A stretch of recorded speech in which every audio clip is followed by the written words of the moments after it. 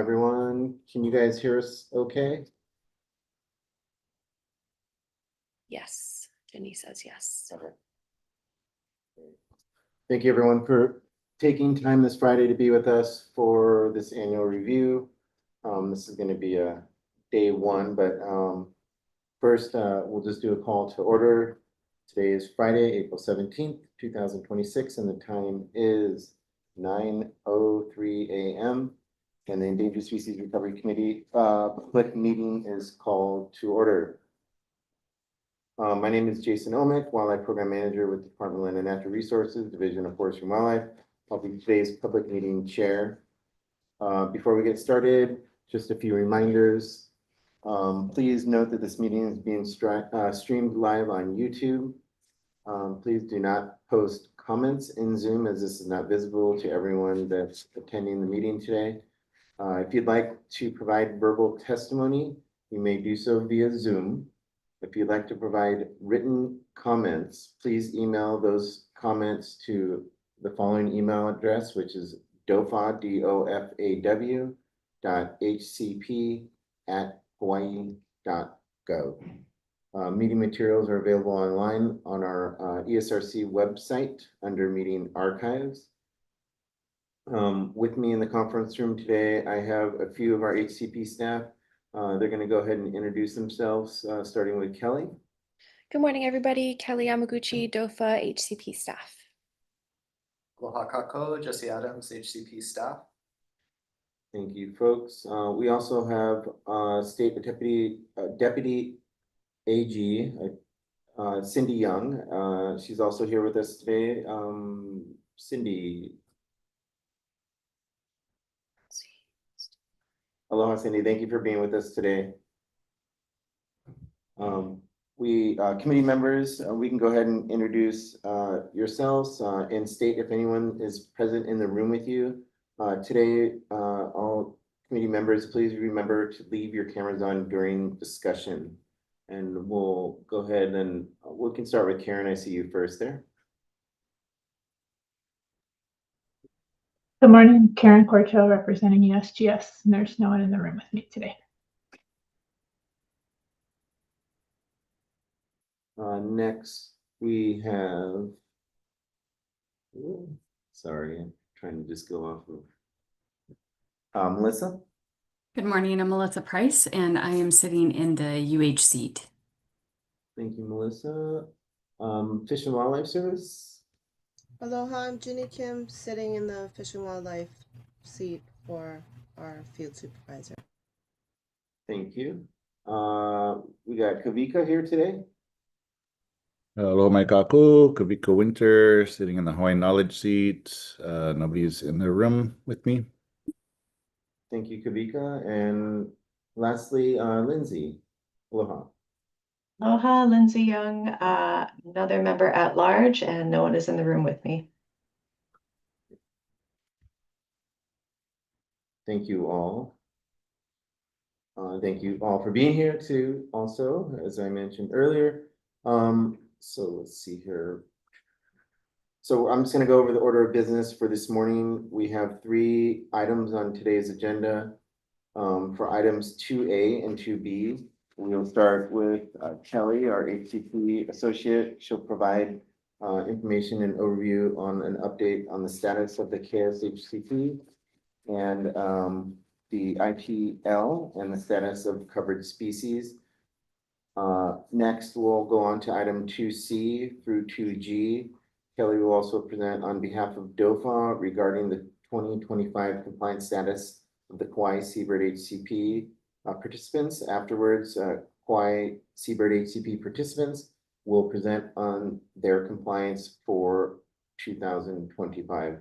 As a reminder to licensees, please keep your presentation to 20 minutes or less so we can get through everyone today.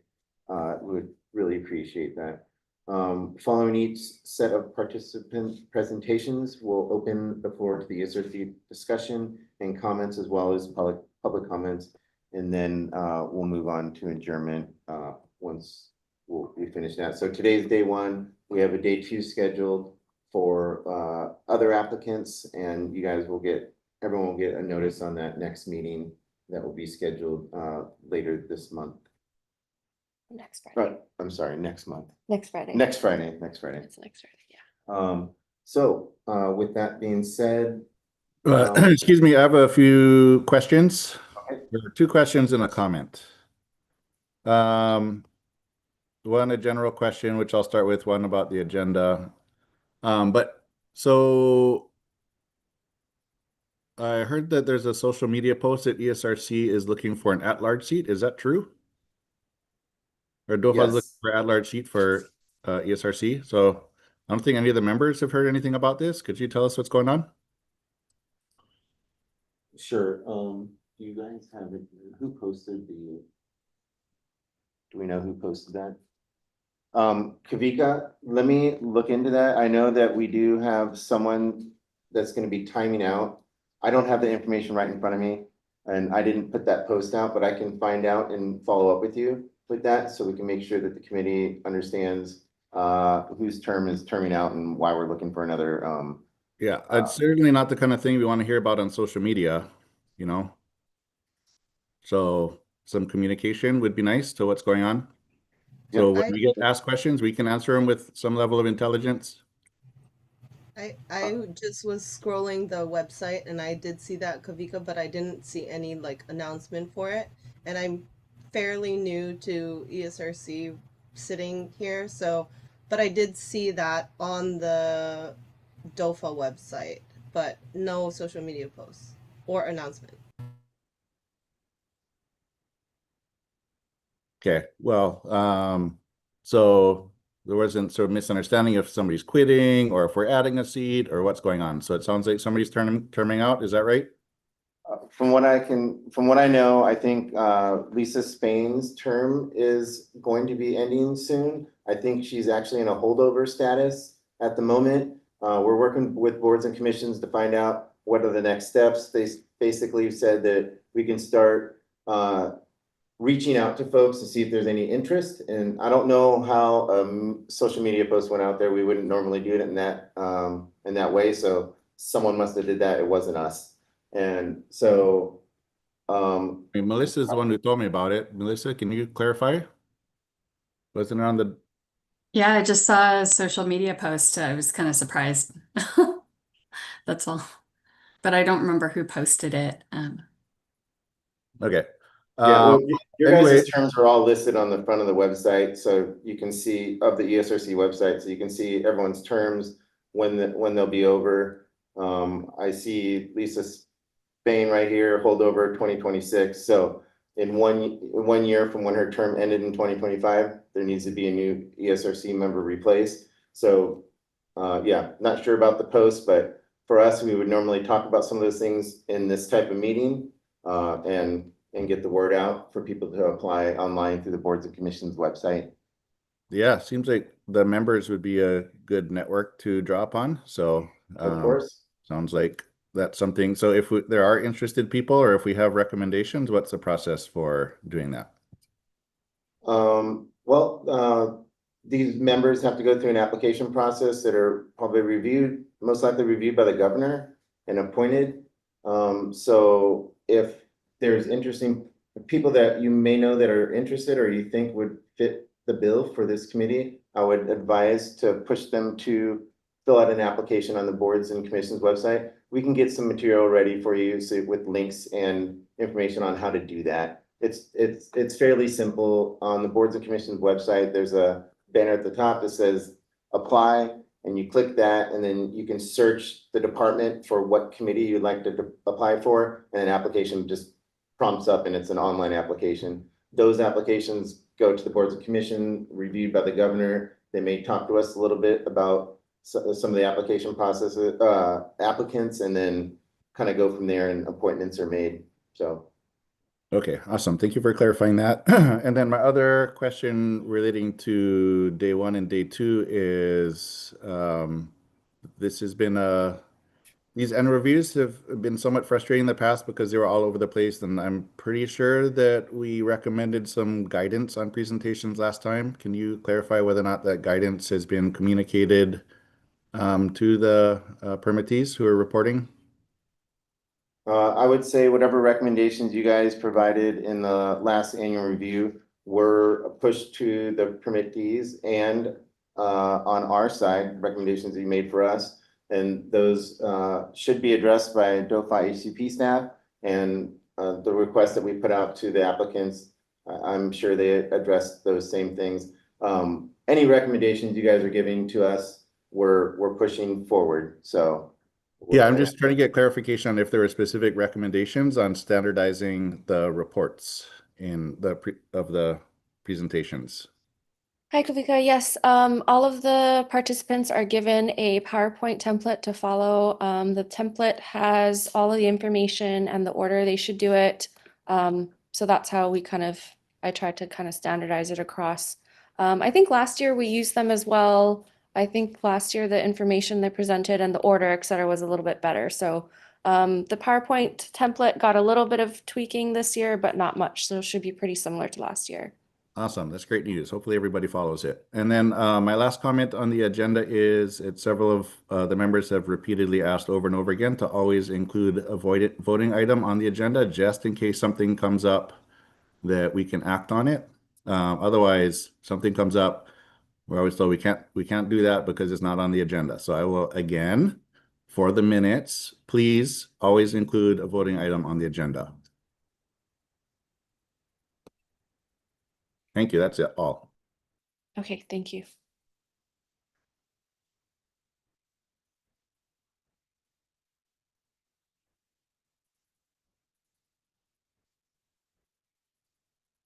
Okay, is there any other questions from the committee? All right, we will move on to item 2. Item 2 is the 2025 status of the Kauai Seabird Habitat Conservation Plan. We'll begin with the presentation from DOFA. And this will be the overview of the participants and status update on the endangered species covered by the Kauai Seabird HCP and participant ITLs. And I'll leave it up to Kelly at this point. Sorry, the date's wrong on that. 17/20/26. Sorry, that was my fault. Oh, This is my 2026. thanks. Hi, everybody. Good morning. This is the Endangered Species Recovery Committee 2025 Kauai Seabird HCP annual review meeting. This is day 1 of day 2. Next Friday will be day 2. So today we have 5 participants will be presenting, and then next week we have 3. With regards to the Kahuama'a and the overall presentation, the prime contractor was only able to be scheduled in May, so that will occur at a later time, unfortunately. Yeah, sorry about that. I know that we'd like to see that, all together, but it just didn't happen this year that way with scheduling. Anyway, okay. Before we get started, I'd just like to thank everybody who participated this year in the Kauai Seabird HCP, the folks we work with at DOFA, everybody at Fish and Wildlife Service, and of course each of the participants and their teams, the numerous people they work with.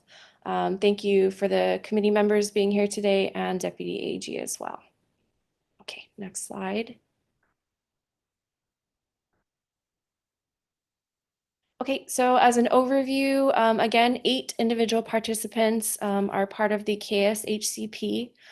This is the order that they'll be going today. So County of Kauai, Norwegian Cruise Lines or NCL, 1 Hotel Honolulu Bay, Sheraton Kauai Resort, and then number 5, Association of Apartment Owners of Kalapaki Beach Club and Sonesta International Hotels Corporation at Kauai Resort, but we refer to them as Sonesta. That will be today's agenda. Next week will be Kauai Coffee, Hawaii Department of Transportation, and Alexander and Baldwin. Just to give us some perspective where we are in the permit term. So permits or licenses were issued June 2020 through June 2050. So this is a 30-year permit term. At the end of 2025 calendar year, the participants are 5.5 years or approximately 18% through the permit term. Okay, next slide. Thank you. So a little bit of background on the covered species under the KSHCP. So these are current population estimates to the best of our knowledge, what we have here. So for A'o or Newell shearwater, estimates at 84,000. For Ua'u or Hawaiian petrel, pelagic population estimates at 19,000. And for Ake'ake, the estimates are uncertain for population, but their effective population size is between 166 and 2,327. At the most, 23,000, and at the least 2,000 individuals. Sorry, So these are quick all, question. Is this Kauai population only or species-wide population? this is species-wide. Okay, thank you. I also have a question on this. Is this the population that this HCP was based off of, or are these the updated numbers that have come into play through other HCPs that are under review? I think these, I'm not sure. I think this data is a little bit old, I Okay. think. So this might have been what was used when the KSHCP was written. Okay. Why, is there new numbers, Lindsay? Well, when we went through the KIUC HCP last month or the month before, yes, the numbers are supposed to be significantly higher. And so to me, that ties into what we're asking for across HCPs that affect the same species, depending on how they're structured. I think this one is the original HCP number, but I don't remember the new ones that were presented a couple months ago and how they might interact between the two documents. Okay, thanks, Lindsay. We can update those with the KIUC numbers. You know, I mean, it might be good to report if there's, since this is an island-specific HCP, if the total population, island population could be reported, if that information is available. Okay, thank you. I think this information came from our state wildlife action plan, possibly, which we did just publish a new swap. So there could be some adjustments here. Well, and it looks like there's a footnote, or did that just, that is from the 95 study? Yes. Yeah, So yeah. these are the older numbers. Okay, thank you. Sure. Good catch, Lindsay. Okay. Next slide.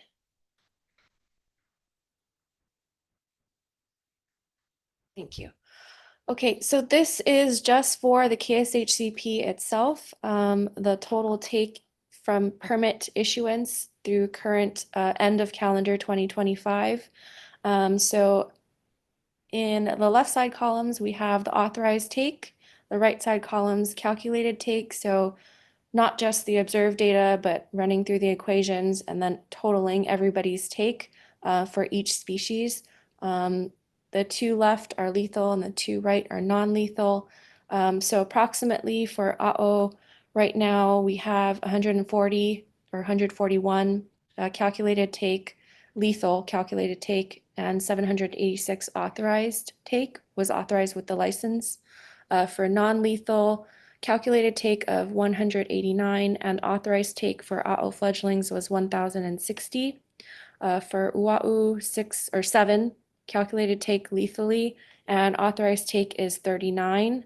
For non-lethal take of Ua'u fledglings, we have 5 was calculated so far, and then 33 authorized take with the license. For Ake'ake fledglings, calculated take is 0, so no take has occurred of Ake'ake yet. Authorized take and the license is 17 for lethal. Non-lethal, no occurrence has occurred, no occurrence of that either. So we haven't had any non-lethal take of Ake'ake. They've been authorized again as a total KSHCP for 14 non-lethal take. And then just a note at the bottom that not all of the participants have been in operation the whole duration of the KSHCP. So most notably, one hotel has only been operating since spring 2023. They did not report any take in 2020, 2021, and 2022. For A'o, both lethal and non-lethal, approximately we're at the 18% of the authorized take. And for Ua'u, also about 18% for lethal and 15% for non-lethal take of the total authorized take. Okay, next slide. Okay, so this is total take for 2025. So for AO this year, we had 7 observed lethal take, 52 observed non-lethal take. And when we run them through calculations, calculated take for lethal AO fledglings is 35. And then for non-lethal take, calculated is 52. For UAU, we had 1 observed lethal, 1 observed non-lethal, and when we do calculated takes for those, it would be 3 for UAU and 1 non-lethal. Sorry, 3 lethal and 1 non-lethal. And again, Akeake this year, no take has occurred. And just a note on the take calculations. So each of the calculations were done using what's stated in each participant's participant inclusion plan or their PIP. So there's a discovery rate stated in there that we factor into the calculations for calculated take. The table above is only fledglings as well, so it does not include the additional take of 2 adult AO, which were found at 1 hotel over the course of 2025. And then just as another note, individual participants who have had a higher 5-year rolling average of take than what they're permitted for are Sheraton, Sonesta, A&B, and HDOT, specifically at Lihue Airport and now Wili Wili Harbor. So this is just an overall take summary for all of participants for 2025. Can you, so why wasn't the 1 hotel numbers included in the table? I missed that. Yeah, they're included in the take, but they're just not in the table. I guess I could have added them on a separate line. But also to note that and we'll get to this when we talk about 1 hotel, but the take of adults was not requested in 1 hotel's incidental take license when they applied for it. They had only requested take of fledglings, so they're working on a permit amendment currently. So this is authorized take in the table. Yes, You're just correct, yeah. Identifying the unauthorized take. So still counts as take, Oh, I see. yeah, but just not in the Okay. table, yeah. Not in the authors. Got it. Thank you. Sure, thanks, Karen. Okay, next slide. Okay, so this is the, well, sorry, I should have just said it's coming. Okay, so this is the total unauthorized take of adults, and this is from 2020, so permit inception through 2025, end of calendar year. So there's 2 participants, both of them have not requested take of adults, but have had take of adult covered species. So they are NCL and 1 hotel. Again, both of these have started the amendment process to add adults in their take, but this is what had triggered them. They had take of adults. So for each species, for NCL had 2 adults, 1 lethal, 1 non-lethal of AO. And then below them, you can see the observed take, the calculated take, and then the indirect take that's associated with each of the adult takes. So we have them for AO. UAU, they had 1 non-lethal adult, and Akeake, they had 1 non-lethal adult as well. And again, below you can see the calculated takes and indirect takes for each. So that's NCL. And then 1 hotel, they had non-lethal take of 2 adult AO. And below, again, you can see the calculated take. These are using the formulas specified in the KSHCP, in addition to the discovery rates that are stated in their individual participant inclusion plans. There's calculations for a calculated take and the indirect take of chick and egg. Yeah, that's all for this slide. I have a question. Sure. So what is DOFA hoping from ESRC in regards to how to remedy this situation?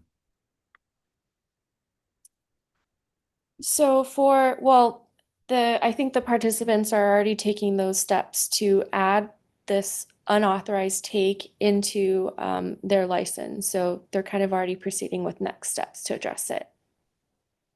So recommendations were made in the past to amend the permit to add adults, and that is happening, and you'll see that information as we go forward through each applicant. Okay, sorry, can you just go back to the slide one more? I'm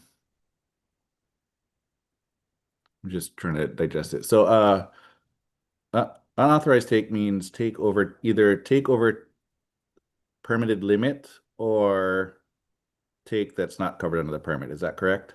Correct, yes. So So both of these applicants had only requested a fledgling take. okay. But like 3 or 4 slides ago, you had a take number that was exceeding the permit. What about that issue? I was just about to ask the same thing, where we are relative to what we anticipated we would be at this point in the permit term. You had like almost double the take for AO. Can you go back a few slides to that table where it had 140 something AO take? That one. This one? Yeah. So where it looks like where there's unauthorized take of nearly 700 AO. Am I reading that wrong? Oh no, this is authorized take, or sorry, not sure if I'm understanding. So the left columns are the take authorized, that's cumulative. So the KSHCP had I can't recall the number off the top of my head, but it was a under 2,000, I think, total authorized take of AO fledglings. And then each participant was able to request the number that they felt that they would take. So these authorized take numbers on the left sides of each of these are cumulatively for all participants their AO fledgling take request. What they're allowed. Yes, so that's what they're currently, all of the ITL licenses, each of them we'll just talk about AO just to, simplify, but each of them had requested a certain number of AO fledglings, and that 786 is just a total of all of their authorized incidental take license for AO. So the 140.55, is that authorized or is that unauthorized? This is all like authorized. Yeah, so the calculated take is what has occurred in take from the 786 Okay. total authorized for all applicants. Only 140.55, 141 actually have been taken lethal take for the whole permit term. Okay. Sorry, Kavika, you go. I've got questions. No, you go. So the total take for 2020 to 2025, it's the total calculated take, which is essentially your actual numbers. Is that correct? Correct, yes. Okay. The authorized, though, that's not the authorized amount for 2020 to 2025. That's authorized over the whole permit term, correct? Correct.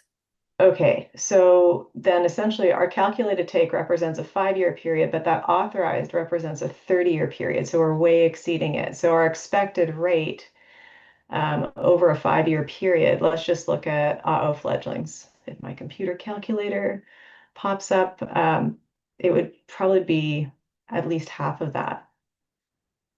Do you know what we would expect in a 5-year period? So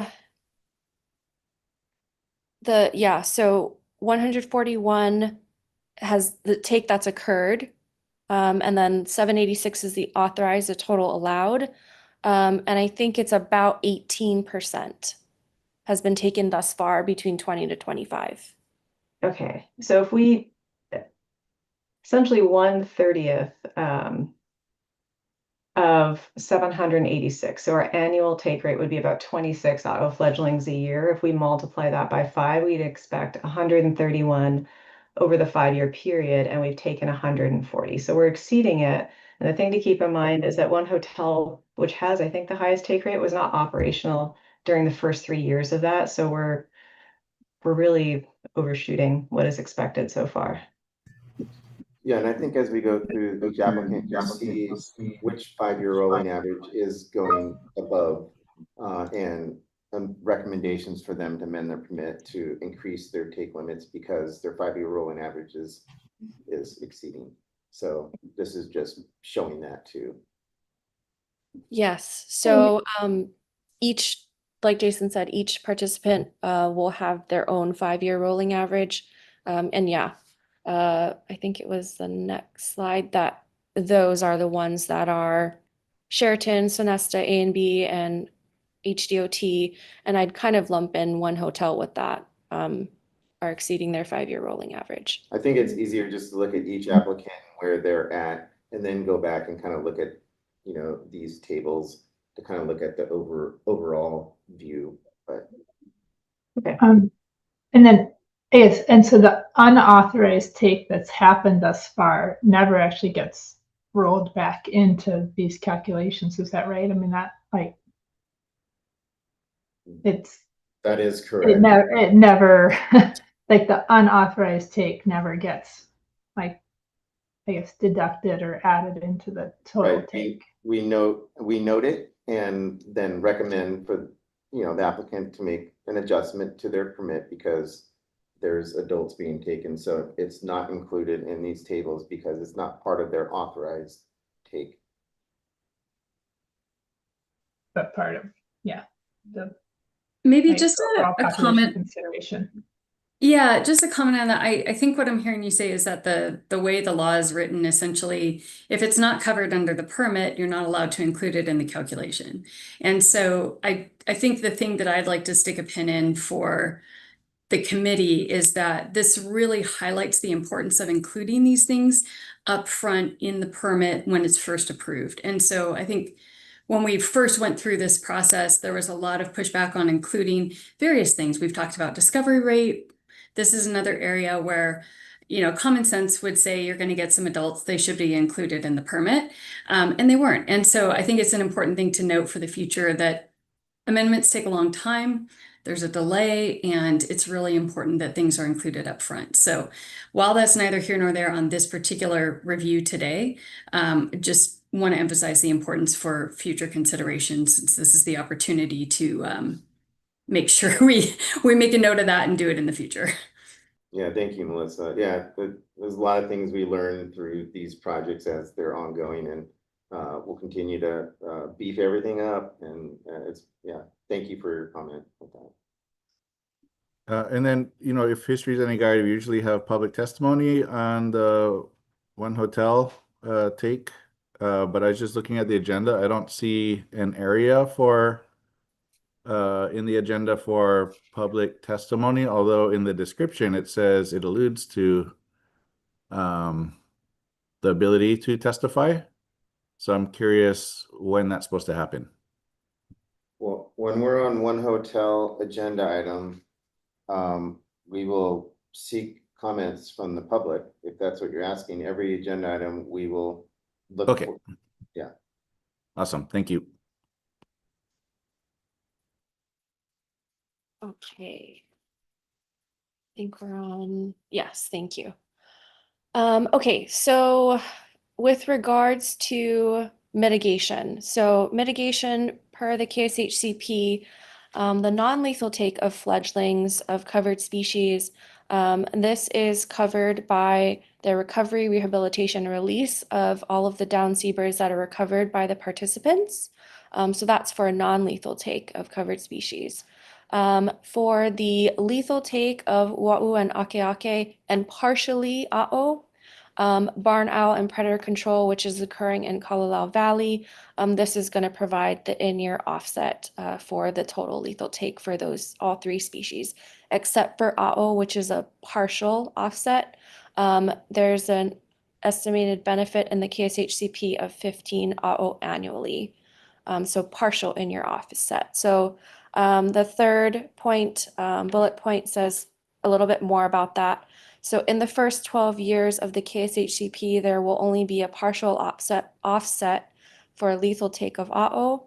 The delay in achieving the mitigation for, like, you know, because it's not in-year offset, is equal to 81 fledglings over the 30 years. So that was considered in fledgling production from Kahuama'a. So that was factored into how much they will need to produce.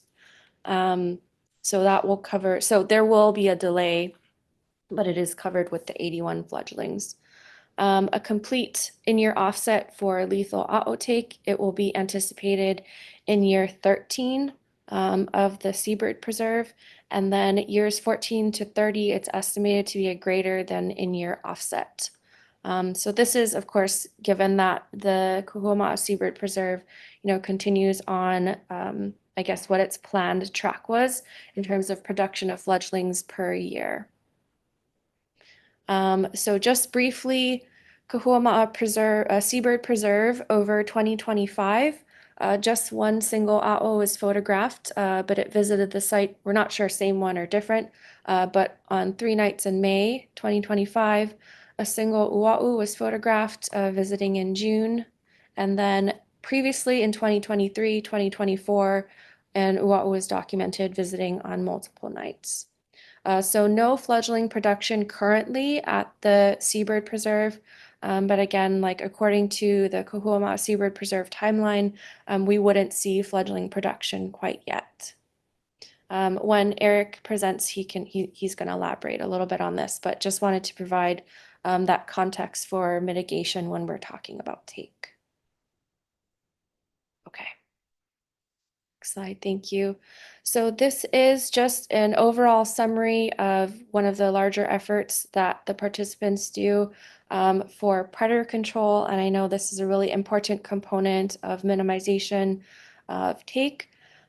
So here you can see just a table of trap nights for each participant, the number of predators they removed, and then the calculated catch per trap night. And then for the KSHCP, it was determined to be sufficient if it was 0.1 or less. So all of these participants currently that are doing predator control, according to that 0.1 is sufficient. Though there is a note that here on this table, the catch per trap night was collective, but county traps at multiple sites, and there's a couple sites, including the historic county building, an annex, and Kaniko'o elderly housing or rice camp senior housing. Those 2 locations individually were insufficient, but collectively trapping for County of Kauai was sufficient. Just those 2 locations individually were insufficient. Okay. Okay, so 2C. That's your overview? Mm-hmm. Thank you, Kelly. Sure. Kavika, I just wanted to share one thing with you when we were talking about the committee members and boards and commissions seeking applicants. Looking back, we were researching to look at how long people can hold their seats and whatnot, and how holdovers work. Basically, when someone terms out, they have a year to be a holdover, and then so they can participate in ESRC meetings for a year, and then a new applicant has to come in. And so I think last month we were looking at that, and we actually put an announcement out on our Forestry and Wildlife website under announcements to direct people to how to apply. And coordination may have not happened with the ESRC, so we apologize about that. Applications can come in at any time, and they will collect 10 or 15 of them and start talking with us a little bit. So there's no like time frame or anything like that, but we'll provide you guys information on that announcement that we put out on our DOFA website, and it's also, I think, linked through our ESRC website, and get that to you guys so you can see that, and we can start kind of pushing the word around. And with that, oh, sorry, go ahead. I just said thank you. Oh, okay. As far as if there's any questions on Kelly's presentation, we can ask them now, but I feel like it's better just to move straight into our next agenda items and we can seek public comment and comments from the ESRC on each of the different licensees as we go forward. So I'm going to move on to the next agenda item, which is 2C, the status of County of Kauai. Who's a participant of the Kauai Seabird HCP Habitat Conservation Plan.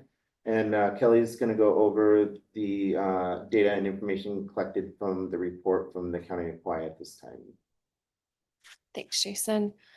Okay, so the first participant who will be presenting today is the County of Kauai. The project, County of Kauai, covers all County of Kauai facilities.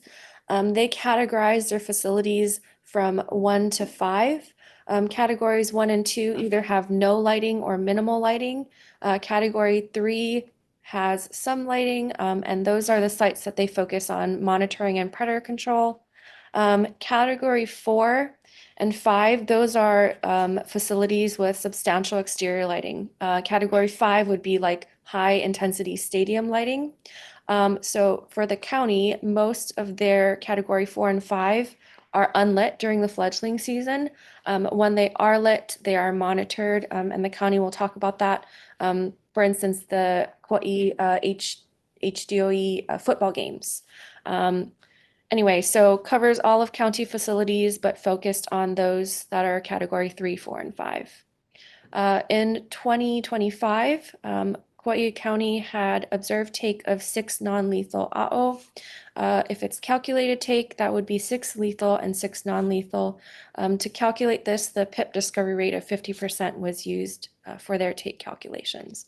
And then the table below is their cumulative calculated fledgling take through 2025. So that's how many they've calculated to have taken since the permit started. So 16 non-lethal and 16 lethal. And then on the first column, you can see what they're authorized for. And then the last column, you can see that is their calculated 5-year rolling average. So this would only be 2021 through 2025. And their rolling average is 3.2 for both lethal and non-lethal. That is below their maximum 5-year rolling average, which was 9.18 for lethal and 7.22 for non-lethal. They haven't had any take of wa'u or ake since their license has been issued. So I'm sure Connie will go into detail about this, and additional details provided in the submittals for each of the participants as well.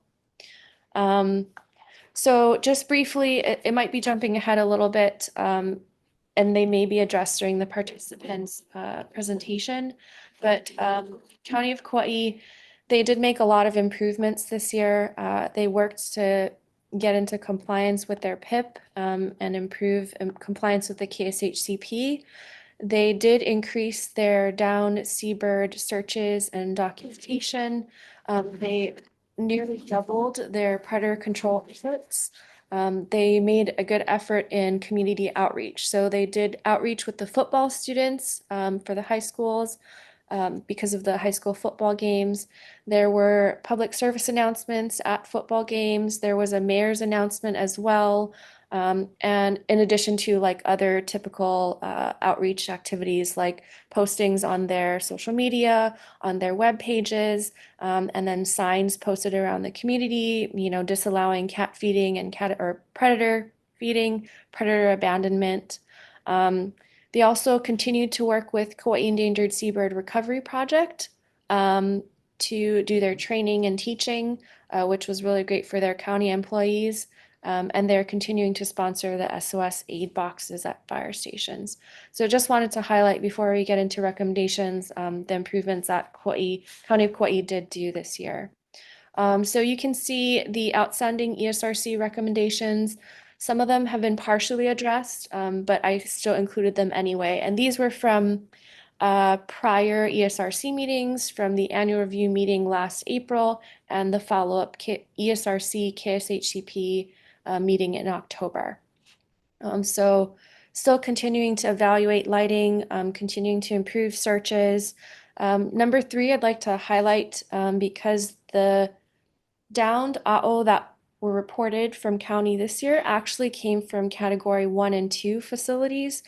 So number 3 is just recommending they look into what's going on at these facilities, if it is lighting or, what the concern is at these facilities or why the birds are falling out here, and then considering these facilities in future down seabird searches and predator control. So that's just one I wanted to highlight. And I think there's a correction to the submittal. I think it stated they were unlit facilities. They do have lighting. Some of them do where the AOs were found, but they're category 1 and 2. So either not lit or minimally lit. Number 4, there were county games which were played on medium risk nights, which is not in alignment with their PIP, which states that they can only play football games, which is category 5, on low risk nights. But this year we hope to work with the county and the DOE ahead of time, DOFA in partnership with U.S. Fish and Wildlife Service and with KSHCP to come up with a schedule that hopefully will only have the football games being played on low risk nights. So that's kind of looking ahead to this coming school year, the next coming school year. Let me see if there's any other recommendations I'd like to highlight. Oh, so Honu searching, recommending they have had a history of unauthorized Honu take. That's listed in their submittal as well. But because of that, of course, we're recommending an amendment to include Honu as a covered species, and then to begin Honu searches at all of the beachfront parks where they have lighting or where Honu take has occurred. That's their outstanding number 7. Okay, additional recommendations this year. Just continue to make progress towards all of their outstanding recommendations. And then, as previously stated, include the Honu in an amendment as a covered species, and then do those searches. That's all I had for County of Kauai. We'll move into their presentation, and I believe we have Pat here from County. Can you maybe briefly just clarify something for me? Sure. So I know last year we really appreciated the conversation with the representatives from the county. There's a lot of recommendations here. Were you able to meet regularly with them over the course of this last year? Is that something that you're hoping to increase the rate of meeting to make sure these things are addressed over the next year? Yes, so we'd like to meet with them a little bit more often. I think in 2025, the frequency of meetings could have been a little bit more. So yes, in 2026, definitely hope to meet with them a little bit more.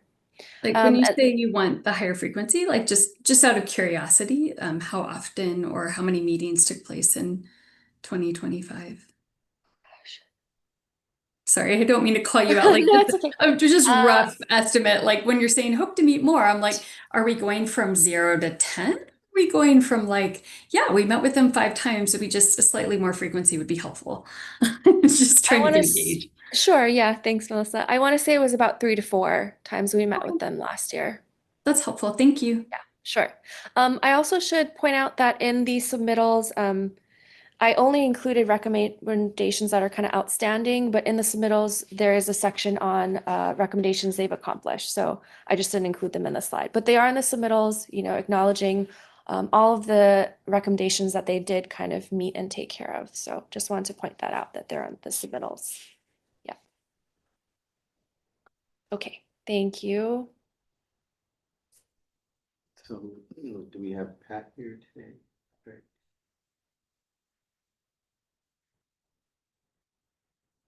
Hey, good morning. There's Pat. Hello, Pat. Hi, Pat. Hey, so Catherine's here also, and Catherine Hi. should be Hello. operating the PowerPoint.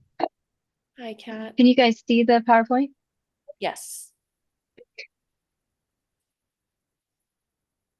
Okay, so we just get started. Sure, go for it. Thank you very much.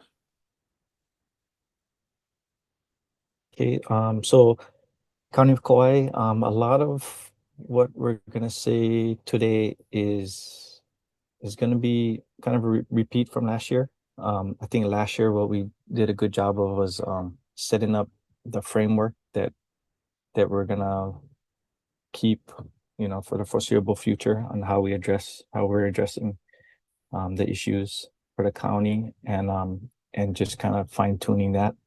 So this year we spent a lot of time just trying to fine tune that framework and getting it, in a little bit better. So we'll start like usual with the lighting review. And then I'll just repeat a little bit about the lighting that we have on the county side. So like Kelly said, we focus on our category 3, 4, and 5 facilities. Most of our category 4 and 5 facilities with our more high intensity light are off during the fledging season. And roughly half of our category 3 lights are off. Just as a background, when we were looking at how we were going to address the issues with the county, given the structure of the county, given the issues with our employees, the best option that we came up with was try to turn off as many facility lights as possible, given the resources that we have available, private and public resources on Kauai. So we were able to turn off a bunch of the category 3 lights, and then there's 17 lights, category 3 lights, that we just weren't absolutely unable to turn off, and so we're focusing all our effort on those. And then there's one category 4 facility. Like Kelly mentioned too, we did play 4 night. We didn't play. We allowed the DOE to play 4 night football games at a category 5 facility, which is Hanapepe Stadium, this past season. Okay.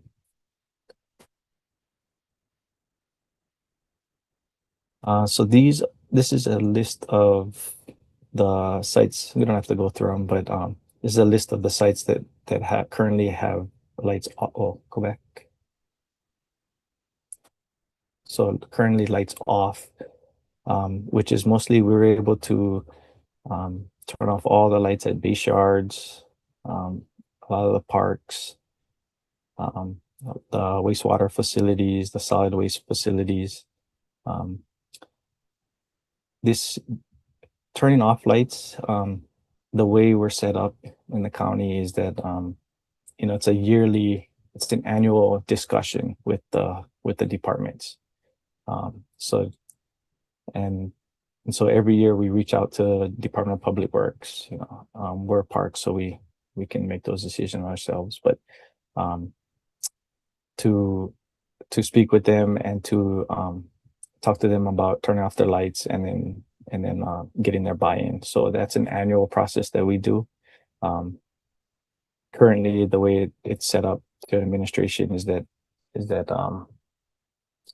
it's not automatic every year that these lights are off, but we've been able to work with the departments and have them off.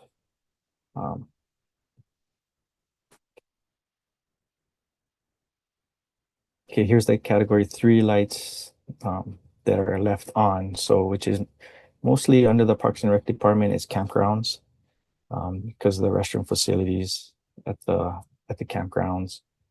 We've got the fire departments, the fire stations, and then a transportation base yard, because their operations go past midnight every day.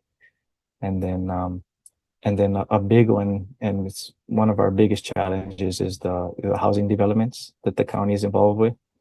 A lot of these entities, so the county contracts out property managers and developers.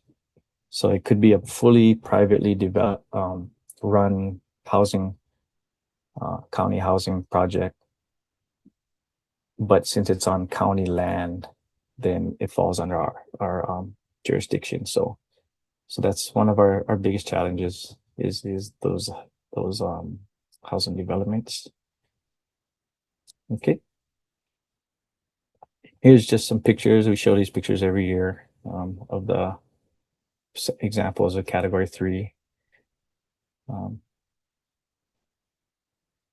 These are category 4 is mostly our courts, and then court lighting, and then category 5 is our actual stadium lights. Okay, Kat, you can take this one. Okay, hi. Yeah, training and outreach, that's kind of my domain, I guess. We train our county staff at the maintenance staff and the firefighters every year. We have like an in-person training. We found that that's the most effective way to keep people honest and on board and aware of what's going on. It also allows them an opportunity for some questions. We had Delict come and provide support for training, which I find is very helpful for everyone involved, developing relationships and everything like that. There is an online training too that everyone's required to watch. We do that through a software program called Power DMS. So prior to fledgling season, everyone is required to go on and do that training. And then once it's completed, we get notified that it was completed. So that's just one of many softwares that we use to implement the training and outreach that we do. We did do 4 night football games, as Pat mentioned. Of those 4 football games, all of them required training. So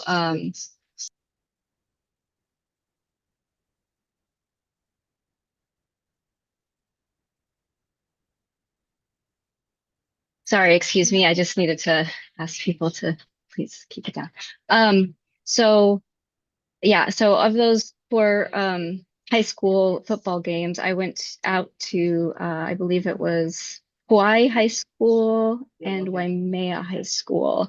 Those were the only 2 that were holding night football games this season. So I sat down with all of the students who were volunteering to be night monitors, and we did a training explaining what was required of them and what we're doing to save the birds. So we also have an online public reporting form that people from the community can go on and report things that they see from the ground. This allows the public to engage with our actions to save seabirds and other endangered species. We're also working to increase public awareness by placing signs. We have the signs that you see on this image about cat feeding. We also, on the next slide, there's a sign about honu that we've implemented here. And those are going up at sites near campgrounds where we've had lighting attraction and that type of thing mentioned. So we have a lot of signage going up for that. And then in addition to that, we include a little informational section in all of our permits that we have for our community events, notifying them that when fledgling season is and what they need to do to be in compliance with that and support the county with monitoring efforts, as well as flyers that we post at numerous different parks island-wide. And we also notify every person that creates an account for camping about the seabirds and and not feeding cats on county property. So the next slide I'll go into now. And these are just the honu sign I mentioned, and then the cat flyer that we hand out or send directly to people who create accounts with us. And we're continuing to do that every year to ensure that the public has a way of reporting things if they see them, and also protecting endangered seabirds by not, supporting predator efforts. Okay.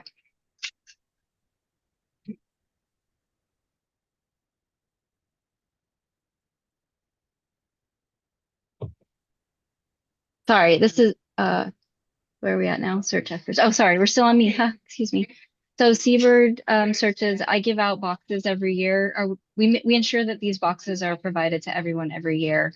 In some cases, some of these boxes with supplies and information go missing or for whatever reason disappear. So it's my job to make sure that everybody has these kits available to them and is aware of the monitoring criteria and the monitoring logs and that type of thing. So yeah, I just prior to fledgling season every year, I just make sure that we have enough of these and that everybody has them and they're signed out. So we can effectively rescue seabirds if they should come down in our locale. And then Hono efforts. Do you want to take this one? Or? Yeah. So for Honu, we have mostly tried to put signage up in the areas where we had takes. So in I believe it was 2023 and 2024, there were two separate incidences that we had. One was at Lidgate Campground, which was a Huxbill incident, and then there was one at Anahola Campground that was a green sea turtle. And so what we've done in these areas is we've just tried to boost up our signage in those areas, and then trying to work on improving the lighting situation over there. In the Anahola area, we found that there was just one light, a single light in the parking area. There was Malka of the campground, and so we were able to turn that off, and so that's off.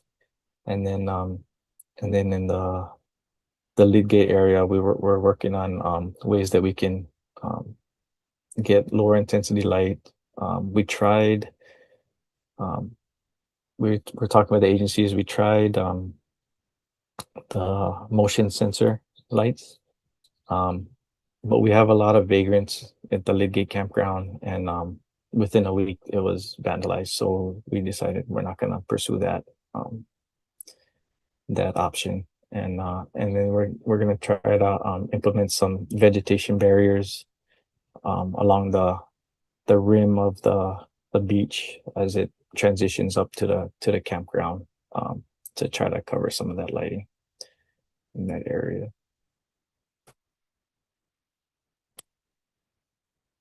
And also Kat has come up with she hasn't talked about it yet, but the elements, the reporting form that all monitors use. It's an electronic reporting form that and so she's going to make one specifically she's made one specifically for Hono as well.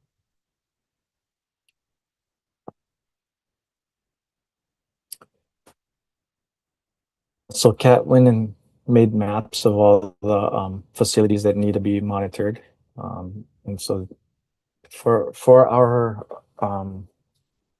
searching and monitoring efforts, basically what we're able to do is for fire stations, we're able to get fire personnel to do the monitoring. For parks locations, we were able to get parks personnel. For the transportation, it's been the transportation. So for those county facilities, it's been the county workers doing the monitoring. And then for the housing developments, we're able to add that scope of work to our predator, our contractor, and so they do predator control at the housing developments, and they're also doing our monitoring for us over there for those facilities. Our PIP is a little different than the other participants, that we are only asked to do or only required to do once a day monitoring. So we, in the early mornings is when our personnel and our contractors do their monitoring, as opposed to other participants where they do the early morning and the evening.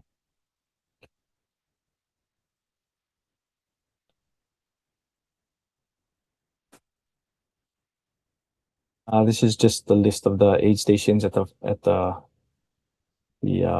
fire stations on the island, just to give a snapshot.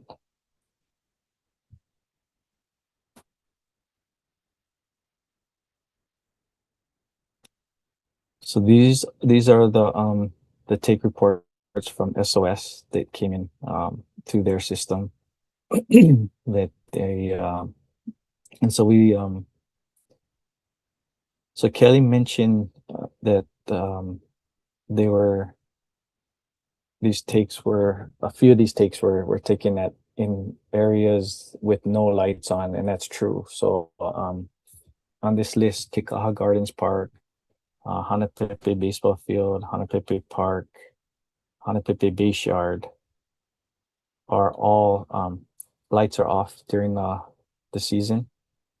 So we're gonna need to take a look at those and see what's going on in those areas. So we gotta figure out what's going on adjacent to our property and see what kind of lighting is there. And then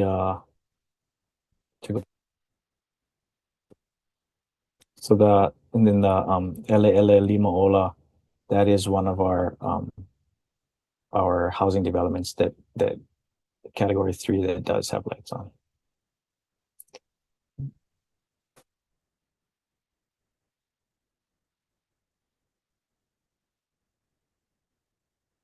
So this is just a snapshot of what was on that chart. And then, yeah, this is back to me. So like Pat mentioned, we're doing things on elements now. We've done some drastic improvements in this area. It was it was a way I needed to find a way to get multiple different divisions, multiple different departments, all in one place. It just made data collection easier. It makes when I do the final report and these presentations a lot easier.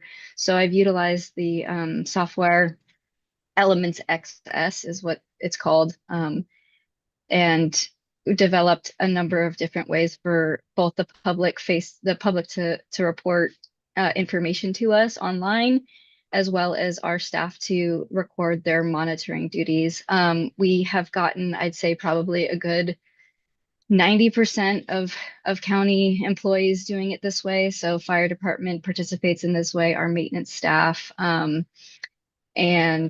I think transportation. There's a couple others that support us in reporting on elements. We do have a couple different people that haven't quite gotten there. We've gotten the ball rolling, but they haven't quite gotten to the point where they're comfortable with using the element software. So for those, I usually get documentation like Excel reports as logs, and then I have to like assess that information and then go and input it into elements after the fact, which can be time consuming. So we do have 2, possibly 3 divisions or departments that haven't quite made the full leap of faith into the element system, and I'm still kind of pulling some teeth to get all of that data collected and put into the same place. That way I can pull just one clean report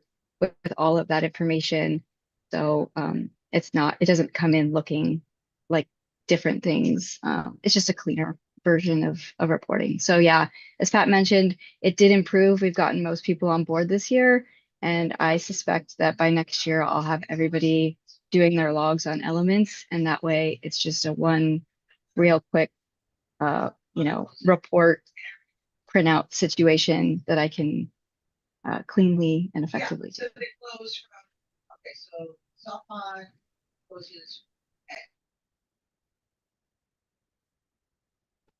Okay, predator control. So our contract with for predator control, I think I mentioned it last year too, but the only way we could lock in a contract with the company was that we needed to make it worth their while, and we needed to build the capacity within their company to hire full-time staff instead of seasonal staff, because it's always difficult to just find seasonal staff, and it's easier to retain employees when they're full-time year-round,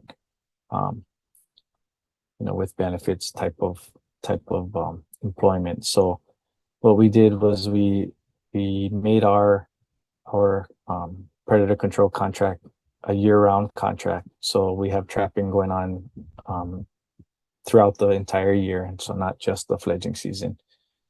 And so it's been working out well, and we were able to get the funding to do it. So, and we're real grateful to our contractor that they actually took us on.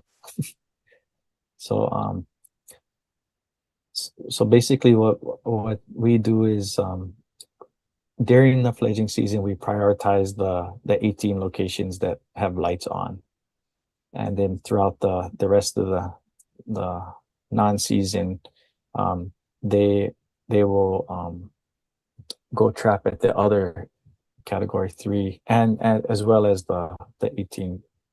So they'll just mix it up and try to hit all of our category 3 sites. So that's the kind of the approach that we've taken, and so far so good.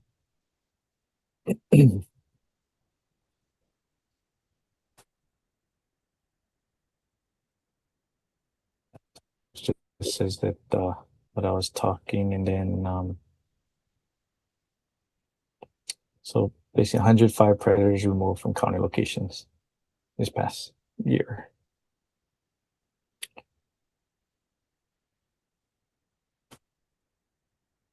Kat, you want to take this?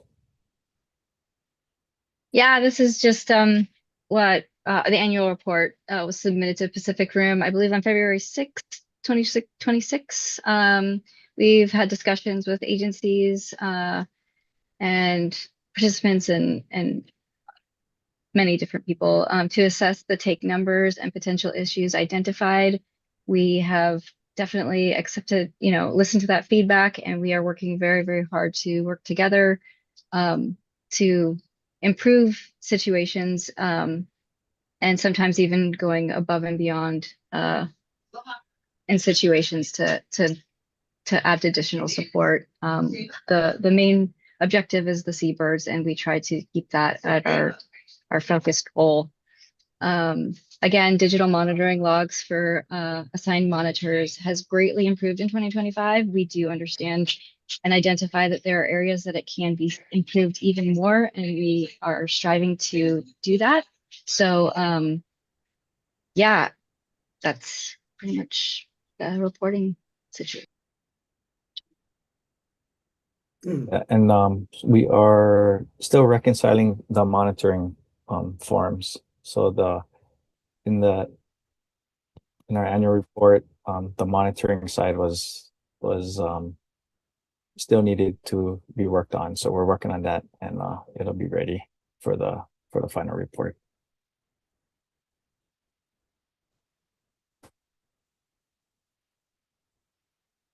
Sorry about that. I thought I changed the slide and I missed it. There you go. And then basically just the things that Kelly would know as far as the recommendations.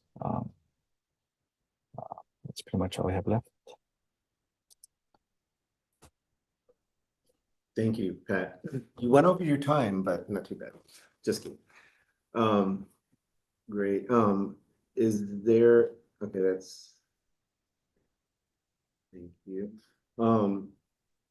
I would like to, we can move forward through with seeing if we have any comments, and then move on to a recommendation slide. And after that, we can take a break for 10 minutes and then move on to the next agenda. So at this time, if members of the public would like to make any comments, please do so via email. In the meantime, we want to see if there's any comments or concerns from the ESRC and we can develop a recommendation slide if that's what we need to do at this time. I just want to say I really appreciate the attention to detail in your presentation and the work that you guys are doing. It's obvious there's a lot to keep an eye on, and I realize that this is not your full-time day job, and the number of areas that you're having to keep an eye on and the activities that are needing to be done are a full-time job. So just want to appreciate that attention to detail. Thank you for your presentation. I just had two comments. One, I know really how hard it is to roll out new survey techniques to a bunch of people, and it does take time for people to acclimate and get used to using a system. So I think it's awesome that you guys are pushing, you know, an electronic data collection method out there, and in time people will get used to using it and be more proficient at it, and yeah, keep hammering away on that. And another item I'd like to just throw out there is, and I don't know who would work on this, but you know, the pickup stations where birds can be dropped off, it would be good that we can, you know, they're filling out a form and probably putting it in the next to the bird or wherever the forms go when they drop off the birds, but somehow developing some techniques that will allow people to kind of capture a better location of where the bird was found, like whether they take a picture of the bird, and that's something that needs to go with that delivery. So there's maybe GPS location to it or something, or things like that. So maybe a QR code at the drop-off stations that kind of add another little layer of information that can be collected for where birds are found, so we can really see, like, yeah, whose property is this on, things like that. But just yeah, getting additional information out there to folks through outreach on really trying to hone down on locations where birds are picked up. But yeah. Following up on that, Jason, I think that's a good idea, and maybe there's some sort of signage or education portion of it that the county can do on those properties when birds are found, to show whether or not, like, what the situation looks like, and then where the exact bird was found, similar to what's in the downed seabird wildlife report. That would help to inform whether or not those situations, like what the situations were when they were found, and then reporting to the SOS. So I think, Kat, you're doing a great job with those things, and I think if there's some way to implement that, that would greatly help the agencies.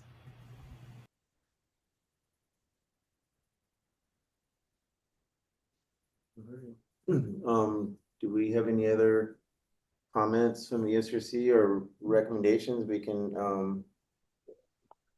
oh, I'm sorry, we'll see if there's any public comments first, and then we'll go into developing the recommendation slide. So do we have any comments on Zoom at this point? Yes, we have one person. We have Maka'ala Ka'amoana from Hanalei Watershed. Aloha Makala. Aloha. In this instance, I realize my slide says Hanalei Watershed Hui, but for purposes of this meeting, I am Vice Chair of Hui Ho'omalu Ka'aina, and we were one of the original plaintiffs in this action. I had two things. The first was, because you have such a short reporting period for one hotel beginning in 2023, we do have a lot of data from before that, when it was the Sheraton. I wonder if there's somebody that has time that could do a quick comparison between when I realize they are now not the permittee. I understand, but down birds are down birds. And I wonder if there's any way that we could get some data comparing the two, the same property under the two different ownerships. And because the property is the same, birds haven't changed, the fly path hasn't changed. The other question that I have is, I really thank you for the suggestion of a little bit more specificity on at the pickup stations, because we know from the community when we're looking for lights, it can be somewhere around the corner, like Pat just said. It was actually a light next door. And it helps us to help you if we can get a little bit more data, and the drop-off station is the perfect place because obviously those are people that care. I also wonder if CAT or the county, when they're producing those great posters, good job, CAT, and Kelly, if we can get those large posted in every one of those county locations, the county neighborhood centers, the fire stations, wherever, and pass a few off to me. We have lots of public locations that those would be very, very useful and informative. And that's essentially my comment at this point. And thank you for allowing me to do this. I could not get the passcode to enter for me to just call in by phone. So you've cemented me to my chair in front of my computer for now. Mahalo. Well, it's nice to see your face. Thank you very much. Do we have anything, any other people on Zoom at this time? And then we can check the email. Nothing in email. And no more on Zoom. I do just want to say something in response to Maka'ala. Maka'ala, if you do have those, you mentioned you had some data. Yeah, I mean, we'll be more than willing to send it over. No, what I'm asking for is one hotel bought the property in 2023. So that's the data that you reported today. But Correct. but you have years of data prior to that ownership. The site is the same, the birds are the same, the flyway is the same, and I'd love a comparison. Okay. I don't know if you just toss the stuff from, when I realize, I do understand that the permittee is the current owner. I get that. But I would really love to see some comparative data from before. Are we doing better or are we doing worse? It's a simple, question. Just Okay. for the birds. For the birds. Thank you. Okay. So the committee can now come together and see if there's any recommendations listed on the slide that needs to be added, and then we can agree and move forward. So we have two recommendations so far. I think I would just also say that I'm in support of the recommendations that were mentioned earlier. There was a long list provided in the presentation that was given earlier by DOFA. And so I would be in support of those earlier made recommendations. And since it was pretty thorough, I just don't really feel I need to add to that list.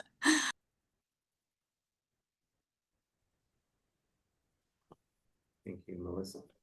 And we Right. met with the agencies and went over those recommendations prior to also, so. Okay, so I was super glad to hear that there are more departments that are cooperating with these efforts, but I'm equally concerned that there are still 6 years into this, some departments that are not cooperating. So staff, what's your plan? Is it just make another recommendation, or what are we gonna do? Well, each year we continue to work with these applicants throughout the year to try to make their surveying and data collection more robust and monitoring more robust. So we'll continue with that. I mean, we're happy with the strides that they've made on all these different things that we kind of point out to them. And so, I mean, the best thing we can do right now is continue to provide these recommendations, continue to work with these folks, continue to work with the Fish and Wildlife Service, who will also work with these folks, and keep tackling these recommendations, trying to conduct some of this work with their partners and stuff. We understand it's hard, but we also see that there's a lot of things that have positive that's happened. So, you know, we're going to keep hammering on the recommendations and keep taking these steps forward. I think it's the best thing we can do right now, from my point of view.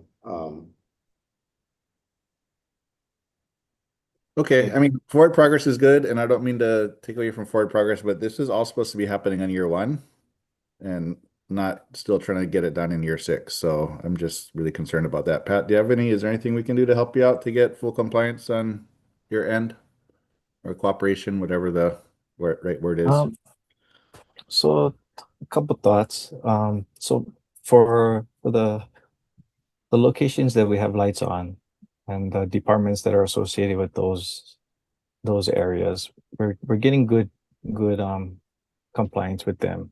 I think as far as those 18 locations and monitoring those 18 locations and doing predator control, I think we're at a good place with that, but we can get more efficient on things like the details of it and how it happens. I think as far as that's concerned, I think we're in a good place, and it looks like we'll be trending in that direction too. As far as the overall,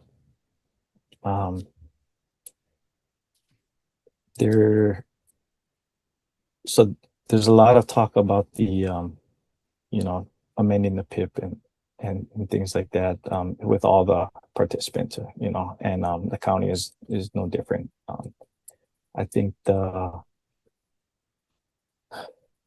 this administration is going to be Paul in December, and so I think any kind of amendments is going to cross over to the next administration. It's just the time frame of it all.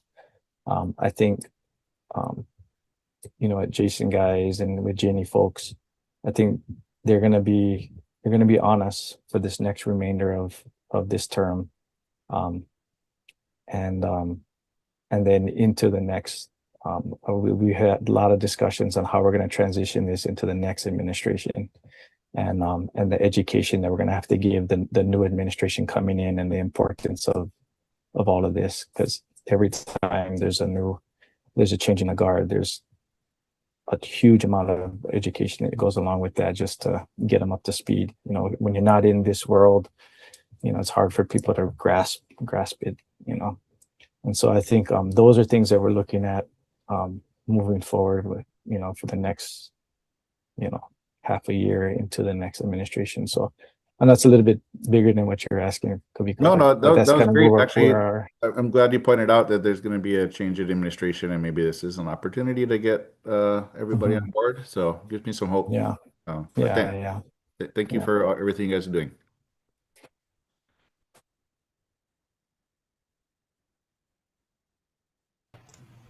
I will say that I do think the support from the agencies and meeting in person with the new administration during that transition is going to be important. And so we've already been having discussions.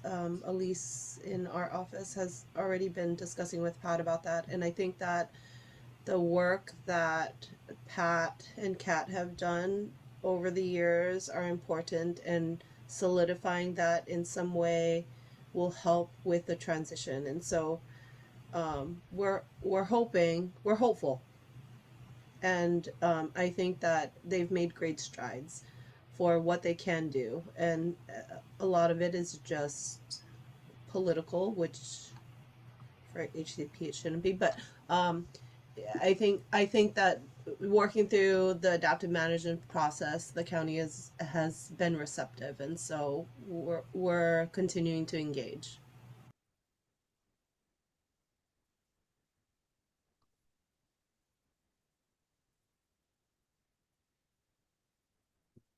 Do we think we have what we need on this recommendation slide?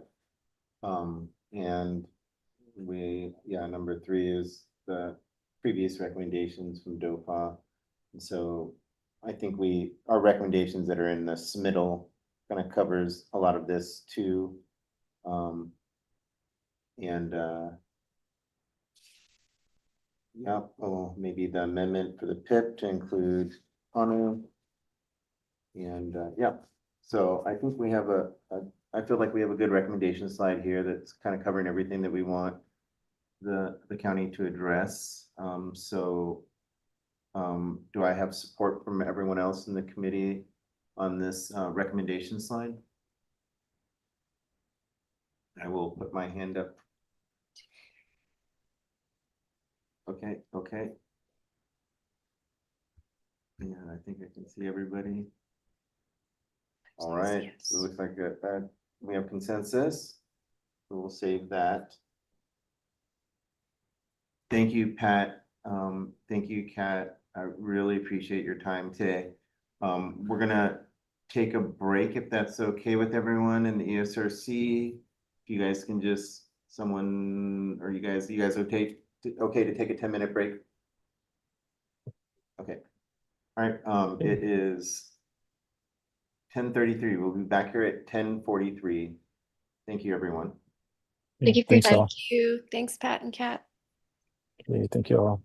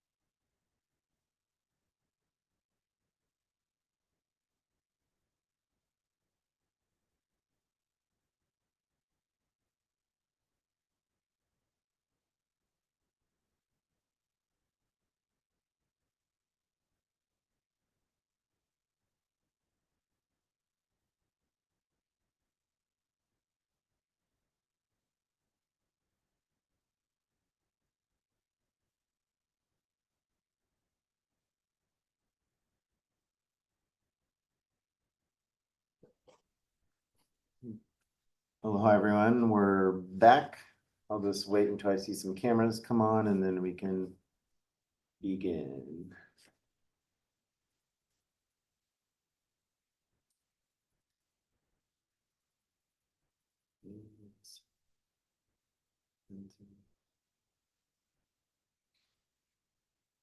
Wait just 1 minute.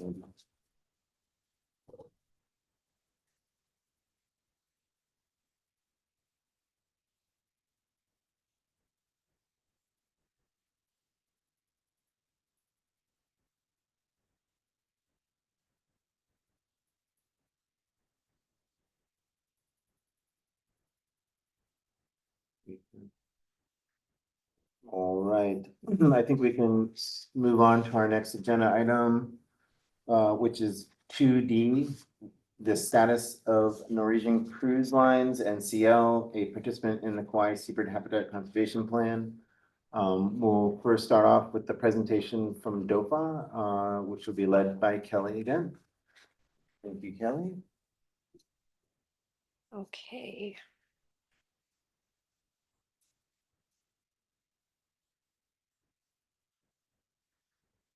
All right, so the next participant is NCL, or Norwegian Cruise Lines.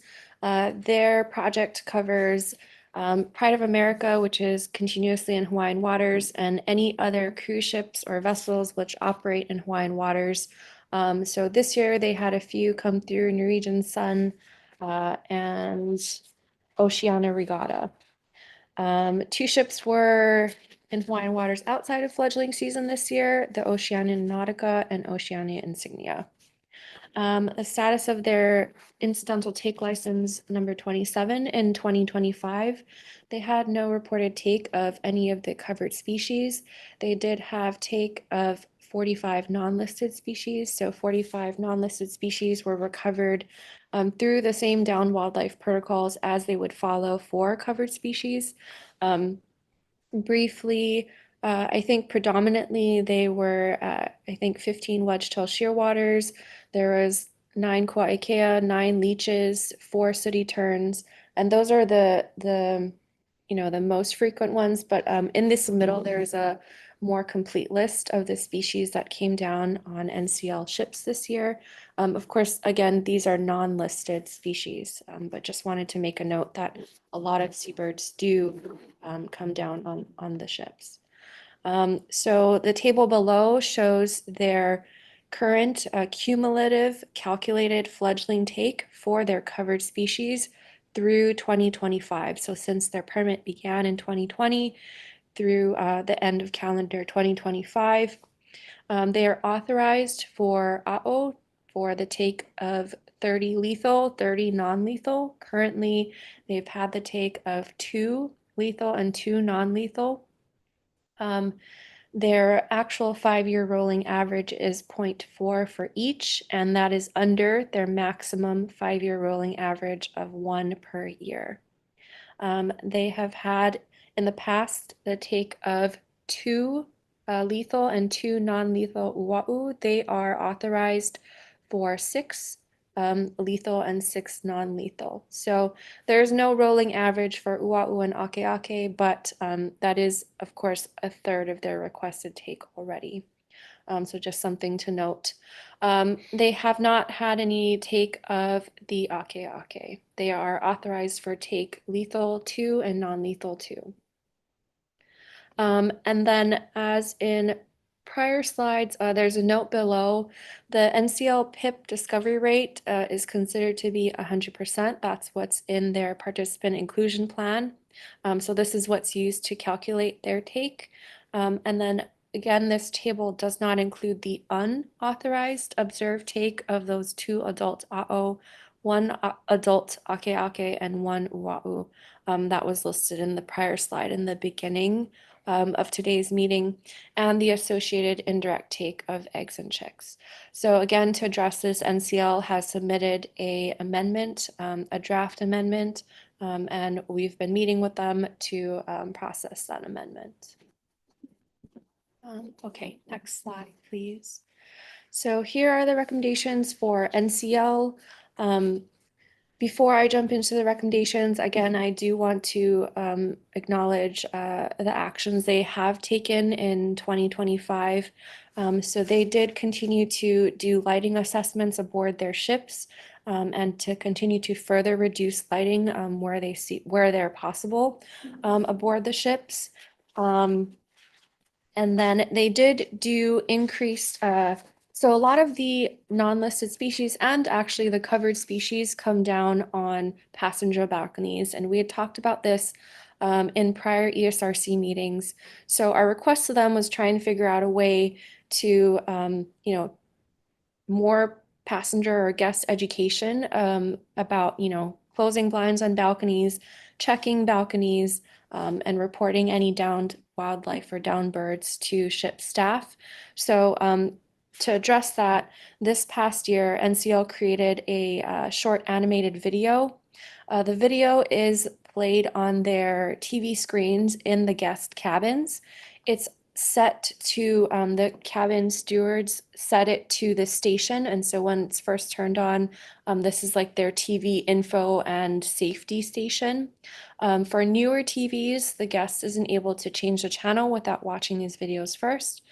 For older TVs, I believe they can, but eventually they'll have to watch it as all the TVs get progressively upgraded on the ships. So that was their effort this year. So one of my recommendations for them, DOFA recommended that they just kind of assess how this is working. Not sure, like, if guests are that prone to watching television. I don't know when they first get into their guest rooms, but yes, just assessing what they've implemented and making any changes if they feel that this outreach method isn't working as well as they'd hoped or we'd hoped.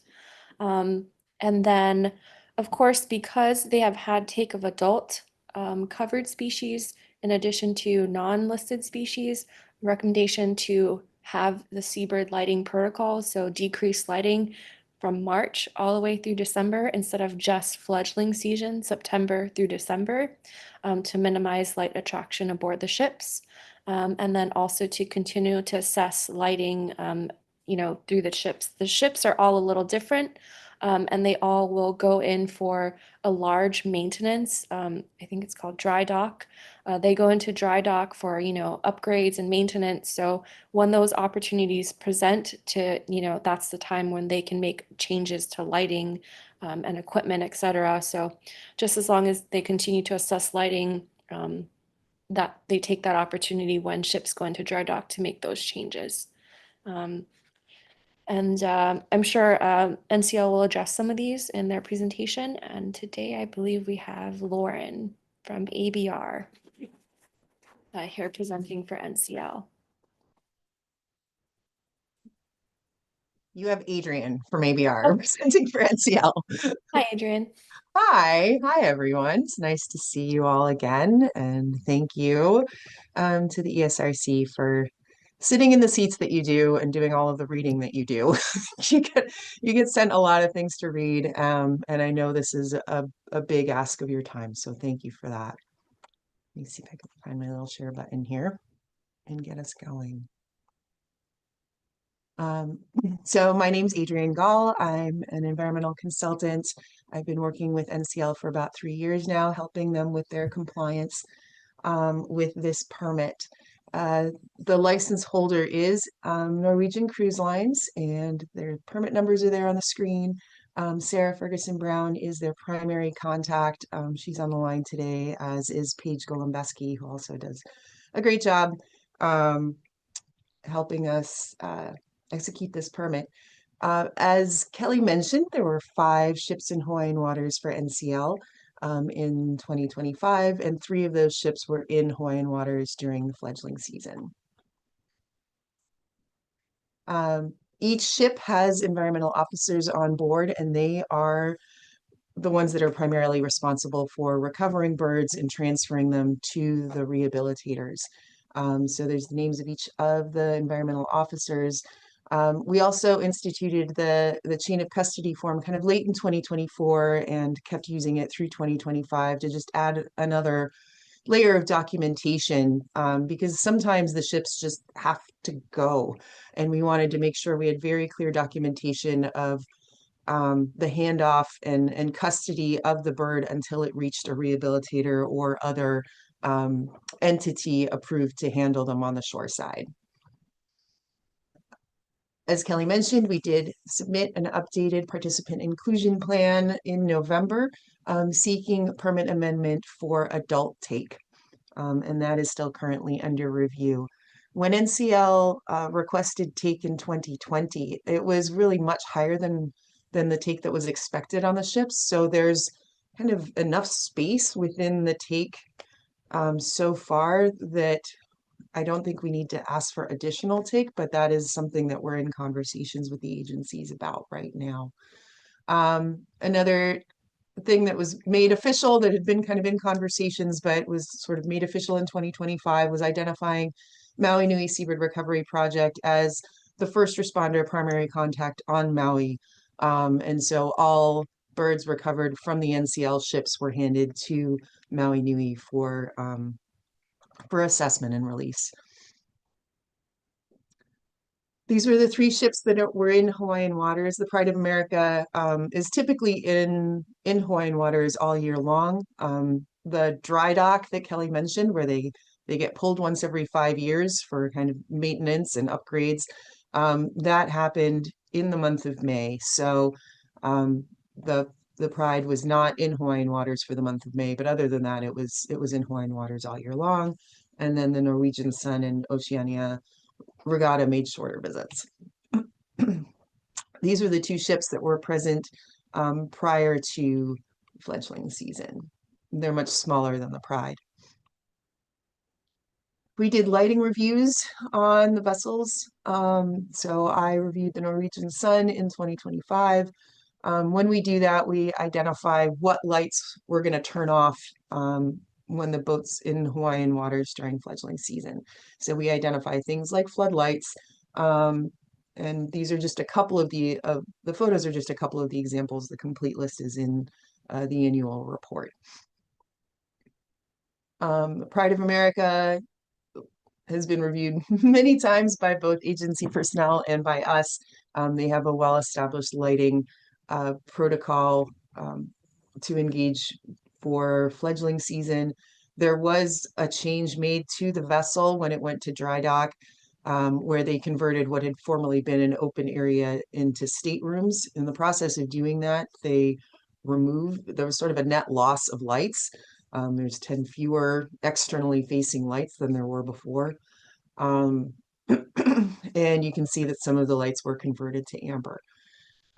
They also tinted the exterior windows of the Liberty Dining Room, which has lots of windows that go all the way around. So that tinting should help reduce the light spill coming out of there. The Regatta is a much smaller ship and it's much more enclosed than the Pride or the Sun. When I met with them, you can see almost the entire ship there in the lower right-hand side. And these are the kinds of lighting adjustments that we identified for them. So one, the impact of pulling blinds is pretty significant. And you can see that in the library photo there on the lower left. And then on the lower right, we identified the upper track lights and the string lights as 2 of the lighting modifications they could make to reduce the light spill from the ship. For staff training, all employees on all ships are trained. They are trained at the point of hire and they are trained when they join the ship. And so, crew often rotate on and off. Every time they reboard the ship, their training is refreshed. All employees get the basic seabird awareness training from the environmental officers on board. And then the environmental officers themselves go through training annually with EBR on search and handling of the birds and kind of the whole protocol from when a bird is found, how they handle the bird and transfer it to the recovery staff, to the rehabilitators. For public outreach, there's the very cute video that I wish I had queued up to show you. that is now showing on all of the stateroom televisions, as Kelly mentioned. And so the little storyboard is included there, encouraging guests to draw their blinds, keep their balcony lights off, and if for some reason they do see a bird, to call for help and call for the folks that are qualified to handle the birds and recover them. There's also notices that are provided daily to all passengers, providing the same information. Please close your blinds, and this is who you contact if you find a bird. Unlike the terrestrial properties, the ships are closed environments. So they are patrolled 24/7. There's security patrols at night, and then there's just the general hubbub of everybody during the day. Any down birds were documented using a custom app that allowed the environmental officers to collect photographs and GPS coordinates, and all of the other information that feeds into a database that we now have producing the down bird reports. So it makes the reporting pretty slick. As Kelly mentioned, there were no covered species recovered from any of the ships in 2025. And Kelly and I probably need to get our data sets compared, because there is a bit of a discrepancy between the data that we have and the data that Kelly presented. These are the data that NCL has for kind of life of the project. To my knowledge, there has not been a fledgling owl recovered from any of the NCL ships. So the figure on the left is fledglings, and the figure on the right is adults, because that has definitely, they've actually collected more adults from the ships than they have fledglings. And really, if we think about it, that makes sense. The ships spend much more time out at sea than they do close to land, and adults are the birds that are flying around going to and from and likely to encounter the ships when they're en route. So the figure on the left is the figure for take that is covered under the permit. So this is fledglings. We have different colors for each of the 3 species. And then the darkness of the bar indicates whether it's lethal or non-lethal take.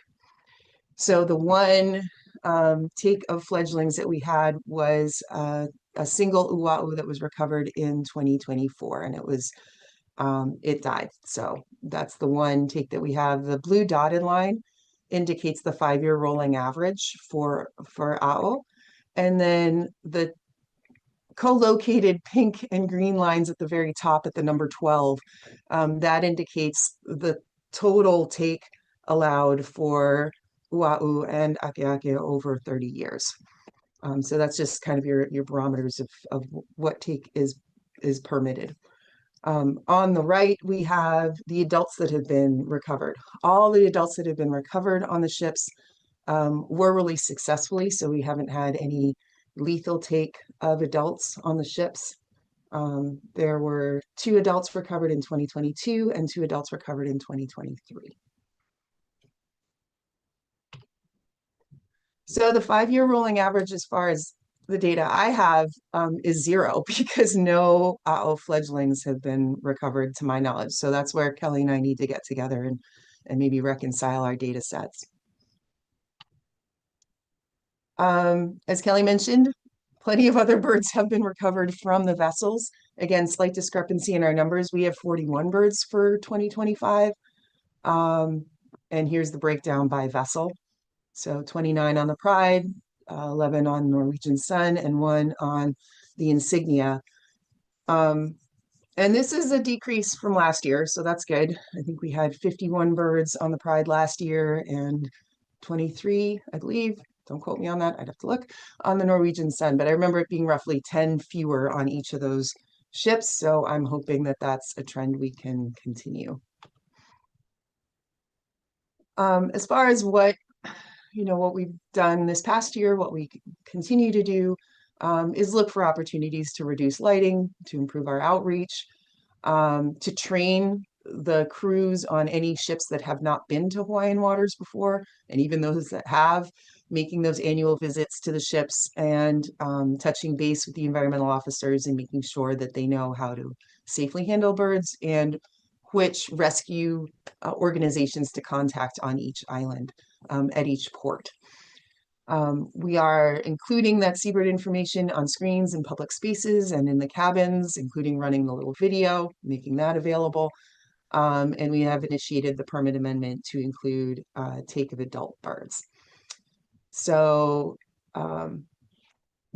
we'll be conducting lighting reviews in May for the vessels that'll be in Hawaiian waters during fledgling season. And the 3 vessels are listed there.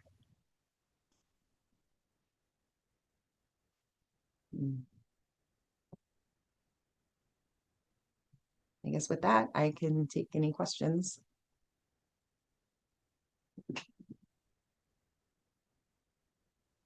Thank you, Adrian.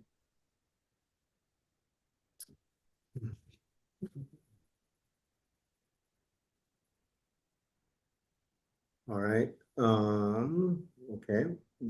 If members of the public would like to make, we're gonna just go through our normal routine here. If members of the public would like to make comments via email, please do so now. In the meantime, if there's comments from the ESRC, we'll start a recommendation slide. But first, we'll go ahead and see if there's any comments on Zoom and in our email.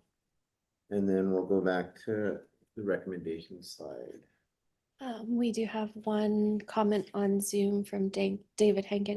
Go ahead, David. Thank you for being here. Oh, there I am. Okay, thank you.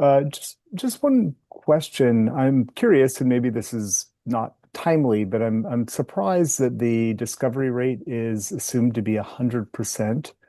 I appreciate that it's a ship and that the likelihood of someone coming across a bird that has been downed is high, but I also imagine that I can imagine scenarios in which a bird would circle lights, hit something and fall into the ocean and never be found. So I'm a little surprised at the 100% discovery rate.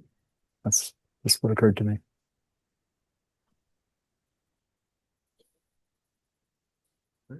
Thank you, David.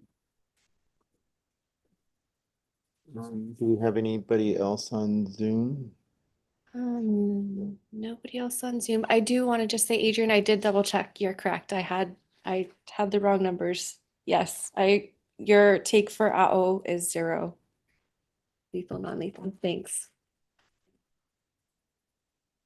Yeah, nobody else on Zoom. What about email? Nothing on. Nothing on email. All right, let's move into recommendations. If we have recommendations for NCL. Looks like Dilek has her hand up. Oh, I'm sorry. Dilek, aloha, how are you? Hi, thank you. Sorry, I was late. Hi, I'm Dilek. I'm representing Kauai Endangered Seabird Recovery Project. I also have a question, and also I would like to back up David Hankins' comment about the search efficiency.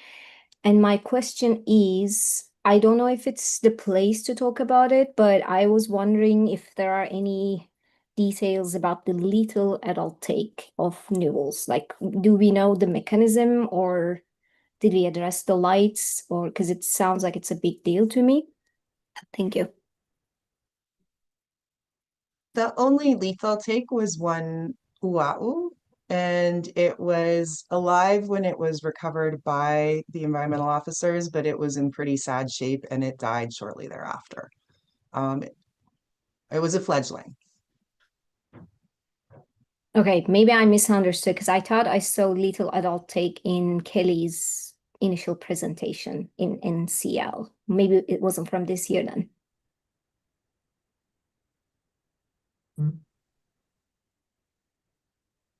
There hasn't been any lethal adult take that I know of. But yeah, I don't have a record of that. The one lethal take we have is the fledgling uau. Thank you.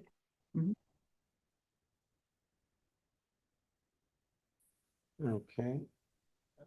It looks as if we have no other folks that like to share anything. So let's move forward to recommendations slide.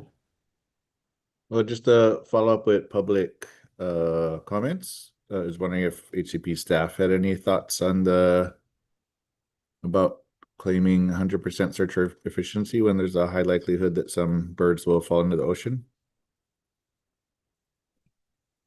I think that there's probably cameras all over the boat that possibly could be reviewed to see if you see any of these activities happen where birds are being taken and then fallen into the water. But I think we can communicate with NCL and talk with Fish and Wildlife Service too to kind of explore that, because there's probably things that are happening that we don't see. And so I do think there is something there. I don't know, Kelly, did you have any insight on that at all, or? No, I think that's definitely reasonable to think about. Yeah, could be considered in an amendment. Yeah, I don't know. I don't think this is contemplated when they developed the PIP Yeah. from the get-go, but Maybe could we, I think Karen has something too, but could we look at the language about searcher efficiency and see how that's calculated? I'm just wondering if the claims of 100% are in following with that. Yeah, I guess my comment was, I was just gonna ask how that 100% was established. I'm sorry if I should know that, but I guess No, I don't I don't know know it. I have the same. where that 100%, at what point that was established and with what information. Yeah, Yeah, can you help us understand, please? so I don't know, but it was when the KSHCP was being written, that participants had the opportunity to propose, I guess, what they felt like their discovery rate was at their facility or property. And after that, it was kind of just that's what's used to calculate their take. we can go back and look at minutes when the ESRC approved the PIP or approved the HCP and implementation plans to kind of see what kind of discussion happened there. Because it seems like maybe there wasn't discussion and they just put this 100% because of supporting evidence from the applicant. But yeah, we can definitely go back and look at the conversations that were being had when this was being developed to kind of see and understand how they came to this 100%, because we don't really have anybody with 100%. And yeah, something definitely to look at. I think the reasoning was that there are no predators on the ship, and therefore you in theory should discover everything. But I think the reasoning that's been brought up today is important. But my memory of the past discussions is that was the justification for that. Yeah, I think that's even stated in the submittal. It talks about that, but yeah. Okay, so I have a question for Adrian. So when you said 100% searcher efficiency, you were citing what's in the PIP and not what you folks have calculated for this past year. Is that correct? That's correct. It's what's in the permit. Okay, thank you.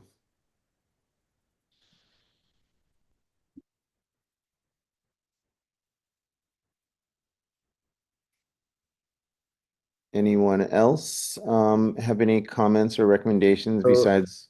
Oh, go Yeah, ahead. so looking that up would be awesome, but I don't know that that's enough. I don't really have a good alternative suggestion. Maybe one of the other members does, but I think that's something that if we have a list of things to revisit, if this whole thing is ever redone, then this should be one of those things on there. Is there a running list of issues or flaws with the current HCP? Yeah, we do have a running list, and my recommendation would be to add this to that running list. okay, great.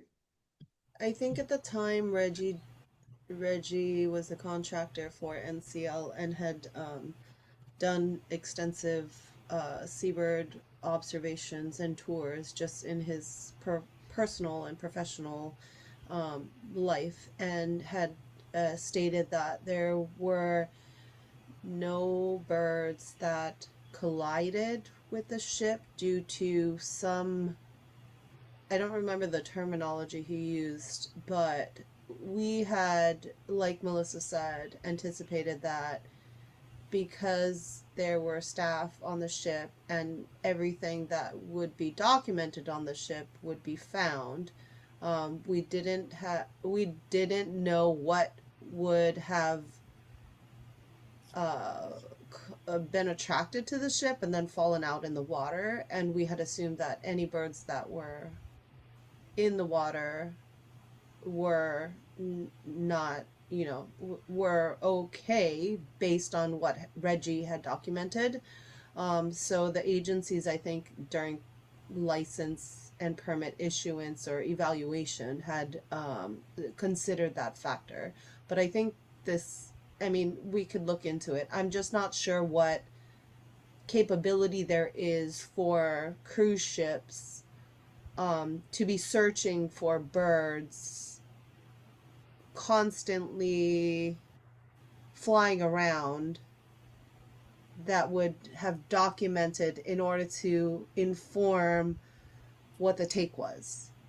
So I think that's where we get into the situation of the monitoring enough to be able to have the data to say that there was take that were not found on the ship.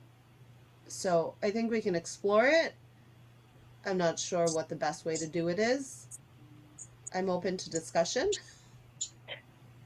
Sorry, this is Lindsay. I'm doing it from my phone as my computer restarts. I don't have a lot of insight into the history behind that decision. I do know that that's why they're not required to do predator control. But having spent cumulatively 2 years of my life on large vessels, both for research as well as teaching, when seabirds approach it, they rarely, even if they're attracted to lights, hit broadside on the vessel. They do tend to go towards lights if it's a light attraction thing, but they're usually able to miss the hull. And I think there's a decent amount of video evidence to support that when they're flying around fishing vessels and things like that. Wires, warp lines, cables, balcony railings, all of those other things, different story. But I think the chances of a bird just flying straight into the side and going overboard are fairly slim unless there's things trailing off the device. And I think there's a decent amount of research in the bycatch space that would be able to inform this. I can't understand if you're in support of the 100% searcher efficiency or not, Lindsay. I don't know that birds would be falling into the water, is what I'm saying. I don't know that I support 100% that they're able to cover every nook and cranny on the vessel, because I've also found down birds that will crawl into little dark spaces that are hard to find. But I think the chances of them falling overboard are pretty slim. Sorry, because I thought you just said they hit broadside into the ship, and if they hit broadside, won't they fall into the water? Sorry, I said the opposite of that. They don't hit broadside. Don't hit broadside. So what Yeah. you said? They would hit a structure when they're in there. Like if they're flying towards a light that's on, a cabin window that's got some sort of balcony or something in front of it. They're flying in towards the center of the ship where usually there's a spot that they end up landing on the vessel. Landing, crashing, whatever you want to use. Okay, thank you. It's good to have your level of experience giving us perspective.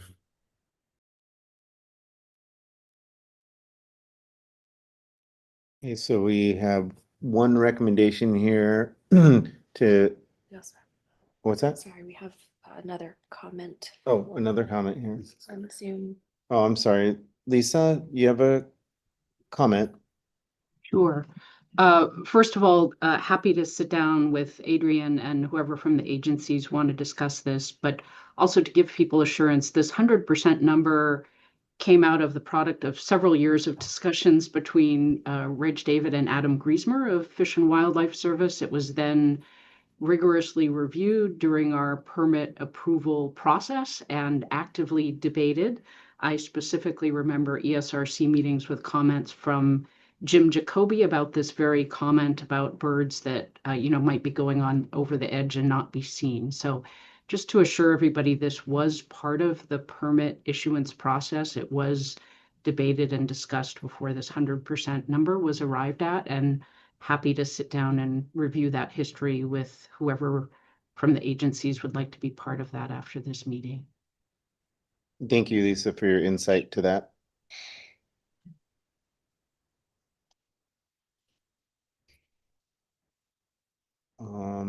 I think we can continue to develop this recommendation slide unless this is our only recommendation for NCL. And if I don't hear anything else from ESRC members, do I have your guys' support to move forward with this recommendation? Sorry, just double checking, Jason. Again, there were more recommendations on the DLNR slides, correct? Yeah, we can actually put that boilerplate back in there too Yeah, for, perfect. yep, sorry, I thank feel you. more comfortable with that. Thank you.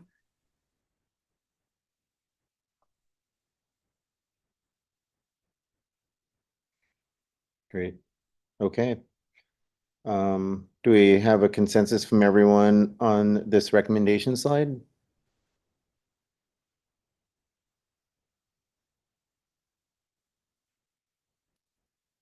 Thank you, Karen. Thank you, Lindsay. Thank you, everyone. All right, great.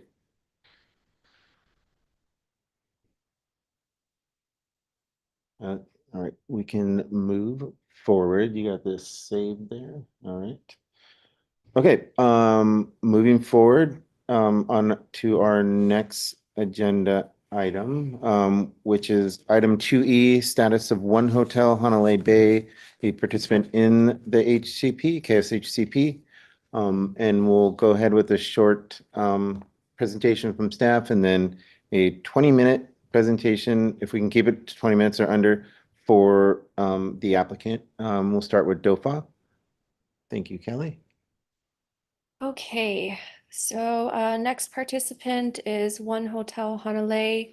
Their project is a beachfront resort on 23.23 acres in Princeville in Halilea on Kauai. The status of their ITL in ITL number 28 in 2025 for AO fledglings. Sorry, this one's presented a little bit differently because I had a lot more data to present for One Hotel. So their observed take of AO fledglings, a lethal take of 3 and a non-lethal take of 30.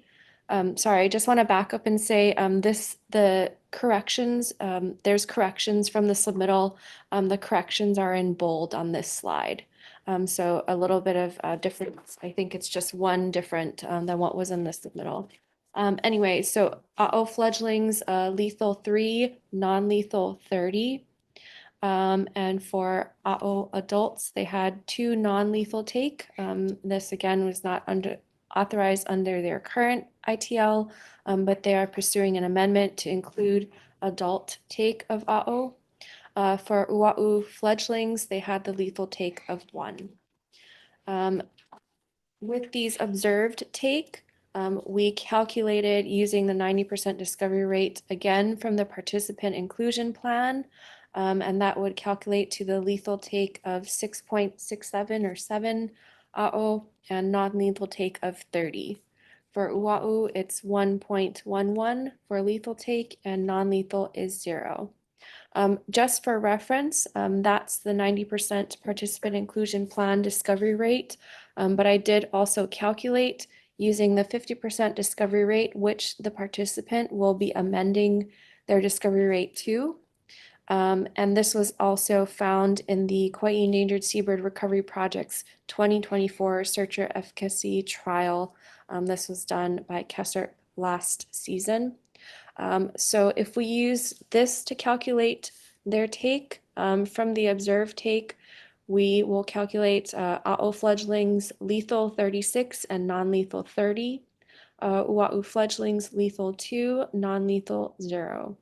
And then just to calculate the indirect take from the from the non-lethal take of those 2 adults, it would be with the 90%, it's 0.40 chick or egg. And with the 50%, it would be 0.72 chick or egg. So that again is from the 2 non-lethal take of AO adults.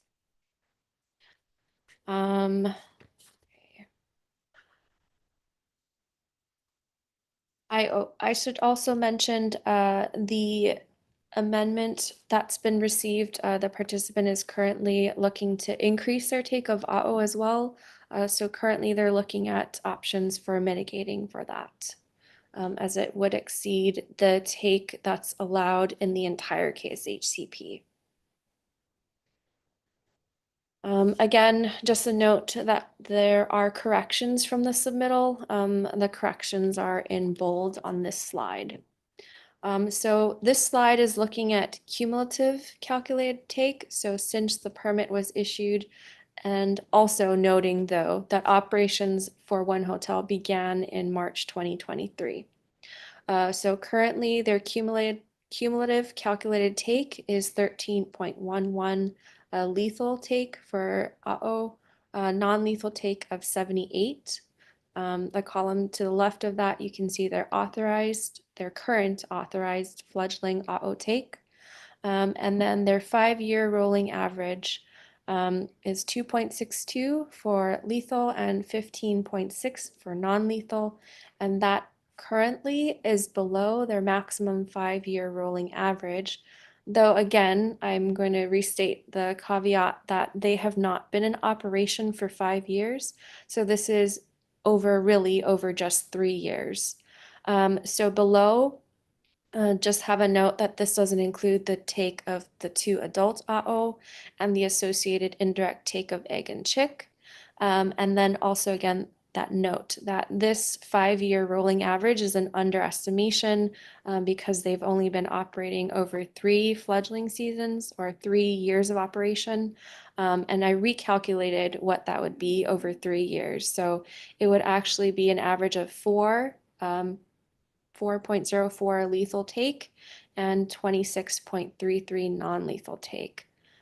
So the non-lethal take is well over their maximum if we take a look at their maximum 5-year rolling average. So just making that clear distinction that the 5-year rolling average is currently an underestimation because they've only been operating since 2023. I have a quick question on this. And so this is all at the 90% discovery rate. So this is going to go up significantly once the 50% discovery rate is applied, correct? Correct. Okay.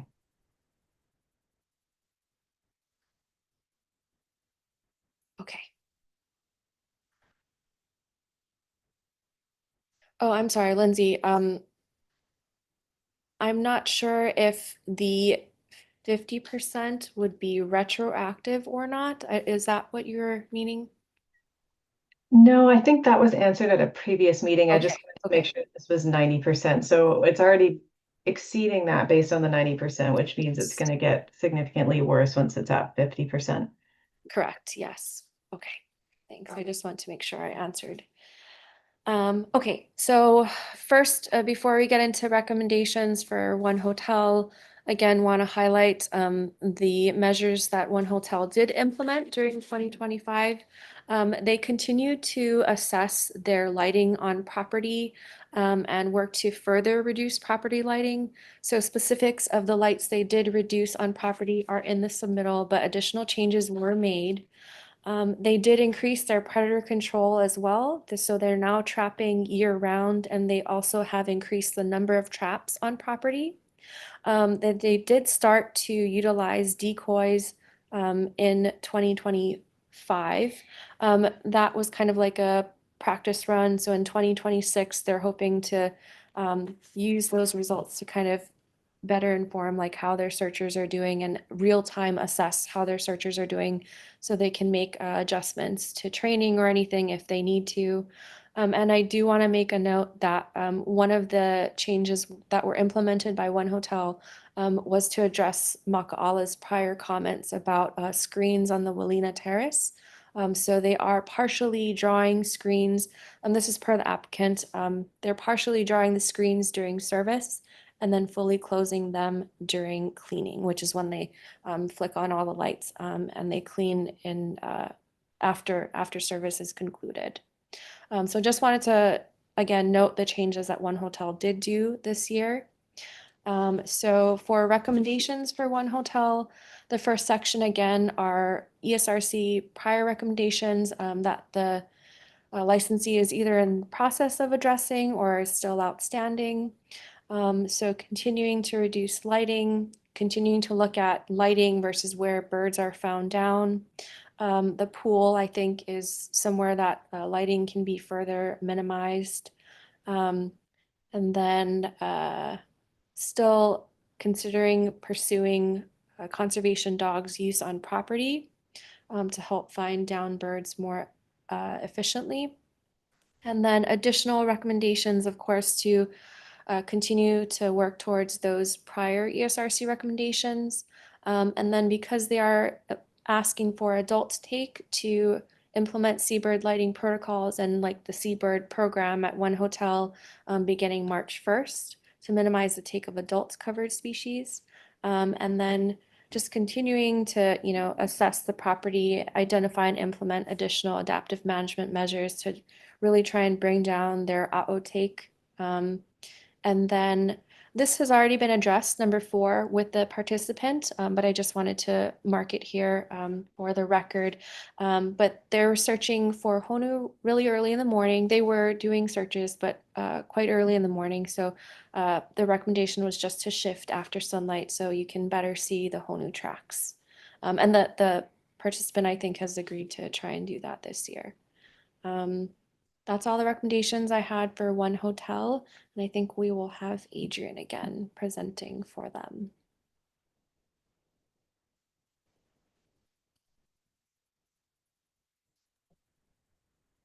Thanks, Kelly. Let me grab my screen here. All right, and my name's Adrian Gall. I'm an environmental consultant. I'm based in Fairbanks, but we've been working with One Hotel Honolulu Bay for about 3 years now, helping them implement their program. The property itself is located on the north shore of Kauai, on the very edge of Princeville, and the property owner and their incidental take license numbers are listed there. There was a fair amount of personnel turnover in 2025. So the entire leadership of the hotel turned over. They have a new managing director, they have a new hotel director, they have a new director of security, new finance director. So the entire upper office turned over. So we did go through some growing pains of kind of learning about the permit. I'm delighted at how supportive all the management is of this permit. They kind of understand it well now, and you may recognize the name of the primary contact. The new director of security at One Hotel is Clinton Makanani, who has been the director there before and when it was a different property, and at another KSHCP property. So he is very familiar with the program. He joined the property in October of 2025. So late in fledgling season, really, but he's fully up to speed. They also got a new director of engineering, Sean Cahoon, who fortunately is not brand spanking new, but also worked at the property formerly when it was under different ownership, and returned to the property last year. So he knows the property well. And then there's the names of the other folks that are in management now. As Kelly mentioned, One Hotel did submit a revised participant inclusion plan to the agencies on the 3rd of February. And it does request 3 different amendments. 1, authorization for adult take. 2, an increase in permitted juvenile take, fledgling take. And 3, an amendment to the discovery rate from 0.9 to 0.5. based on the results of the Kauai Endangered seabird recovery program trials that were run in 2024. So we've been meeting with the agencies. We have another meeting coming up. And there's a lot to discuss related to that amendment, because as Kelly mentioned, one of the things that we haven't completely settled is the estimate of what the additional take will be. And the sooner we come to agreement on that one, the better, because that will determine what additional mitigation may be required. We conducted several lighting reviews on the property, including in the company of agency personnel, which I really appreciate folks making the trip up to Princeville. Here's a laundry list of some of the lighting adjustments that were made. They're all detailed in the annual report. And we shifted, what I hope we've shifted to kind of a schedule that makes more sense for lighting reviews, which is to conduct those lighting reviews in December of each year. Preferably with the company of agency biologists and representatives from KSHCP, because if we conduct them in December, one, the properties are on seabird lighting protocol. Two, we can evaluate where birds have been located in that year. So we have, kind of within that season where birds have been found, and kind of look for trouble spots kind of real time. And it gives the properties 8 months to then implement those recommendations. So these are a few pictures just to illustrate some of the lighting changes that were made. This bar is in my way, but that's okay. So there was some uplighting on a holly that we turned off. There was a change in the color of lights. If you look at the photos on the lower left, it may be a little hard to pick out, but the mushroom lights closest to you are amber in both pictures, and the mushroom lights farther away are really kind of a bright white in the picture farthest to the left, and the picture right of that, they're amber colored. So both the intensity and the light color have changed on those, and those lights are illuminating a public access pathway. And we've also done other work in other areas of the resort to bring the lights down. The photos on the lower right are an area where we've recovered many down birds in the past, mostly wedge-tailed shearwaters, but also owl. And you can see the difference from the photo on the left with a very bright amber light on the second floor. This is an emergency stairwell, and so there has to be consideration for how much light is hitting the ground. Below that light, people need to be able to see the emergency stairwell to exit. But they did apply a shield, which you see on the far right, to prevent that light from spilling out of the stairwell. So those are just a few of the examples. For staff training, we did have 79 employees attend awareness training. So there's 2 levels of training. There's the seabird awareness training, and then there's the search and recovery training. The seabird awareness training is making sure that every employee on the property understands that birds could be found downed at any time of year in any location on the resort, and that should they find a downed bird, they need to contact the loss prevention office, where people that are trained in search and response will come and collect the bird and transfer it to rehabilitation. So we had 79 employees attend seabird awareness training last year. We being ABR, trained all the loss prevention staff last year. And then there were contracted seabird searchers that received separate training, and we worked closely with them throughout the season to provide feedback. All of the landscaping crew was trained on Honu awareness and detecting Honu sign.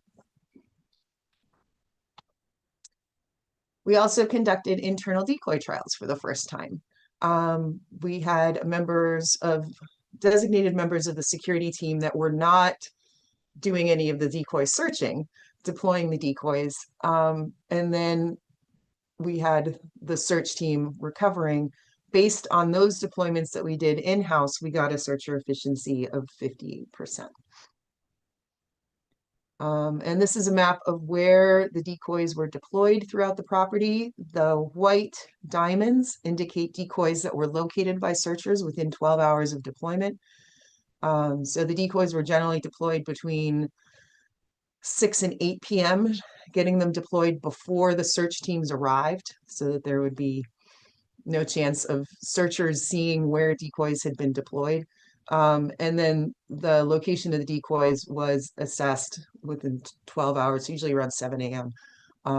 After the searchers had left the property to determine what had been found and what had not been found. So the white diamonds were decoys that were located and the red dots were decoys that were missed. There was good public outreach on the property this year. Social media posts made by the property, alerting the public to the fact that we were getting into fledgling season. And well, actually, it was in November, so we were in fledgling season, but to be aware. And then there's been a Shearwater Talk Story program at the resort for the past 3 years. It's been a collaborative effort with We Care Kauai. They set up in the bar, which is one of the first places you walk into. They have this wonderful billboard that sets up to try and draw people in to come and have a conversation about seabirds. It's presented every other week, and it's advertised online by We Care Kauai, as well as internally by One Hotel. So it's presented to the guests as an event or an activity that they can join free of charge.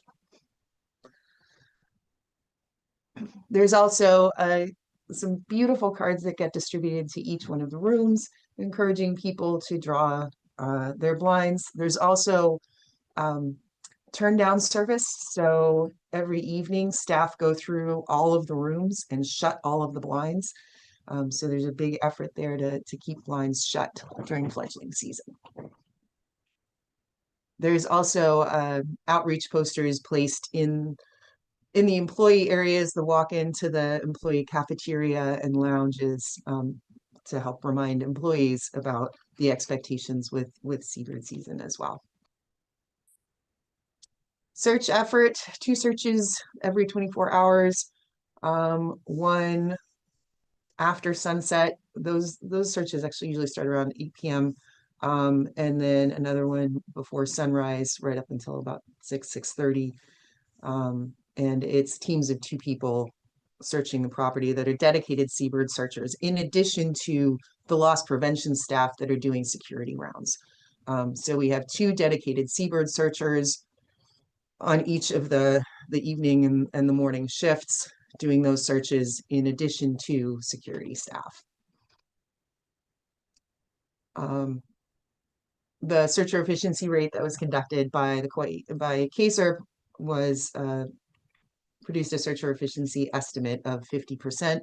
And so according to a request from the agencies, we're going to use both numbers, 0.9 and 0.5, in calculating take. This is the search route, and the very bottom corner of the route here that's circled in red indicates a little pathway that was added in October 2025. So that covers all of the area of the resort that can be safely accessed on foot.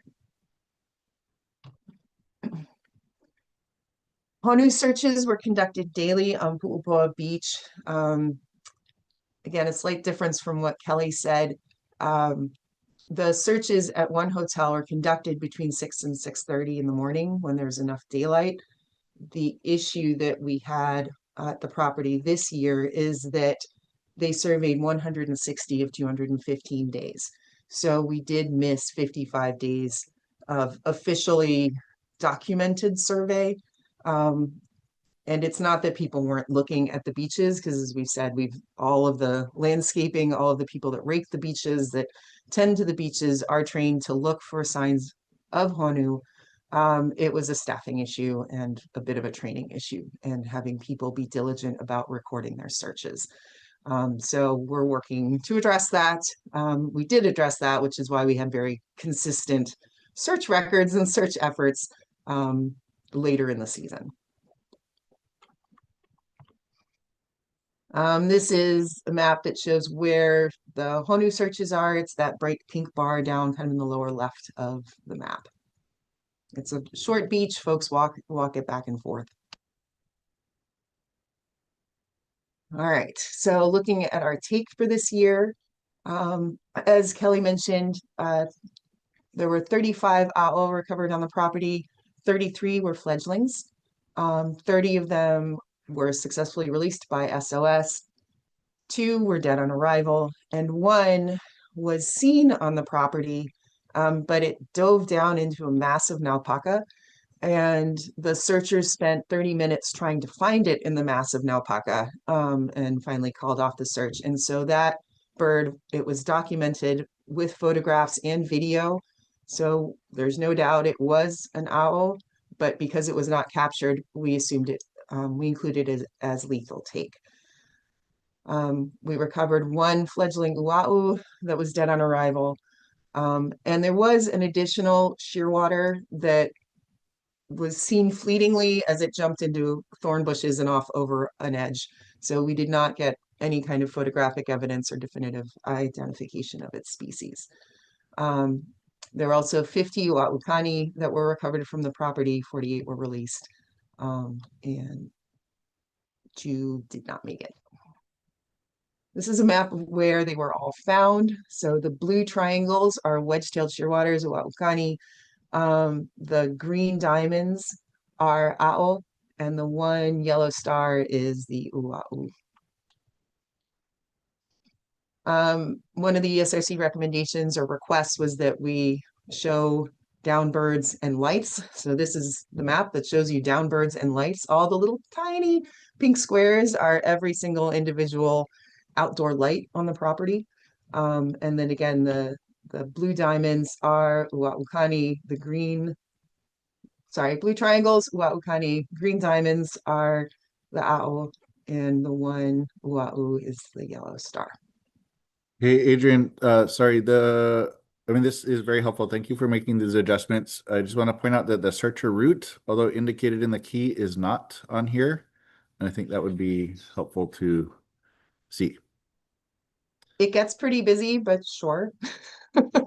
I mean, yeah, it matters to see where these things are found in relation to the search route and all that. But yeah, thank you. Okay, so calculated take.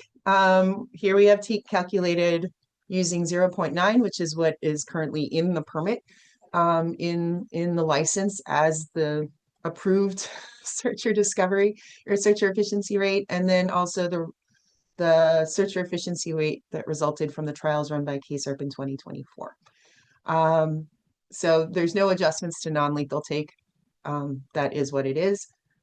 And for 2025, it was 30 birds, non-lethal take. And then for AO, it's a big difference whether you use 0.9 or 0.5 for your lethal take.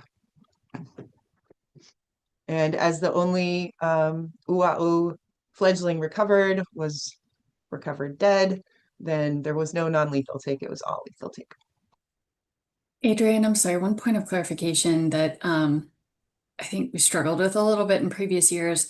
On your previous map, so I know that there's a 0.9 discovery rate that's in the permit for the searched areas, but the assumption then is that an equivalent number go down in the areas that are not searchable, and obviously there's a 0 discovery for those areas, correct? Like how is the area you can't search for accounted for in these calculations? It is not, because that was not part of the permit. Interesting. Okay, keep going. So as Kelly mentioned, we did have take of after hatch year birds, so adult birds, which is not covered under the permit. So we're showing these separately because this is unauthorized take. So for adults in 2025, here's the numbers. And we did include the indirect take, as Kelly mentioned, so that you can see them under the 2 different searcher efficiency values. So looking at cumulative take from 2020 to 2025, I do want to correct one thing that was in the DOFA submittal and that was mentioned in the DOFA presentations. It's not that one hotel did not report take. They did report take, and the report was 0. So there were people searching the property, even though the property was not under operation, nor was it illuminated from 2020 to 2022. There were staff on site. There was a director of loss prevention searching for downed birds and conducting 2 searches nightly. They did not find any birds on the property. So it's not a no data, it's a zeros for 2020 through 2022. In 2023, the property began to operate again and the lights came on. And in 2024 and 2025, they contracted dedicated seabird searchers to conduct the searches. So in this figure, it's a little complicated, but there's the years on the x-axis and there's the total take of birds. So this is calculated take on the y-axis. The dashed lines represent the authorized take limits. So what's allowed under the permit. The pink line represents the take for banded storm petrels, akeake, over the entire 30 years.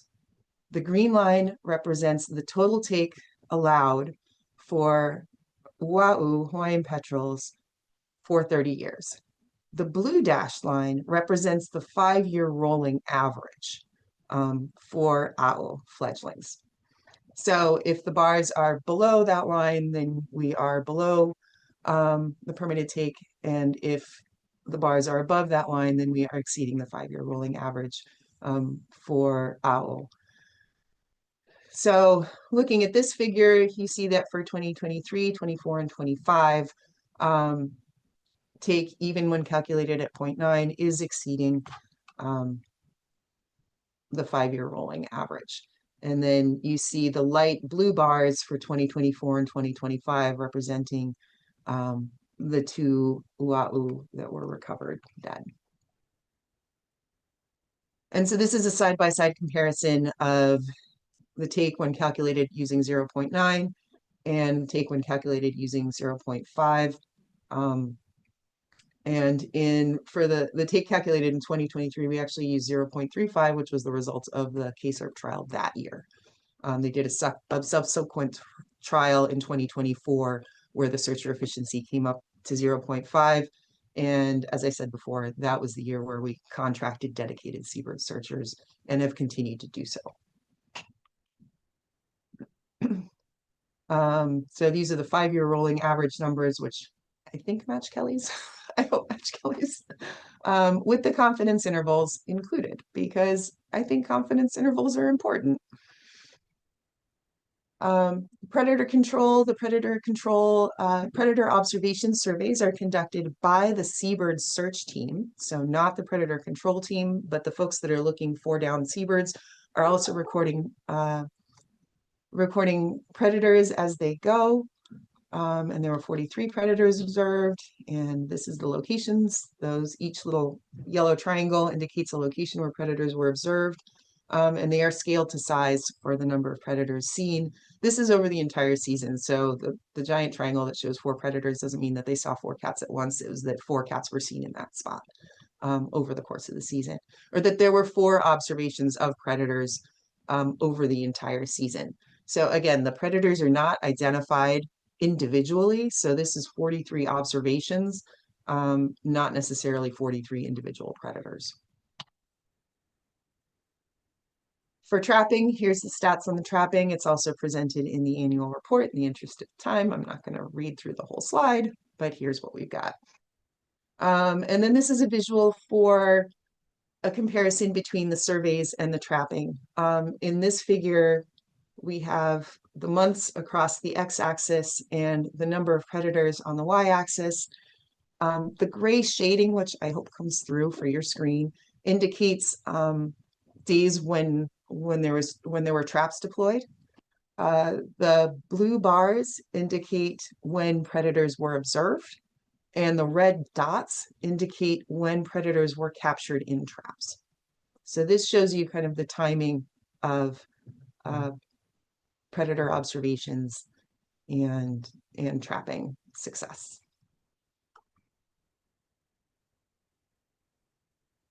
There's a whole slug of lighting changes implemented in 2025. We have some recommendations to move ahead with in 2026. Probably the biggest improvement that I'm looking forward to this year is improvements in training. Now that we have leadership that is well experienced in managing this program, we're looking forward to having solid training all the way through for every single employee on the property. We're going to continue using decoys for search training. I think it's a great tool, not only for the teams that are searching on the ground, but it's also it's good practice for data collection, which is one of the things that is hugely important for compliance. We are looking at adjusting the predator trap deployment schedule to increase trapping on the property. And we are in conversation with conservation dogs to host them for a trial, so that we can get at least initial estimates of searcher efficiency. So those conversations are ongoing. And then this was just, I did a zoom in on I did 3 panels on the birds and lighting, because it's really hard to tell when you look at the whole property map. So Kavika, I don't have the searcher route in here, but that'll be an easy add, and I'll probably add it to here instead of the overall one because it'll be easier to see on this one. But I'll just flip through these and then I'll take any questions so that you can take a look at them. They're kind of busy. Yeah, with that, I'll take questions.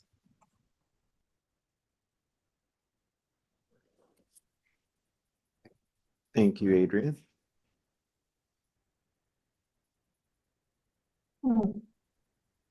Adrian, can we look at the slide that you have that it's like where the decoys were and the searcher route?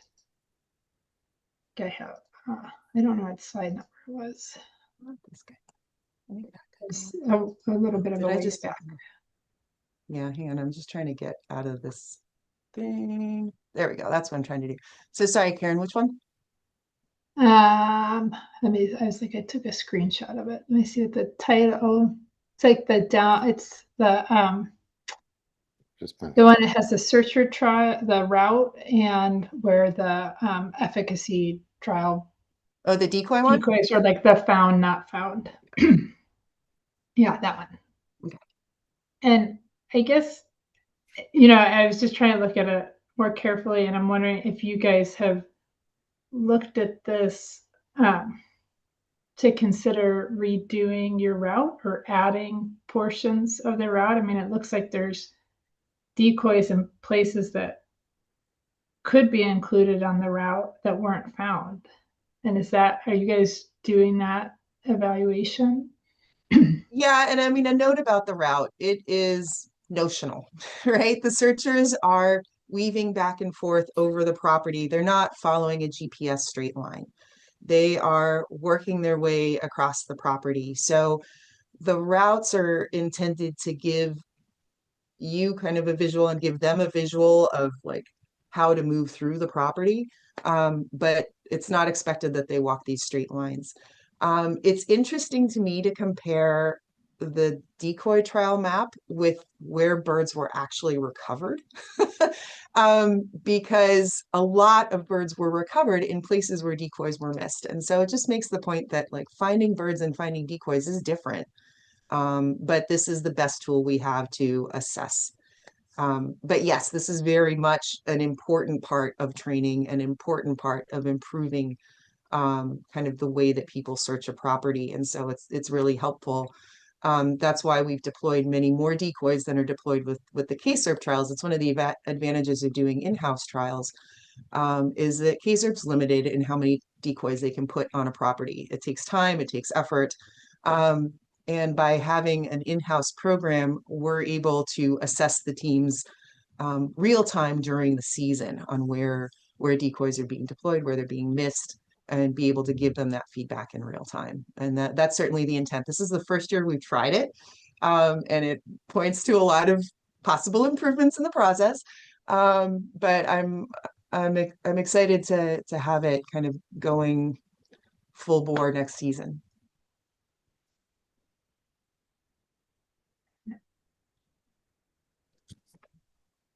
Thanks. Yeah, I mean, it seems like, yeah, it's hard from the maps, from these images to tell, but yeah, it seems like there's like, yeah, the areas with vegetation where a lot of the decoys were missed, but you'd have to, yeah, really get off the path, right, to be looking at those areas properly. And just curious, like how much of that's part of the training and yeah.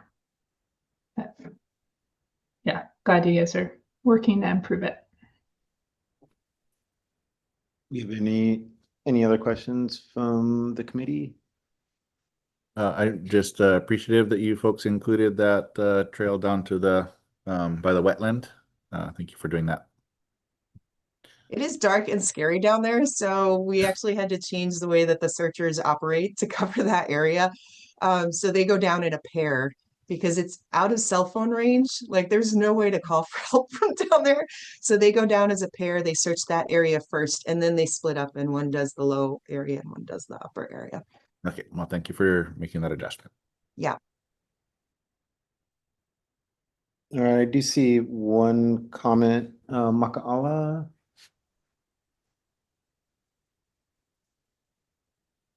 Mahalo. This is a place I know well. Started all of this effort in my world.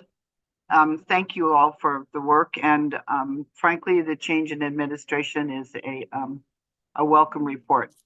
Mahalo, mahalo. I have two questions. The first is, what does partially closed screens mean when a bird is flying from Mauka? They are often, because of the lay of the land of the hotel, they're often, while they're headed to sea, they're just starting to get to sea. They're level almost with some of those windows. So a partially closed screen may still emit the light at the bird. So I'm just wondering, from the screen, from the base of the screen up, or from the, I don't understand what partially closed means or the purpose of it, because when they close those, it's supposed to be just when sunset is POW. So there's no reason for anybody to want to look out there then. We've done this in person for years. And anyway, I want to know what partially closed means exactly. How much of the window, the clear window itself, is still emitting light. And also, please, no one has named that beach Pu'upo'a Beach. Please go back to Hal Hammett's study. Please go back to original place names of Frederick Wickman. Pu'u means point, and Po'a means, for us, means the firebrand, the fire night. And for me, that beach is called Honoiki, and it's not okay to rename it. If you correct me in my place name, that's fine. I'm pleased to be corrected, but I refuse to accept that beach is called Pu'upo'a just because where the hotel is Pu'upo'a. Mahalo. Thank you, As Makaala. far as the screens go, I have pictures, but not handy. So there are pictures, I believe they're appended to the annual report, which is a public document. So take a look in there and you can see exactly what partially closed means. And you're correct that they are not dropped to the ground because that cuts off access to the outside. So this is the Walina Terrace and Bar area has an indoor and an outdoor seating area. And yes, the idea is that there's free movement between those two. And so when the screens are dropped all the way to the ground, there's no free movement between those two spaces. So all right. So the screens are it's to dropped allow to the keep people people to from move. going blind when sunset is happening, and then allow free movement. And then 9 p.m. onwards, once the the bar areas are closed, then everything comes all the way down. All right, and please just share my comment about naming the beach, because you don't get to do that. No, I would love for you to send me the No, correct. I just said what I had to say about it, and I'm willing to be corrected. But I've been told by good sources that the name of the place is Honoiki because it means small bay, because where that hotel is now and where Kama'o-Maika'i Fish Pond is was in fact part of the bay. And so they called it the little part of the bay there, which is Honoiki. That's what I know. We learn something new every day, but what I do know is it's not a point, because that's up, right? So hotels have a way of renaming places, and I don't like it. Thank you. And one of you could just send me this slide deck, that would be great. Happy to. I know that Kat and everyone else knows how to get a hold of me. I would love to have this slide deck, the whole thing. Thank you. Thank you. It looks like we have one more question from the Kauai Endangered Seabird Recovery Project. Thank you. I would like to comment on Karen's question and Adrian's response. Just want to also clarify, when we are deploying decoys, the randomly designed points are all in the search route. We're not designing anything that will fall out of the search route. I mean, obviously it's not on the route, but it's along. And most of the decoys found, I don't have the numbers on top of my head, but most of the decoys not found were mostly covered or partially covered decoys. So our conclusion from, I think, a couple of years or maybe more trials with Hotel and also other participants was that covered decoys are usually hardest to find for any participant. And we were always encouraging to look for more under the covers, etc. But I also agree with Adrian, there's also kind of many factors playing a role in how and when they are finding the seabirds and the decoys as well. I just want to clarify, we're sticking to search routes for that. And for Makaala's point about the screens, I also would like to emphasize in one of the lighting audits with the Hotel One team, not I believe this year, but maybe last year, we were also talking about the gym screens. And currently the gym section doesn't have screen as far as I know. And we discussed a few times about having screens. And we definitely received the comment like, oh, you know, it's important to see the outside for the customer, clients, etc. But I agree with Makaala. There's really nothing to see at night. It's impossible to see outside anyway in a brightly lit room. And it's one of the, maybe there's no seabirds falling, but I keep repeating that comment and I would love to see improvement in that because it's a bright room. And also I would like to ask Adrian about the lethal take again. If you can share details about the Hawaiian petrel and the mules and even the wedge tails, like, do you know the details of the mechanism, how that happened, if it's a collusion into something? Yeah, all the 3 birds that were recovered dead were recovered from either the parking lot or the driveway, which is why there's a concerted effort to increase training and awareness for the valet and parking staff. That's the one biggest place where I think we can make a huge improvement. So the birds were smashed by cars? Is that what you're saying? They were found dead in the driveway in the parking lot. Okay, there's a way to tell if it was run by cars or not. But yeah, I was wondering if it's a head-on collision, I think it would be even more important to address those kind of lights. That's what was going to be my point. Thank you. I think it's less a matter of the lights and more a matter of operating vehicles carefully.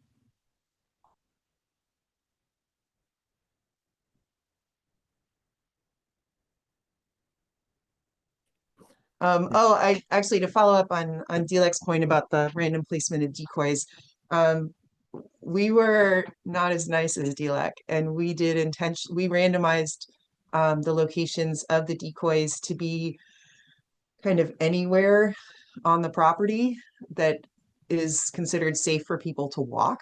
So we did not take into account the blue lines. We put the decoys everywhere. And the team still found 58% of them. We haven't done kind of the detailed breakdown of partial cover versus open. But we were trying to trick the team. We were trying to make it hard on them. And we'll continue to do that, to use randomized trials to really make sure that the team is searching high and low as they need to be.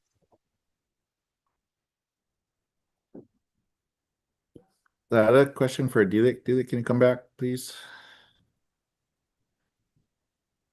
Yep, I'm here. Hi, thanks. So I didn't put it together in my head that you folks are the ones that were doing the searcher efficiency trials. Is that right? Yeah, correct. From what I saw on the map, I didn't see any decoys put on that new route down through the wetland and next to that structure that has a light on it. Oh, Kavika, to be clear, the trials that we did in 2025 were internal, not KSRP. KSRP did the trials in 2024. Okay. So, Yeah, sorry. that wasn't her fault. Okay, so my question for you, Adrian, then is there a particular reason why there weren't decoys on the additional route? Or if not, could that be an adjustment for next year? Yeah, it'll be included next year. We didn't add that part of the property until late in the season, so that's the main reason why. But yeah, it'll be included next year for sure. So those are done internally. Correct. Okay. The one from 2025 was done internally. The one from 2024, which provided the searcher efficiency rate that we used to calculate take, that was done by KSRP. Okay, thank you. That matches with what I thought it was. Thank you for good.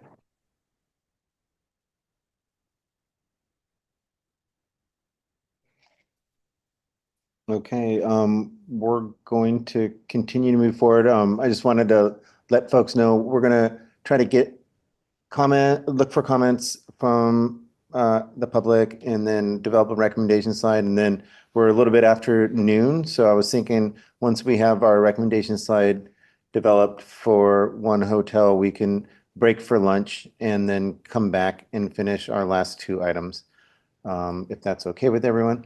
So right now, if we can look and see if there's any comments on Zoom or in our email.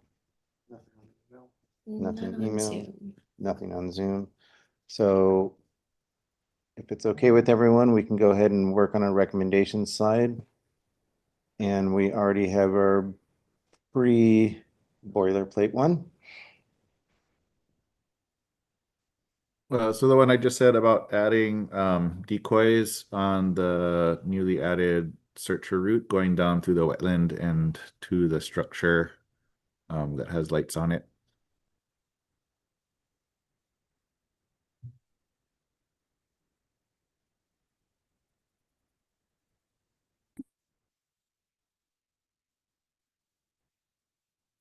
Oh, and being that I'm sitting in the Hawaiian Knowledge seat, I will also make a recommendation in response to community or public testimony that the permittee use proper Hawaiian place names and not made up ones in their maps.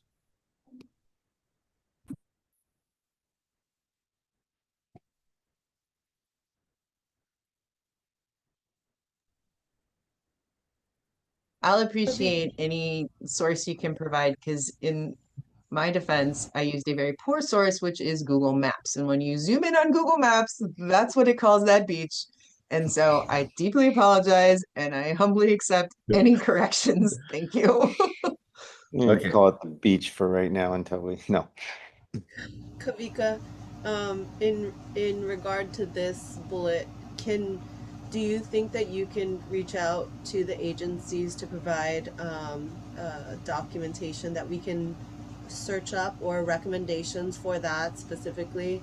I did a quick vehe thing, and I don't know. I don't know where to look. I'm not an expert or anything with that, but anything that you can point us to would be appreciated. Yeah, well, in this case in particular, the public testimony pointed us to Bruce Wickman's Place Names of Kauai book, which you're not gonna, I Okay. don't know if that's on Wehewehe or Ulukau. Okay. And Hal Hammett's archaeological survey that was done, I think, in the 80s. Okay, maybe we can put that into the recommendation so that it's stated there and it's clear so that we can figure that out. Yeah, I think, sorry, Bruce Wickman publishes under the title Frederick Wickman. And Place Names of Kauai is the reference. And then Hal Hammett's archaeological survey. I don't know the year. I'm assuming it's the 80s. Thanks, Kavika. Yeah.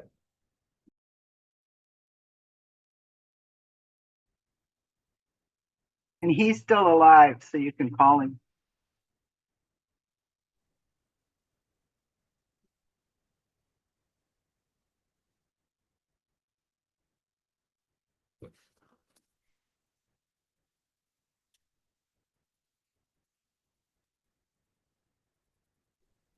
Okay. I think we got what we need here. Thank you, everyone in the public, for providing us some comments and feedback on a couple of these items and the committee. Is there anything else after you guys' review? And if there's not, if I can get a consensus to push forward with these recommendations, and then we will take a break for lunch after that. And I will stand by for hand signals from everyone for consensus. All right, Fish and Wildlife. We got Melissa, Karen.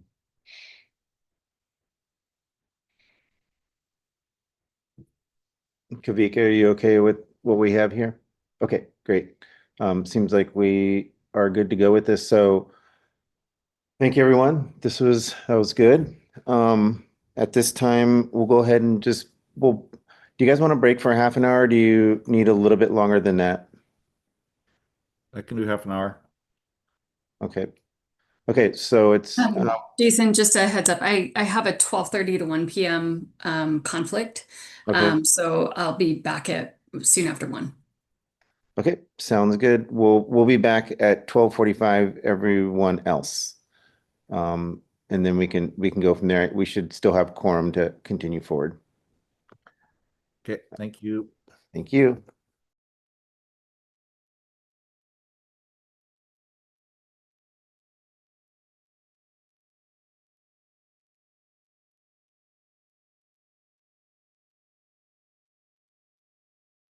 I think we can push forward to our next agenda item, which is item 2F, the status of Sheridan Kauai Resort, a participant of the KSHCP.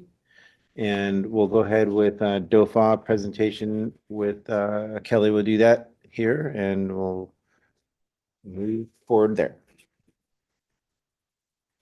Okay. So next participant who will be presenting is Kauai Blue Incorporated. They're doing business as Sheraton Kauai. This is an oceanside resort on 20.1 acres in Poipu, Moku of Kona on Kauai. The status of their incidental take license number 26 in 2025 is they had the observed non-lethal take of 3 A'o fledglings, calculated with their 50% participant inclusion plan discovery rate. This would be 3 lethal and 3 non-lethal A'o fledglings. The table in the middle of the slide will show their cumulative calculated take since permit issuance in 2020 through 2025. So they are currently authorized for 81 lethal and 64 non-lethal A'o fledglings. Their cumulative calculated take through 2025 is they've had 25 lethal and 21 non-lethal A'o fledglings. Their 5-year rolling average is 5 lethal and 4.2 non-lethal. So they are quite a bit over their maximum 5-year rolling average. So of course, this means that if they continue to if they continue to have take at this rate, they're going to exceed their authorized take, and this is an indication for ongoing adaptive management. They have not had any take of uau or akeake. Again, just noted at the bottom saying that their 5-year rolling average for both lethal and non-lethal take is over their maximum 5-year rolling average. Okay. The next slide. So, as usual, before I go into the recommendations for Sheraton, I just want to briefly go over the measures that this participant did implement in 2025. So overall, they continue to work to improve searching. They do 4 nightly down seabird searches across their property. They continued to kind of analyze where fledgling seabirds were coming down. I think, for instance, one of the hotspots was a parking lot. And so they've addressed lighting concerns in that parking lot area. So they're continually assessing. They do lighting assessments at least once a year with ABR and work to make those lighting adjustments in preparation for the fallout season. They've also reduced pool lighting and a few other lighting minimization measures that are listed on the submittal. They've also increased their predator control to year-round trapping. So that was also another thing they implemented for the 2025 year. And then this property has been using decoys deployment to kind of assess the efficacy of their searchers in-house. They've been doing this for a couple of years now, and this year they continued with that. Their in-house discovery rate was 60%. So, and if I recall correctly, it's usually about that that discovery rate. So overall searches with their in-house, the results look pretty good. Let's see. So recommendations for Sheraton. In the past, I don't think we had too many recommendations for them. I think they're pretty good with kind of taking initiative and finding where they can make adjustments. At the current time, they're not considering using conservation dogs. And then the only additional recommendations I had was just because of their rolling average to continue and see what other adjustments and adaptive management measures they can make to reduce their rate of take and minimize take for AO. This was the property. I'm sorry, I got it confused with One Hotel. This was the property where I think they were doing it really early in the morning or early, I think just before sunrise, perhaps. So again, we're having them start after it's light out so they can better see the Honu tracks. And again, they've already agreed that they'll work to make this happen for the coming Honu season. I think that is it. Oh, I should also mention they continue with their Sheraton's also had the incentive program for finding either I think it's decoys or live down seabirds. So they are continuing with that decoy incentive program as well. That's all I had for Sheraton, and I have Adrian here again presenting on their behalf.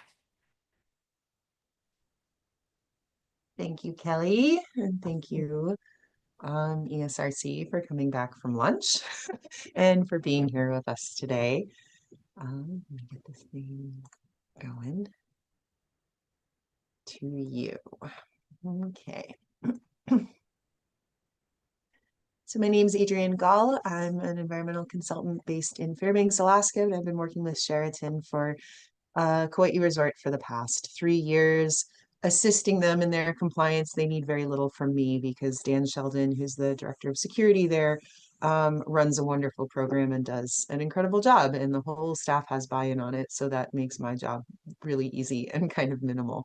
Again, this is the Sheraton Kauai Resort in Poipu, Kauai on the South Coast. And the primary contact on the property is Dan Sheldon. I visited the property in June. Lauren visited the property in September, my coworker Lauren Atnas, and I visited the property again in December with representatives from the Fish and Wildlife Service and from DOFA to conduct lighting reviews on the property.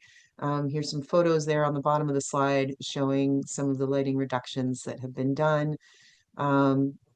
On the lower left is the pool, and you can see that the light on the furthest left has a lower light output than the light on the right. So this is the change that we're making kind of bit by bit through the pools to bring the overall illuminance, which is what's radiating out of the pools, down.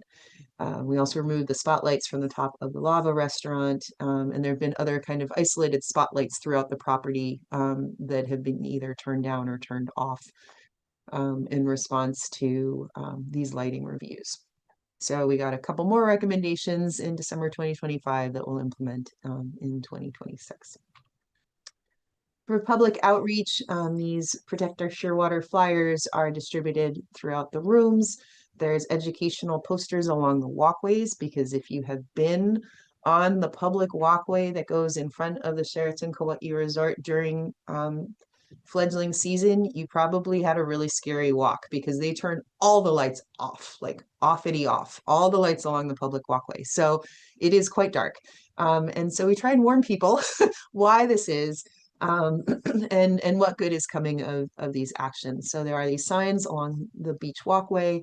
There's coloring pages for kiddos and the flyers in the rooms. And then the incentive program that Kelly mentioned, which is $250 paid to anyone who finds either a decoy or a bird and alerts security to come get it. So you can't just show up and hand somebody a bird. They have to call, and then it gets picked up according to the protocol. The seabird awareness training. So there's two levels of training on this property. One is seabird awareness for all employees on the property. And that's kind of background on the biology and the wheres and whys of lighting attraction for seabirds, and what to do if they find a seabird. And what to do is call security because they're trained to deal with it.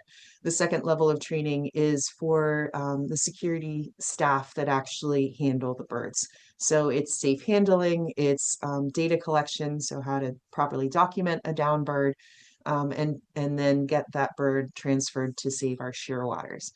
So the seabird search and handling training was done by Lauren Atnas from EBR this year, together with Dan Sheldon. And they were training the security staff directly, and then Dan Sheldon and his team do the seabird awareness training for the rest of the property. And so they had 230 employees trained this year, and it's kind of the continual effort to get it to 100% so that every single employee on the property gets awareness training at least once a year. They did also use decoys. Dan has been using decoys for several years now. And this year, 2025, is the first year where we were systematic about recording the efforts that he was making to train his team. So previously it had been Dan of his own initiative, just putting decoys out and keeping track of things. And this year we got more systematic. And like I said, we developed this randomized distribution so that we were providing coordinates throughout the property to make sure that we were covering the entire property in a variety of cover types, and that the people that were recovering the decoys were also recording it in the app so that we had exact timestamps and locations to be able to match the deployments and the recoveries. So security deployed 25 decoys during the fledgling season. The searchers found 15 of those. And a find meant that it was found within 12 hours of having been deployed overnight. And so that was a searcher efficiency of 60% for this internal trial. And here's a map showing where the decoys were deployed and where they were found and not found. So the white diamonds indicate decoys that were located by the staff, and the red dots indicate decoys that were missed. And the orange line showing the search route is really notional here and probably needs to be updated because people do walk this a little bit more diligently than those lines would have you believe. And based on where the decoys were found, you can see that they walk all over the property. But this does indicate areas where we can improve on our search routes. As far as effort throughout the season, as Kelly mentioned, there are 2 observers for each of the time blocks. The observers walk the properties separately. And so for each time block, there are 2 complete routes of the property conducted by 2 separate searchers. So these searches are done after sunset between 9-11 p.m. and then before sunrise. And that's part of the reason that the Honu searches were happening at 5:30 in the morning, is that the resort's shift change time is 6 a.m. And so when the pre-dawn searches would end at the beach, and that's when the beach would get walked, which was prior to 6 a.m. So that's a change we're going to have to make, where the Honu searches are going to be done by the people coming on shift rather than the people right before they leave. There were no KSHCP conducted searcher efficiency trials in 2025. The most recent one was conducted in 2022, and the result from that trial was 65%.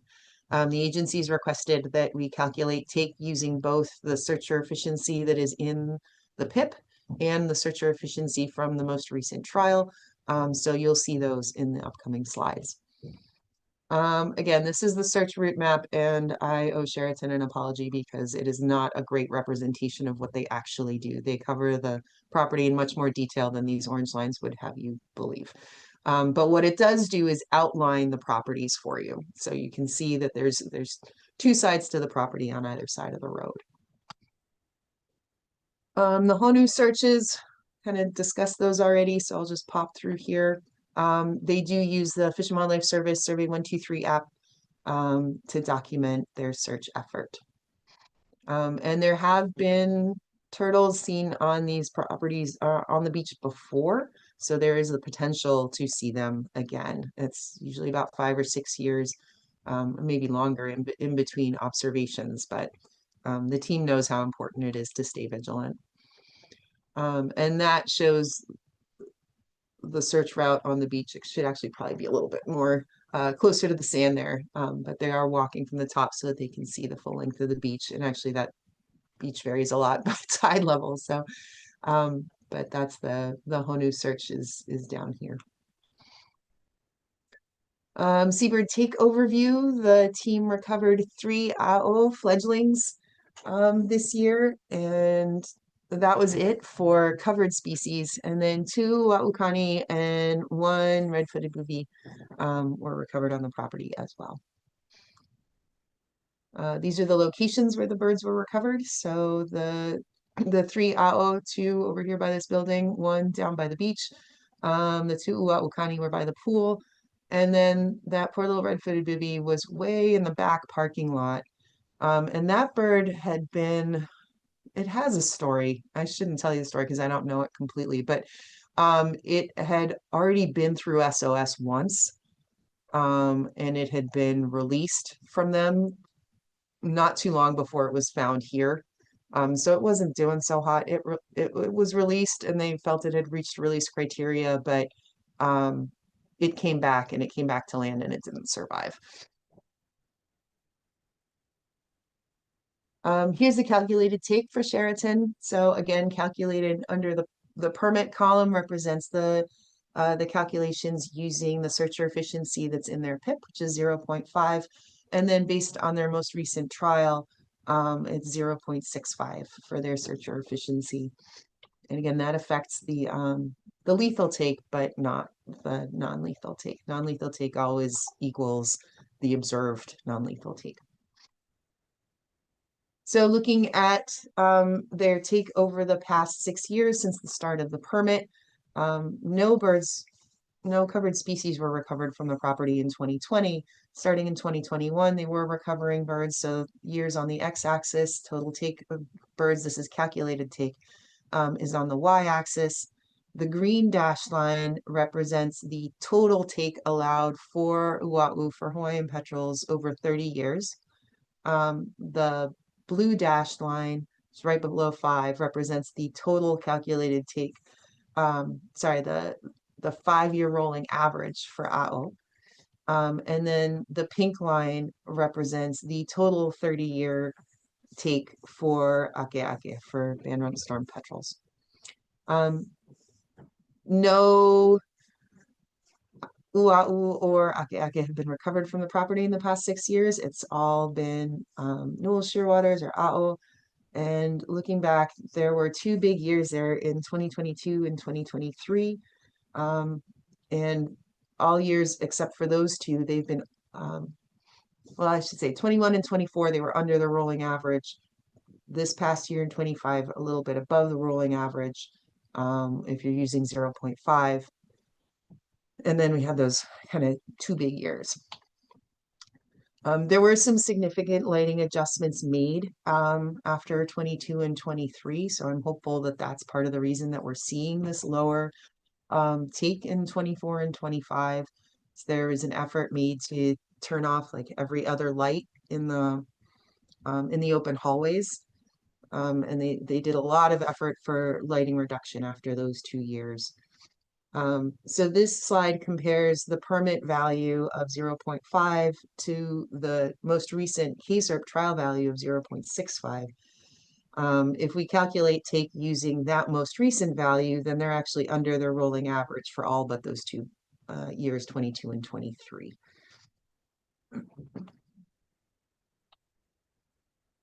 And this is a look at that rolling average, specifically comparing the authorized value, which is the value in the permit, which is 2.69 for lethal and 2.11 for non-lethal.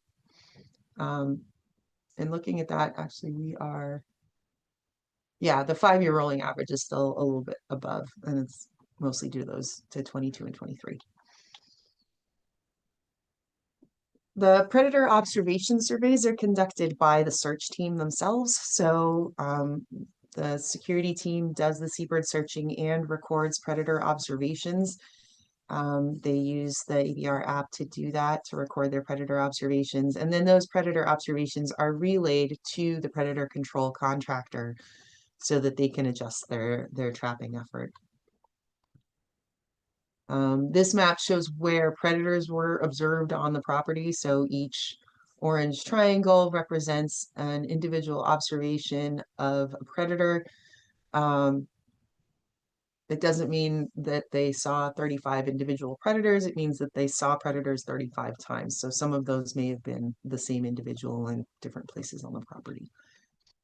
The observers do make every effort to only record each animal once a night. So if you see an animal that looks like one that you saw 10 minutes ago, then it's already been recorded for the night.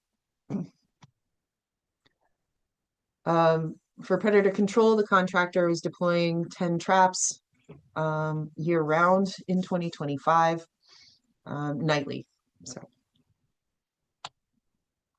they captured 15 predators, and this figure shows you the trapping effort, which is the gray shading behind it, which is pretty much continuous all year long, with a brief pause in July where one of the trap deployment folks was not able to complete. I think 2 or 3 nights got missed there in July, but other than that, it was every night of the year. And the red dots represent nights where predators were captured on the property, and the blue bars represent independent observations from the survey team.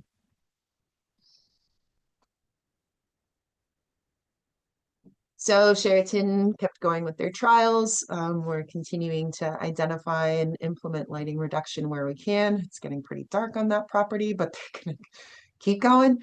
And predator trapping is going year round. And we have agency lighting recommendations from the visit in December to implement before the start of the next fledgling season. And that's what I have to report. So happy to take questions. Thank you, Adrian. We appreciate your increase in predator control for sure. That's great. Yeah, Dan's got a great partner for that, and they've been doing a solid and reliable job. Yeah, I have a question. Sorry, Jennifer, I just cut you off. But Danica, since you just presented on the previous one, it jogged in my thought in my mind that to ask you if the previous one has that reward for found birds program. It doesn't. They do not. So maybe to jump back to that one, could you add a recommendation, staff, about including a reward for found birds program similar to this PIP? Thank you. I like, sorry, Kubika. I like that we have that incentive going for Sheraton, but I don't know as agencies that we can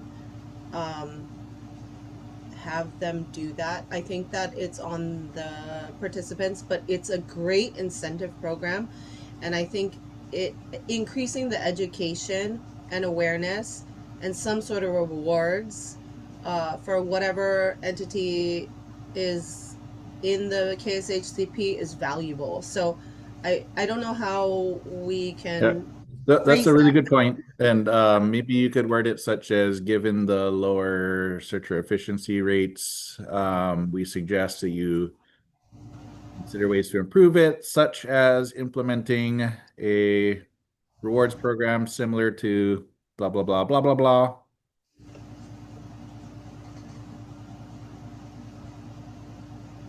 Thanks. And then I have a question about the pools, pool lighting. I think this is the one we had a lot of discussion at before about national standards. I was curious if you folks ever found any national standards for pool lighting.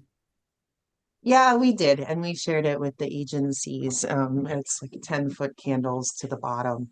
And the pools are all meeting that minimum. Like it's hard because it has to be 10-foot candles everywhere. And so because you only have a couple of pool lights, you're going to have some areas closest to the light where it's really bright because it's got to get to 10-foot candles at the farthest point from the light. And all the pool lighting at Sheraton meets that standard. And actually it does for others too. But that was something that I specifically checked in my visits in December, was to make sure that we were at the minimums at the darkest parts of the pool. And if not, then was there room to come down? And so that's kudos to Sheraton for finding lights that are able to do that. And that's why they're in the process of doing that light changeover right now. Okay, so is that a bulb change out, or is that a housing change out, or both? I'm gonna refer that question to Dan Sheldon because I'm not sure. Is it in the report or no? No, Dan Sheldon just popped on the screen. He is the director of security and knows way more about the lights on property than I do. Oh, It was okay. just a bulb. It was just a bulb change. Okay, awesome. Thank you. Just mostly curious. I think those are all the questions I had. I didn't have questions except for I wanted to just, Dan, you've been great since implementation of the permit and license in 2022. I think Sheraton's been super receptive to all of the agency recommendations, and I think they continue to strive towards that. And it's reflected here. And I think Adrian, you jumping on and providing support for that has been extra beneficial for it. So I just wanted to say thank you. Thanks, Ginny. Yeah, I definitely want to echo that. It's great to work with folks who take the initiative, they just kind of go for it without having to be told. Yeah, the team at Sheraton, Dan's fantastic. So, and again, yes, with Adrian's support and ABR. So yeah, thanks, folks. Thank you. Dan makes it easy. Okay, do we have any other comments from the committee? And if not, we'll take a look and see if we have any comments online or Zoom. Nothing on the email. No folks on Zoom want to testify. All right. Pull up the recommendation slide. But is Lindsay not here or is her camera just off? I just saw her. Okay. I'm here, camera on. I don't have any more other than to just echo what everyone said. Having seen the progression of this property over the years, you guys have done a great job, and I got nothing. This is one. That's great news. Lindsay got nothing. Kavika, can you, this is the previous applicant's recommendation.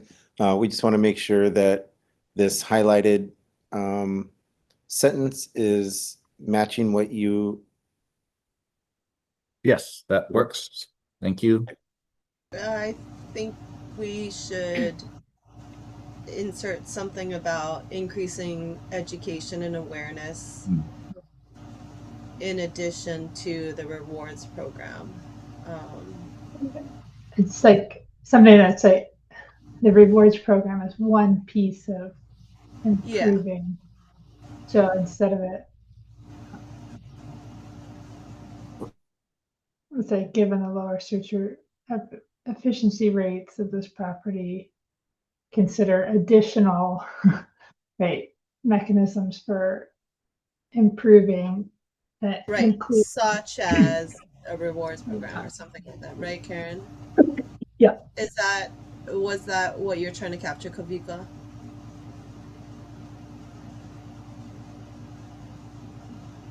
Yes, thank you.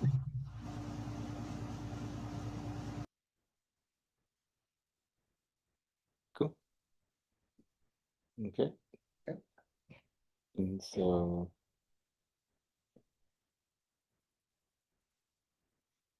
Maybe we only have this one recommendation. We'll leave it.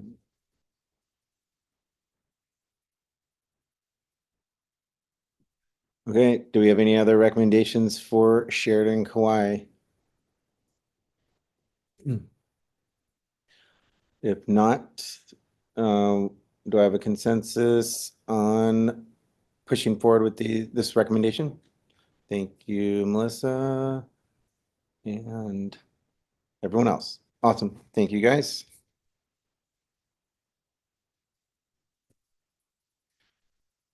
So with that said, we can move on to our next item. This is the last one for the day? Yes, last one for the day. Okay, just for process, make sure there was no public comment on that one. Oh, yeah, I did take a look earlier. We did look on Zoom and in the email, and we didn't see any other comments, and I don't see anything else on. Yeah. Okay, yeah, just to make sure all our bases are covered. Thank you. Yep. No, thank you, Kavika. So next on the agenda is item 2G, the Wait, status. sorry, is this the last one for the day? This is the last one for the day. Oh, awesome. Yes. Last one for day one. We got day two next week. But yep, last one for the day. It's 119.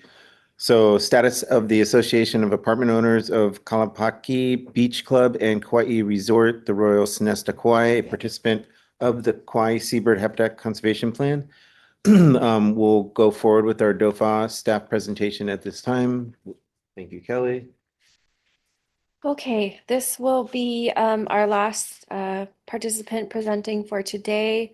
They are currently, so their name's a little bit complicated. They are pending I guess like a transfer, an ITL transfer to the Association of Apartment Owners of Kalapaki Beach Club and Sonesta International Hotels Corporation at Kauai Resort. The Kauai Resort encompasses or comprises of Marriott's Kauai Beach Club and Royal Sonesta Kauai Resort. So we refer to them as Royal Sonesta or Sonesta Kauai Resort. The project is a beachfront resort on 41 acres in Nauwiliwili within the Moku of Puna. the status of ITL number 24 in 2025. They had the observed non-lethal take of 3 AO. They did not have any observed take of lethal take of AO.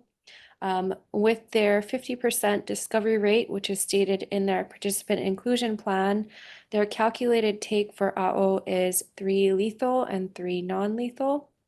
For Ua'u, this year they had the non-lethal take of 1. They did not have any lethal take of Ua'u. So their calculated take is 1 lethal and 1 non-lethal. They did not have any take of Akeake. So the table in the middle of the slide, this will show their cumulative calculated take. So the first column shows what they are currently authorized for, 33 lethal, 21 non-lethal for AO fledglings. Their cumulative calculated take is 13 lethal and 13 non-lethal. This would put their actual 5-year rolling average at 2.6 for both lethal and non-lethal, and both are over the maximum 5-year rolling average of take.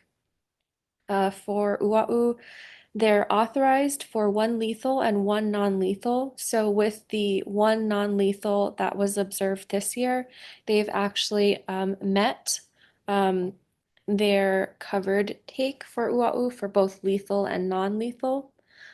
So they will likely have to submit a permanent amendment to increase take for Ua'u. Again, they have not had any past take or take this year of Akeake.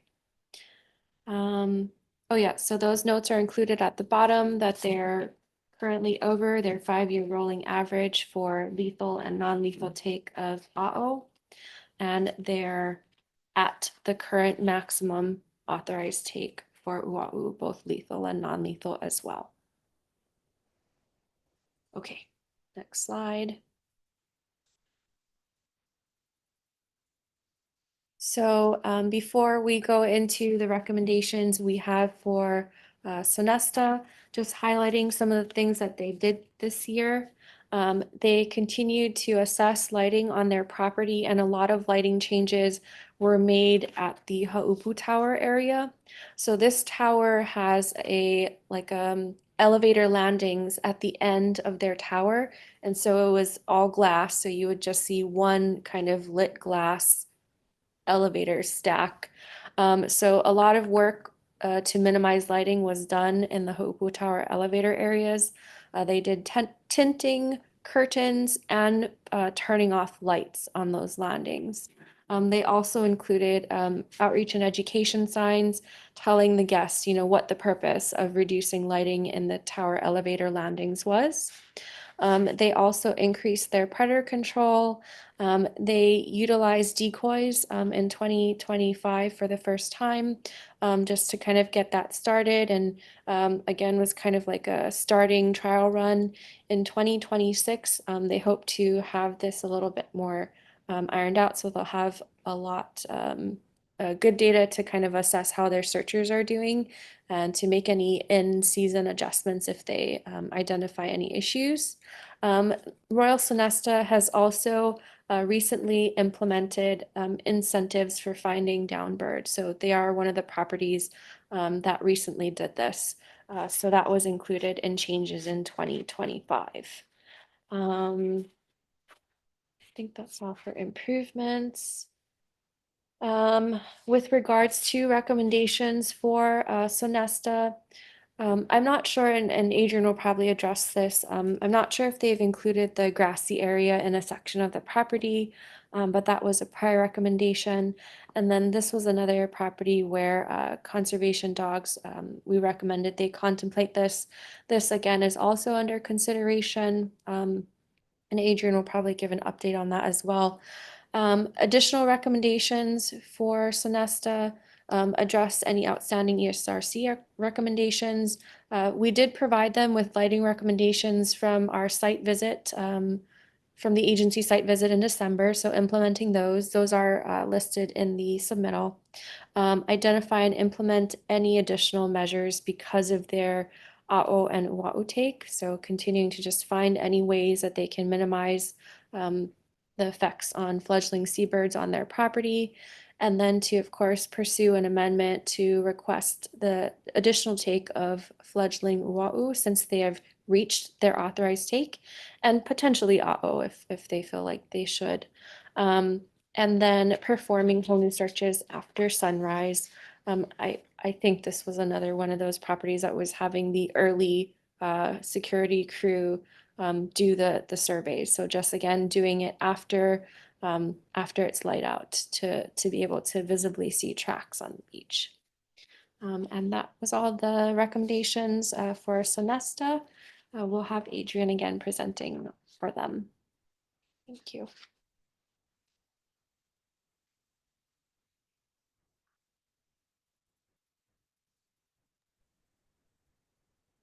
Thank you, Kelly.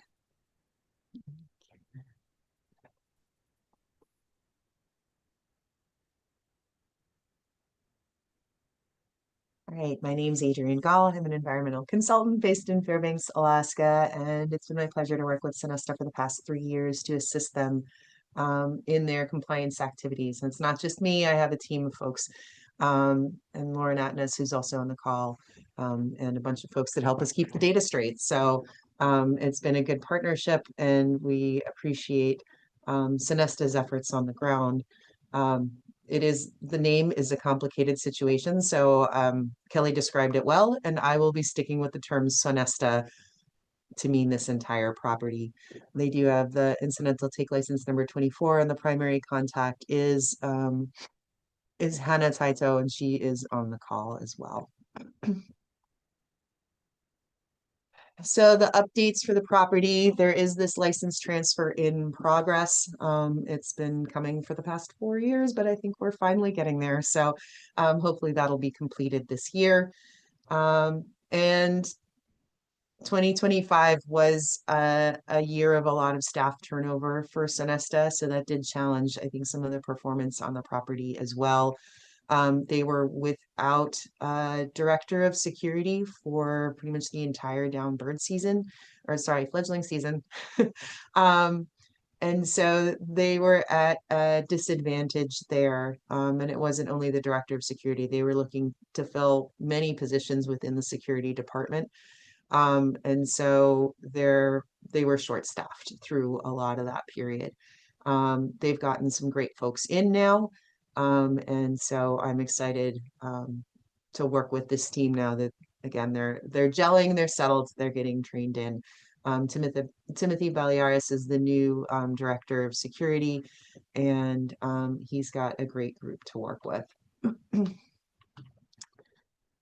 So I conducted a lighting review on the property in June, and many of these adjustments were already kind of underway in June, which was great. And the team that was on site at the time kind of described them to me, and then Lauren was able to follow up on them in September. And then we visited the property a third time. I visited with representatives from Fish and Wildlife Service and DOFA actually, I'm not sure we had you with us, Kelly, in December. I think that was actually just myself and Elise Sachs from Fish and Wildlife Service. But we have good recommendations going into 2026. And there's a list, and Kelly covered it already, of some of the lighting reductions. The photograph that we included there shows you how dark it is now inside the elevator landing areas, where we've turned off the overhead lights and we just use one little lamp kind of towards the middle of the landing area. And then there are sheer blinds and tinted windows to try and reduce the amount of light that spills out from the elevator landings. These photos further demonstrate that. So the Haupu Tower with the newly tinted windows, the photo on the upper left, you can see that 2 of the towers look less bright than the one that has no blinds. So it's not just the tinting, it's the combination of tinting and drapes that really helps reduce the light spill. So this was intentional to show the difference between the ones that have both the sheer drapes and the tinting and the ones that don't. And then the photo next to it, yeah, oh, sorry, I got that wrong. Well, no, that's right. And then the photo next to it, you can see the effect of turning the overhead lights off. So the photo on the left, that really bright column has those overhead lights on, and then the one on the right, the overhead lights have been turned off. Kukui's restaurant was under construction in 2024. They completed construction prior to fledgling season 2025. But we were able to identify some really good lighting reduction for the restaurant. So the photos on the lower left, the lowest leftist, is the very bright Kukui's during outside of fledgling season. And then on the right is Kukui's with lighting reduction in place for fledgling season to reduce the amount of light emanating out from the restaurant. Another small change that we made was to just turn off that motion sensor light on the Kahili Tower, which is the photo on the right. You can see it with the light on and the light off. That light is just left off during fledgling season. Public outreach, Kelly mentioned it. There's these signs set up in the lobby. There's also a sign as you walk up to the elevators. There's another one of those big racks with the sign saying why it's so dark here right now, and how important it is to protect our native seabirds. And then these pamphlets are placed in all of the rooms. There's also an effort at employee outreach with informational posters in the break rooms and notices shared to employees to remind them of the prohibition on feeding cats. We had 293 employees receiving seabird awareness training. There's 2 levels of training on the property. There's seabird awareness training, which is given to all employees on the property. And that includes ones that are directly Royal Sonesta and also the Marriott employees, because there are different managing entities on the property, but the permit applies to the entire property. So the seabird awareness training is given to all employees on the property to make them aware of seabird fallout issues, the relation to light attraction, and what to do if they find a bird down on the property, who to call. The answer to that is security, the Royal Sonesta security specifically, because those are the people that are trained to handle, recover, and deliver birds to save our shearwaters to the rehabilitators. So that training is provided to all employees, typically by the director of security. That job got kind of delegated around. I think Hannah ended up doing a fair amount of it. So that got delegated out, and now that will be part of Timothy's responsibilities as director of security. We also provide seabird search and handling training that's provided by ABR directly to the security staff, and Lauren Atnas provided that in September 2025. And then security leads were training new hires after that point. And we do the hands-on training every year, so we'll be going back in 2026 to do that in early September. Pictured there is the Save Our Shearwaters rescue box that's located on the property. This was the first year trying internal decoy trials. This property has a fairly strict no mobile devices policy for their employees.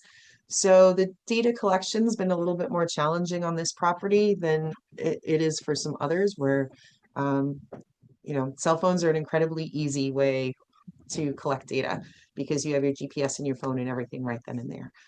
It's a little bit more complicated if you have to write the data down on paper or use a variety of devices to gather all the data together. So our deployment team did a very good job of deploying decoys. They deployed 12 decoys before the start of fledgling season, and they deployed 50 decoys during fledgling season. And we have pretty good records of those deployments. Unfortunately, we do not have great corresponding records of recoveries. It was fairly piecemeal how those recoveries were reported back. And so we didn't feel that we were getting the quality reports back to be able to provide any kind of a searcher efficiency with confidence. So that is something we're working on now that we have a stable management group coming into this next season, working on training everybody on data collection and treating every decoy as if it is a downed bird and affording it that level of seriousness when it comes to reporting the data. Because that's one of the points of the decoy deployments, is to get the team very used to collecting all the data that we need to know for every downed bird. So it's taking the photos so that we can see the context of where the bird or decoy is, all the way down to the decoy itself and what decoy number it is, because that helps us match them up with the deployment records. And then all of the ancillary data that go with it, the weather data and the conditions and where it was found and all the rest of it. So that is room for improvement in 2026. On to search effort. The nightly searches were conducted by the security team. They were conducted at the times specified in the KSHCP. So one search done between 9 and 11 p.m. and a second search done between roughly 4:30, 6:30 in the morning.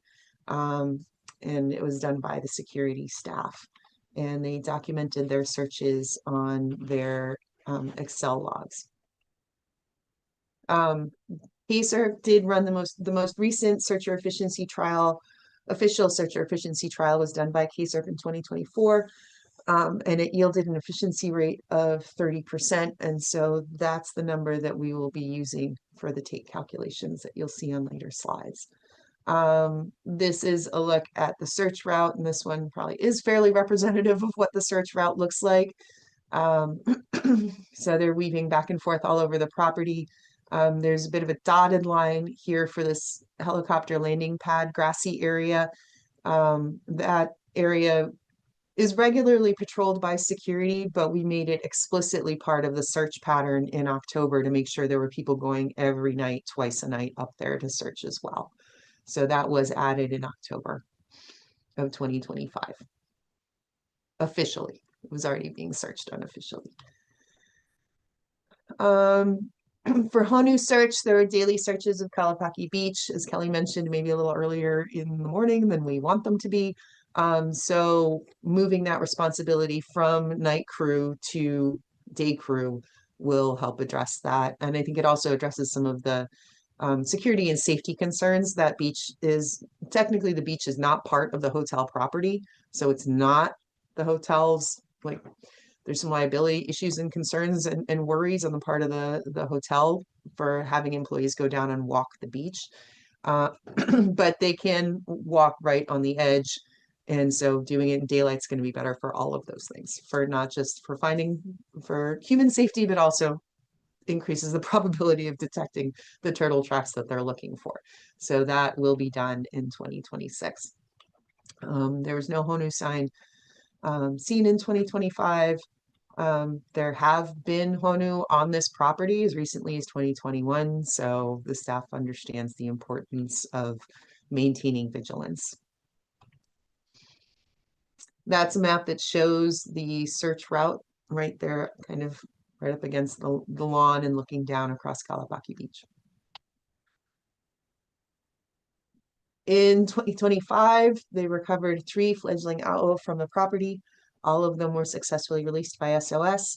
They recovered 1 fledgling uau, which was also successfully released.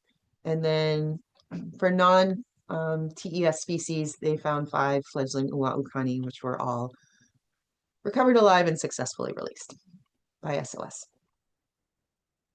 Here's a map of the locations.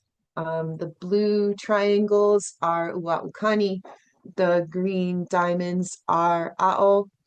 So 2 ao kind of by the pool-ish, and 1 over, it was under one of the big, very brightly lit, but from underneath, entries to one of the conference rooms. So it's an area they were found like under a really high roof. Not sure how they got in there. And then the 1 uau was found on the backside of Haupu Tower. So it's still those, you know, even though there's been a lot of light minimization for those elevator areas, it's a combination of the light from the building. There's also lighting along the walkway behind the building. And then there's that parking lot that has parking lot lights. They are shielded to aim down, but I think there's probably room for improvement at that parking lot. And I think that's something Elise and I talked about in December.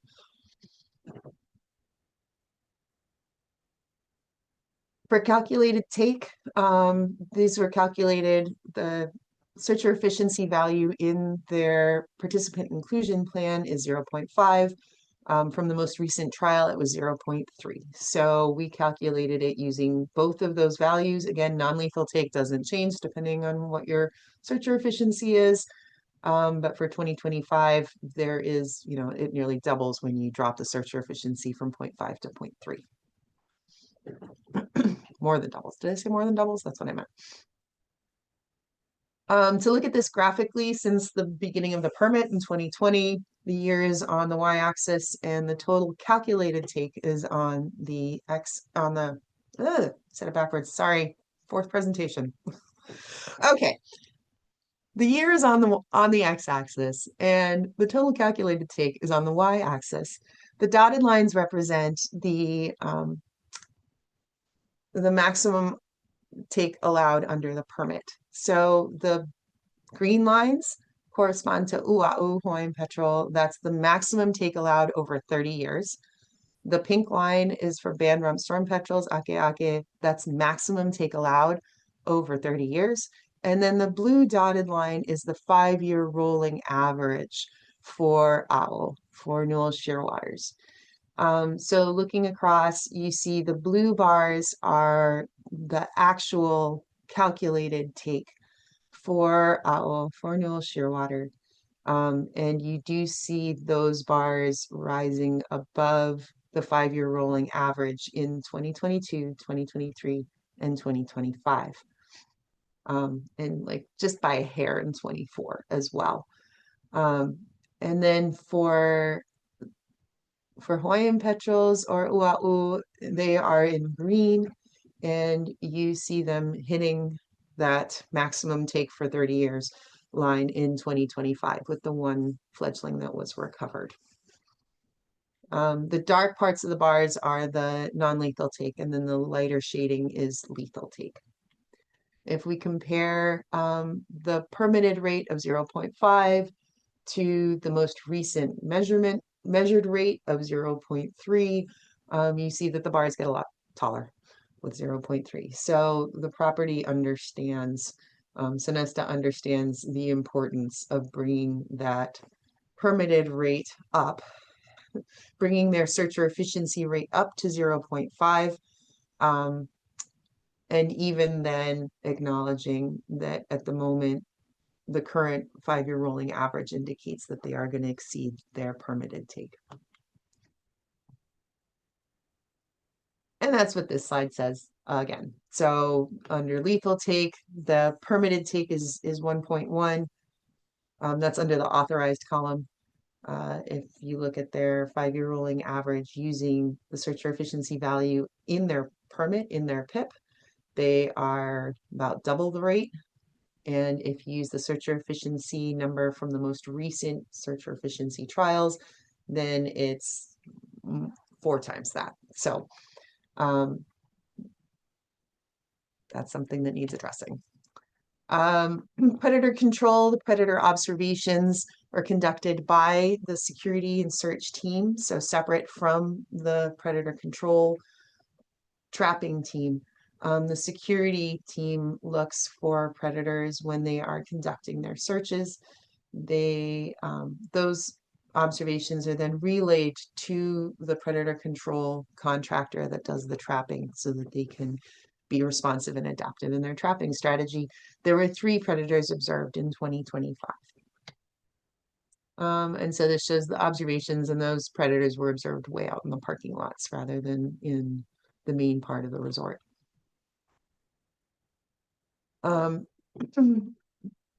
The resort hires a contractor to conduct predator control and trapping. They're deploying traps 20 days a month throughout the year. They started the year deploying 3 traps on the property, and then in June increased to 5 traps on the property. They have had some issues with trap tampering, and so it's limited where traps can be deployed because of concerns with trap tampering. The traps have captured 11 predators. So this is the visual on that. In this figure, we've got months across the x-axis. We have the number of predators on the y-axis. The gray shading indicates nights when traps were deployed. The red dots indicate captures of predators in traps, and the blue bars indicate observations of predators by the security search team. For adaptive management, in 2025, there were a fair number of lighting adjustments made. Those are detailed in the annual report. They did increase trapping effort, and they're maintaining that level of trapping effort through 2026. We took a first try at internal decoy trials, and look forward to improved data collection to get some what will be very valuable data on detections throughout the property for next year. The property also implemented an incentive or reward program for notifying security if a down bird is found. And to my knowledge, and Hannah can correct me if I'm wrong, but I believe that only applied to down birds and not decoys. For this coming year, there are some more lighting adjustments that can be made. We would love to work with DLEC to have another formal trial by KSHCP to reassess the search team, and the resort is committed to hiring dedicated seabird searchers to augment the security team this year rather than, and that was the intention in 2025 as well. The resort did put out a job ad and tried to recruit for seabird searchers, and unfortunately wasn't successful on that front. And that was the effort last year. And so we're starting with a bit more of a running start this year. So recruitment will start shortly. And we will have dedicated seabird searchers for 2026. And that's all I have for Sinesta. So with that, I'll take any questions. Thank you again, Adrian. Hey, Adrian, I just have a question. Thank you for the overview on everything. Why do you think there was it appeared to be a large jump this year? Things kind of went down the year prior, but went back up again. A jump in terms of what? Take. Yeah. I don't have an answer for you there. I don't know that there was anything specifically that the resort did differently. They recovered more birds than they did in 2024. And I actually see that as a positive, honestly. I think the team was searching carefully, but I don't have a good answer for you because the only thing that happened in 25 was lighting reductions. So, you know, we turned the lights down. We had less light emanating from Haupu Tower. We turned more of the like independent lights off. There's a whole bunch of other lighting reduction that was done, like the lights in front of Duke's were turned down or turned off. Several other lights throughout the property were turned off. So if lights were the only reason that birds fell on this property, we should have seen a decline because there was a fair amount of lighting reduction. Okay. All right. Just curious. Thank you. Yeah.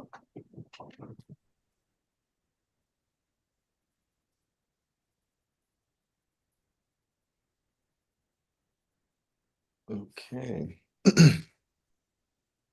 And I asked, it sounds like you guys are considering using the conservation dogs here, and I think that one of the other sites, and I guess what are the considerations that are being made?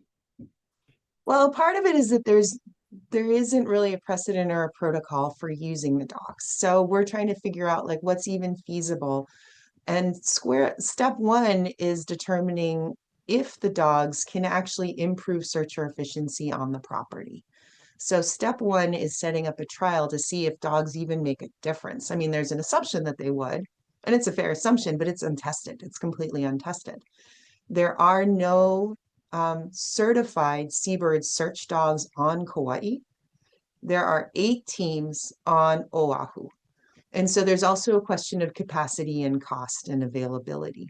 It's given the search teams that are certified and can do the work and could be available.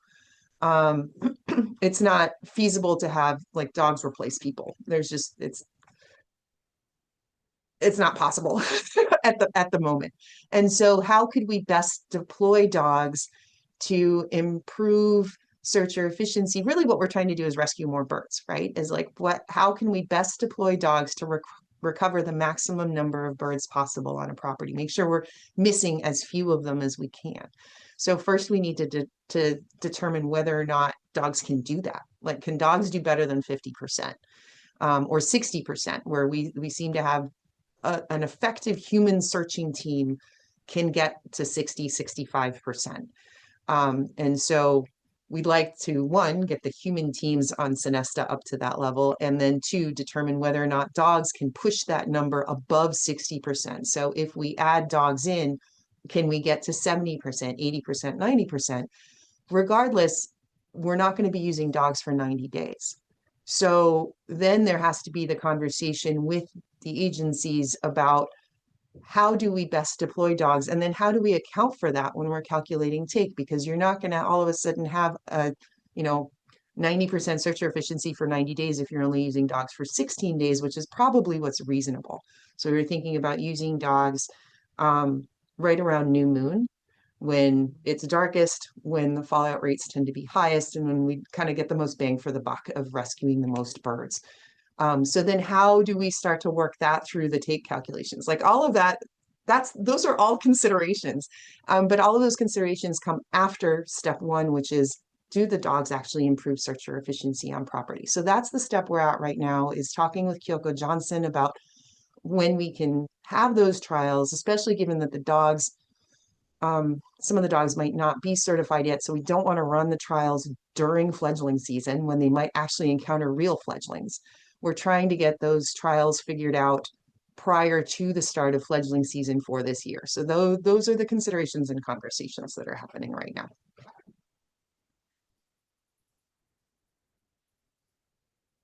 Yeah, I do think we do already know that dogs are better than humans when it comes to these kind of things, and we do use, there's dogs being used on Kauai for multiple different types of projects, from sniffing seabird burrows to detecting smaller rodents and stuff like that. And so I think, yeah, your continued conversation with Kyoko would be beneficial, and she may even have additional information that can be shared too, because she does a lot of work around the state.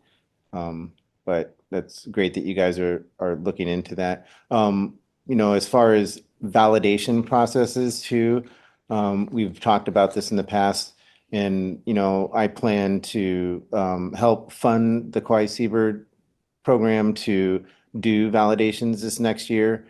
And so we'll, take money from our budget to support the group to go and do this for these different applicants. And so once we have that stuff all set up, we'll kind of report out to the ESRC on how those things will, take place, and what kind of funding is available and when those things will happen. So we'll continue to work with the Seabird project over there after our budget comes out in July. Yeah, that'd be great. Kyoko's been wonderful. She's been, really into the conversations about how we can figure this out, and how we might structure operational use of the dogs in a way that's realistic, because they are a limited resource. Yeah, and the dogs can have muzzles and leashes and things like that, and different ways to deploy them. But eventually, they'll probably be trained so well that you may not even need some of those tools. But yeah, that's great. I guess at this point, we'll Actually, just. Jason, sorry, I was going to ask if you folks could pull up your recommendation slide. Now that I've seen theirs, I wanted to see again what you folks were recommending.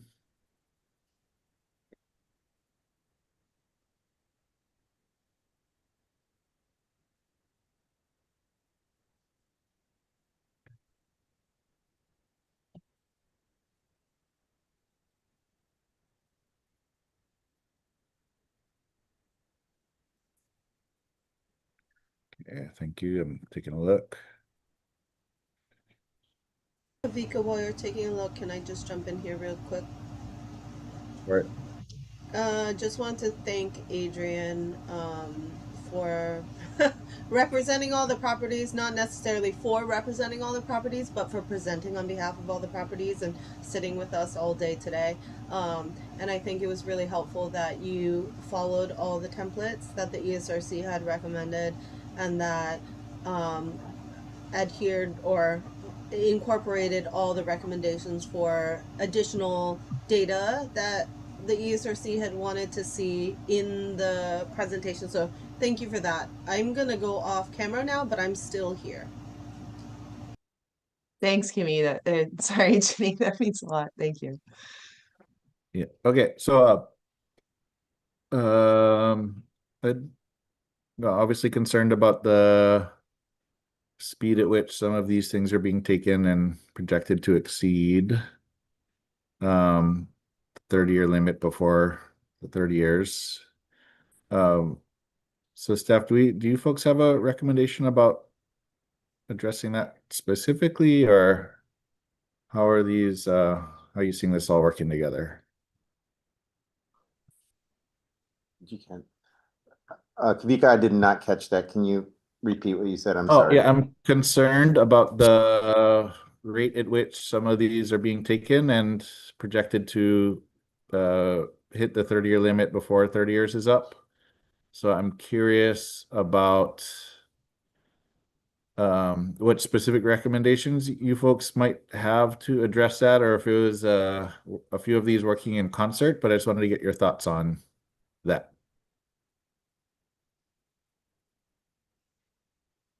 Yeah, so they are not, they are taking their covered species at a high rate, and for Uau are at currently this year, as of this year, because they only had a authorized take of one. So recommendations would be, of course, to just continue whatever they can do at the property to minimize as much as possible.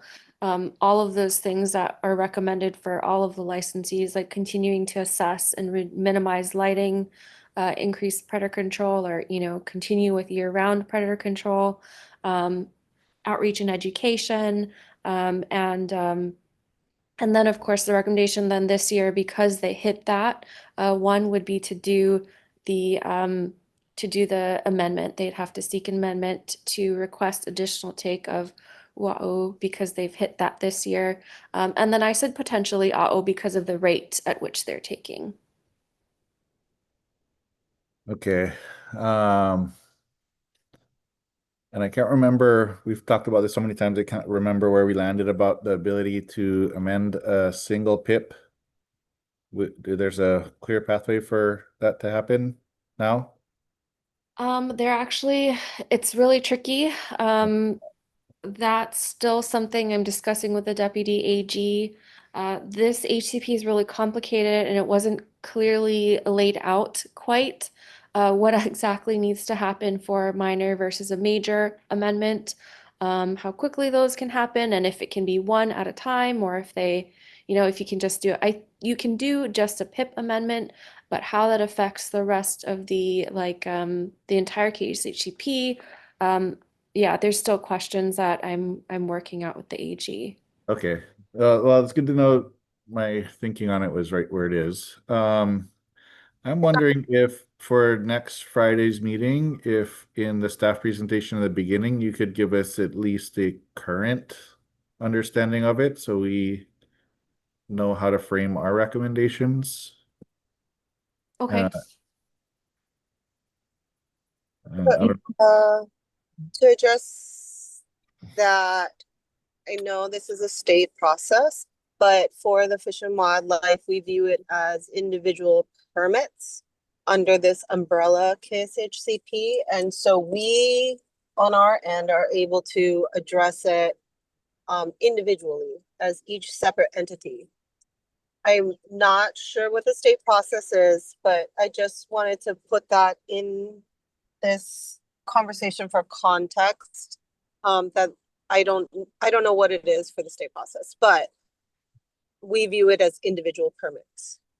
Yeah, thanks, Jeannie. That So I don't know if the staff and the deputy AG could maybe look at the language that might be guiding the federal law in that direction, and as much as we can be in alignment, that would be awesome. Yeah, we're already having these conversations, and what this is going to push us to is really the understanding of what's needed in a rule package for our HCP program, where we can, really just push to an administrative rule that talks about how we can implement some of these changes and stuff like that, which we don't have right now. So, so a lot of this stuff may kind of mirror a little bit of how the federal folks do it. So, but we've already started conversations with our attorneys, and those conversations will continue. And yeah, we can report out on that. Okay, awesome. Yeah, because next time if we and I sent the email out requesting to include a voting item, but it would be nice to know if we're feeling that one of these PIPs needs to be amended or whatever the term is, we should be able to discuss it and vote on it so that we can have some forward movement and not just be in this doom loop. Yeah, no, I get it. And if you read the HR, the statute that, upholds the ESRC, part of the statute talks about you guys reviewing HCPs and ITLs when they're being created and providing recommendations to the department and to the board. The next bullet point is to do annual reviews of these annual reports for these applicants and providing recommendations. It doesn't say to who. It does, it just says provide recommendations. So I want to get a little clarity on that. It's like providing recommendations to DOFA, who we then possibly go to the board. And so I'd like to kind of get some answers on that. And those are some of the conversations that we're having too. Okay, you're referring to the language in the law? Yes, sir. Okay. And remind me, we had multiple, I think at least 3 applicants today that are looking for some kind of amendment. I know that not all amendments lead directly to the PIP, but it seems like that was a theme across presentations. Yep. So we're gonna, try to push forward as fast as we can with these applicants to get these amendments done and possibly develop processes on this. I haven't been part of this program for the HCP program for a while, and for that long of a time. And so I wanted to kind of look back and see, like, we've done amendments before. How did we go about these? A lot of these amendments that we may have done in the past may just be for the solid HCP, which has an implementation plan in there. But this is a little bit different type of thing where we have these separate PIPs, and how does all that work? And yeah, I think this is we'll the get to the first bottom. one where we have so many PIPs. Everybody else is just single HCPs, and that's part of where the confusion comes from. Yeah, we'll make it happen. We'll make it happen.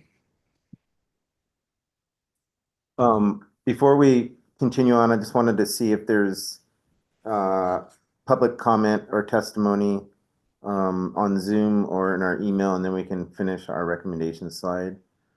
No public comment on Zoom.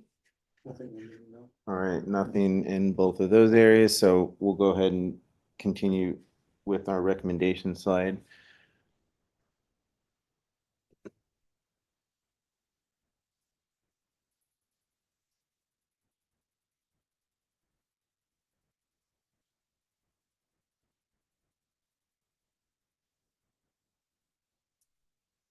I would like to put the recommendation for the K9 to continue. Well, I think that might be actually one of Yeah, our, it's up never there. mind, that's one of our recommendations, right?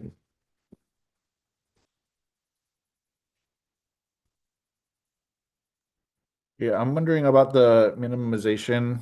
I'm not sure that continuing to improve is strong enough or gives concrete enough guidance. I mean, by that recommendation, they could change one light and they've met the recommendation and can report on that the next year. I'm wondering, can we maybe think about percentages or just say 100% of a certain kind of lighting, or open to suggestions here, but I don't want language that allows them to change one light and then next year they come back and says that they've improved the situation.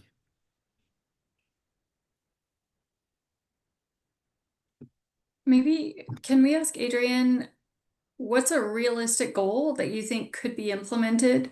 Not something that, I'm not saying, like you said, like one is easy, right? But what's realistic that could actually make a substantial difference? And I think have to put it into context because they have take authorization, but I think we have to put it into context of staying below where they're not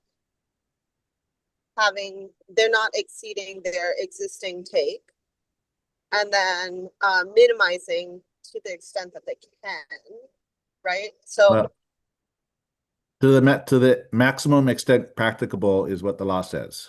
right, yeah. Yeah, and I but they do have a license. And so I just want to make sure that we are still staying within that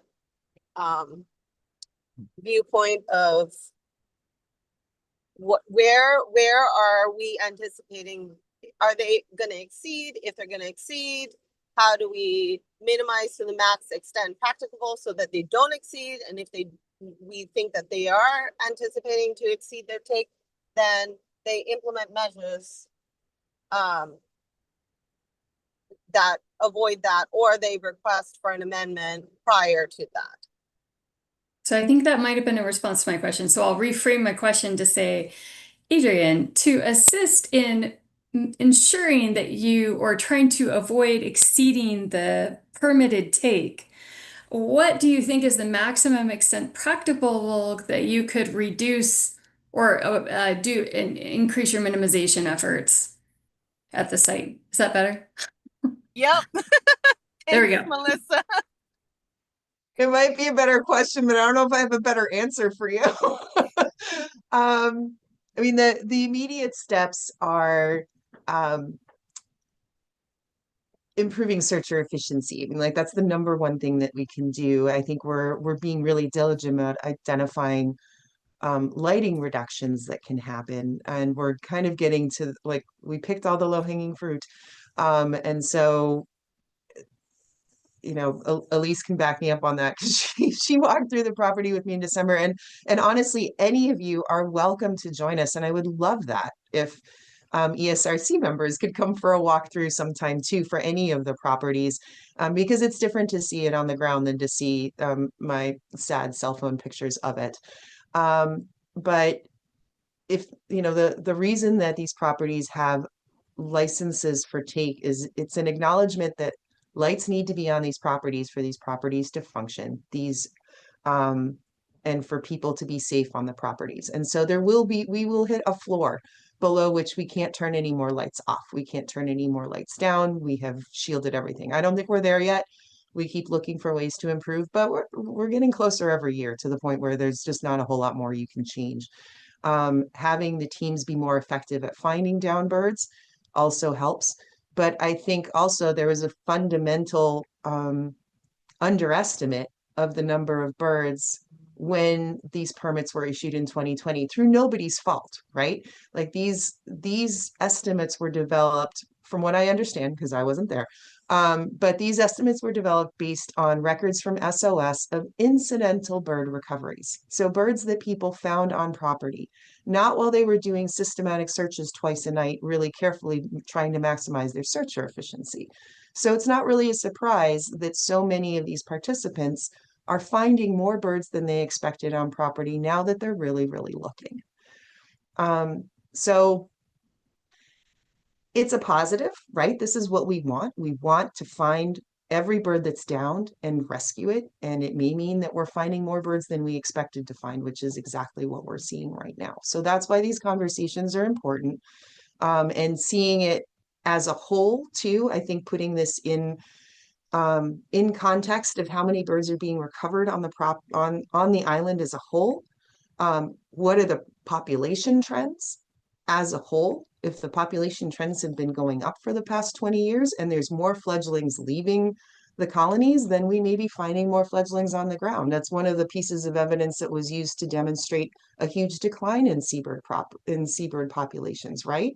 Was how fewer were getting turned into SOS now than when SOS started. And so it can work the other way too, hopefully, if seabird populations increase, that we are actually finding more fledglings, and that's a good thing because it's a sign that more fledglings are coming out. But anyway, that's kind of the macro level that isn't addressed in this meeting in any way, shape, or form right now, right? Like we haven't talked about population level trends or island-wide recovery rates, or what the geographic distribution is of island-wide recovery rates. I am pontificating and not answering your question anymore. Anyway, I think I answered your question somewhere in there, but if you want follow-up, please ask. Yeah, I just like to comment that taking care of the low-hanging fruit doesn't sound like maximum extent practicable to me. So I think the permittee needs to go beyond the low-hanging fruit and minimize the maximum extent practicable. Increasing searcher efficiency is not minimizing to the maximum extent practicable, which is what the law says. And the permittee needs to be better. Well, we are, and we have been implementing every single recommendation that comes our way from the agencies and KSHCP that is helping us do these lighting evaluations, and we'll keep doing that. But like I said, you get to a floor where lighting is required to keep people safe.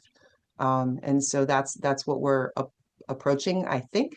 But again, if not, I invite anyone to join us on these lighting evaluations as we continue to do that. We did it 3 times this year, trying to keep looking for more opportunities to turn lights down. And Lisa, I'll let you. Yeah, I just wanted to acknowledge the maximum extent practicable is not only in the law, it's in this permit. That's the goal every year. And I think, you know, kudos to Elise and Kelly and Dilek who've come on these property walkthroughs as we talk about how to train people, how to search better, especially looking at specific lights. It's really an on the ground walking through kind of an inquiry. It really helps, as Adrienne said in one of her earlier presentations, to do that at the end of the season where we know birds have been found. So it's really a site-specific, location-specific inquiry that requires feet on the ground. That's something we've been actively doing. I think we've been more successful in minimizing lighting with their input. I know it's a significant effort to get over to Kauai and do these nighttime property walks during a particular time of year, but to me, that's really a very effective way to do it, is to have the agency folks on the ground walking the property with Adrienne and our on-site teams, and I'd encourage that to continue.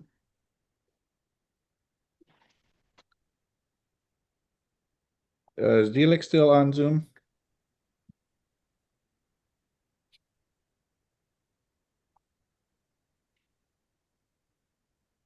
Staff, can you see if Dilek's on? Yeah, I do see her.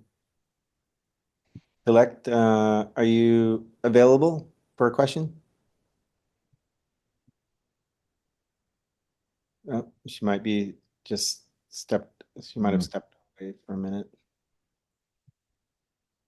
What was your question? And maybe we can, I just interested in getting a outside opinion of whether or not they are doing maximum extent practical. Did staff have any? Have you folks done a walkthrough at night? Kelly, you've been to the property, Kelly? Yeah. I didn't attend the property walkthrough this past year. I've been on Sonesta's site the year prior.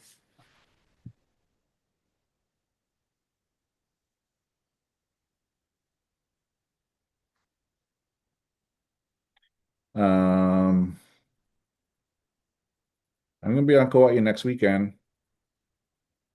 Can anybody show me around Thursday night, next Thursday?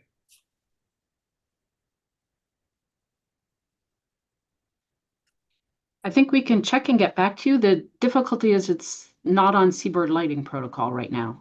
So it's not an accurate estimate of what is maximum extent practicable. So that's why we do the walkthroughs during the seabird season. So we can check, we'll get back to you and see if we can accommodate next weekend. But you won't be seeing Thursday. lighting.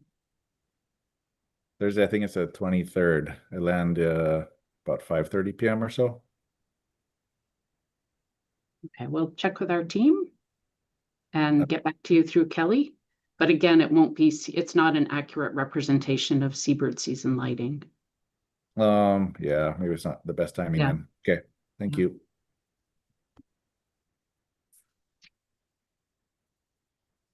Do you think it's worthwhile to just look at the previous and after photos? And I don't know if we have anything from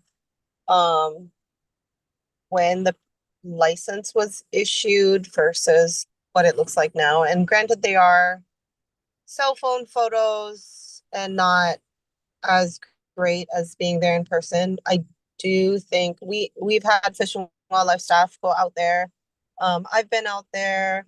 It was bright, but based on the staff going out there last year, I believe that they've reduced, and I think the photos that Adrian showed have demonstrated some reduction. I think there's probably some minimization that could happen, but I believe that Sonesta has been implementing the recommendations that the agencies have been providing to them. I know that doesn't address all of your concerns, and I do think that it's worthwhile that there's some receptiveness from the permittees dealing through all of this through adaptive management.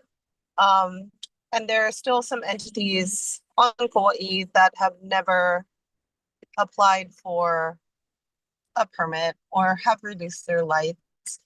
So in the Fish and Wildlife perspective, we want to continue to work with these permittees. And any recommendations that ESRC has, we still are considering, and we think that it's helpful. So in that sense, I think that we can work with them. And if you have specific lighting recommendations, Kavika, if you go out there, whether it's next weekend or during seabird lighting season and whatnot, or hear from others or members of the public, then I think it's worthwhile for the agencies to investigate and work with the permittees on it.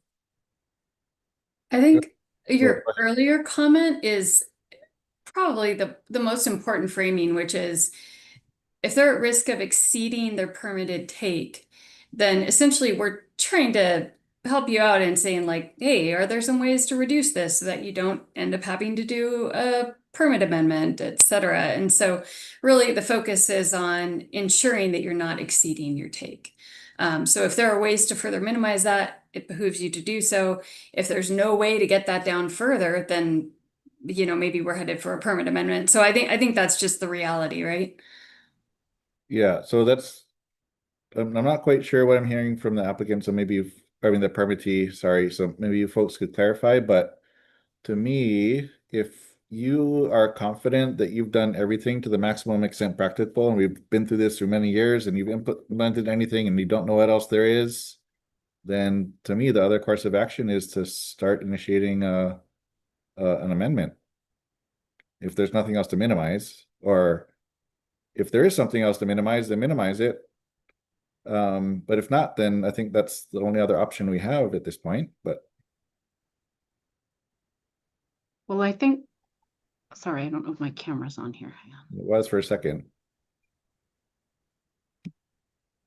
Yeah, Melissa, that's correct. And we really want to just make sure that the permittees are complying with their permit and doing everything that they can. And if we anticipate that they're going to exceed their take that's anticipated in the permit or their license, sorry, I have to switch gears, license, then yes, we definitely want to explore those options and provide those recommendations, or we ask them to request for an amendment to request for an higher level of take.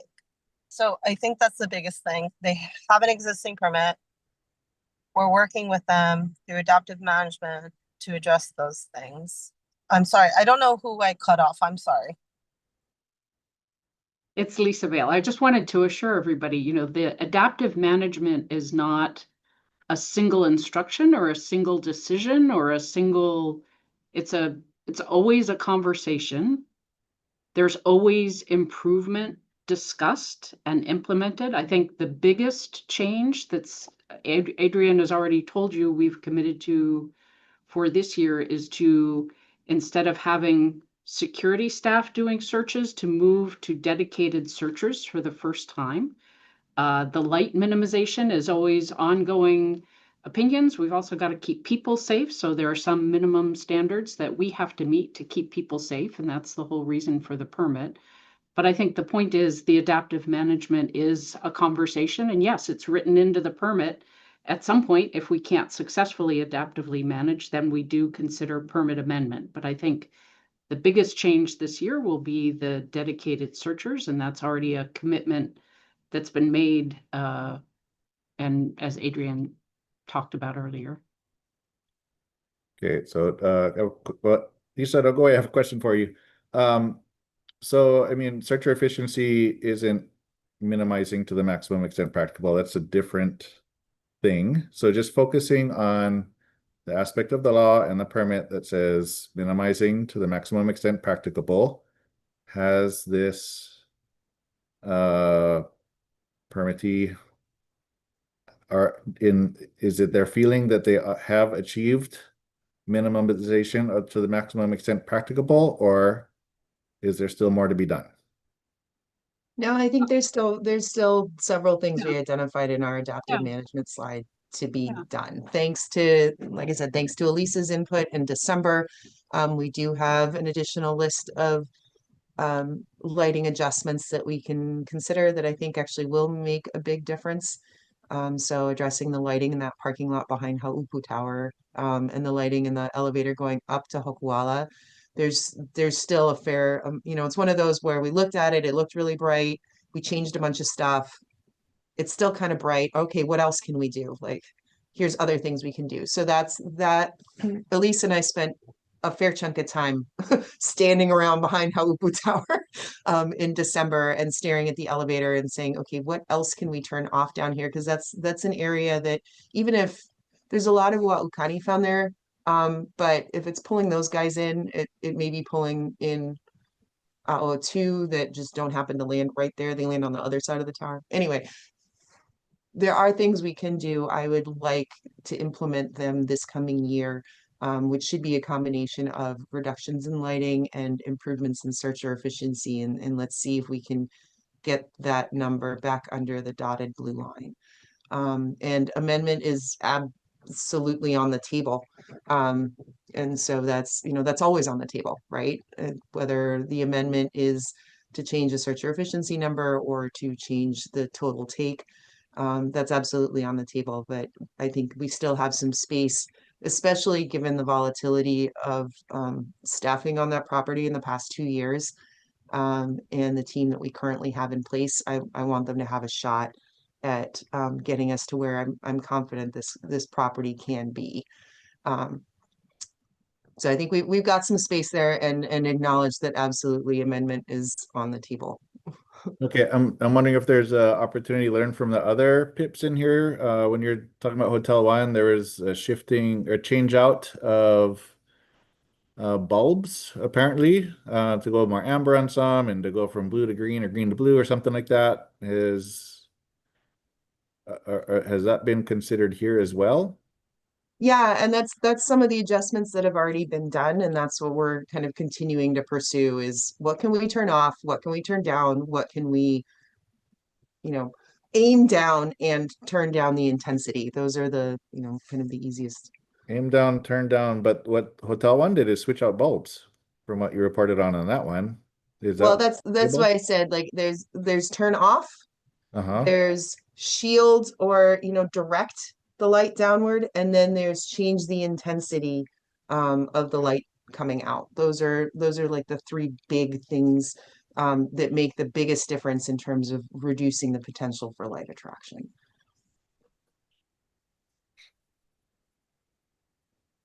Delik's available now if you had that question. Oh, Kavika. Delik. I do still have that question. Delik, I'm wondering if what you're thinking about what more this PIP can do to minimize lighting attraction.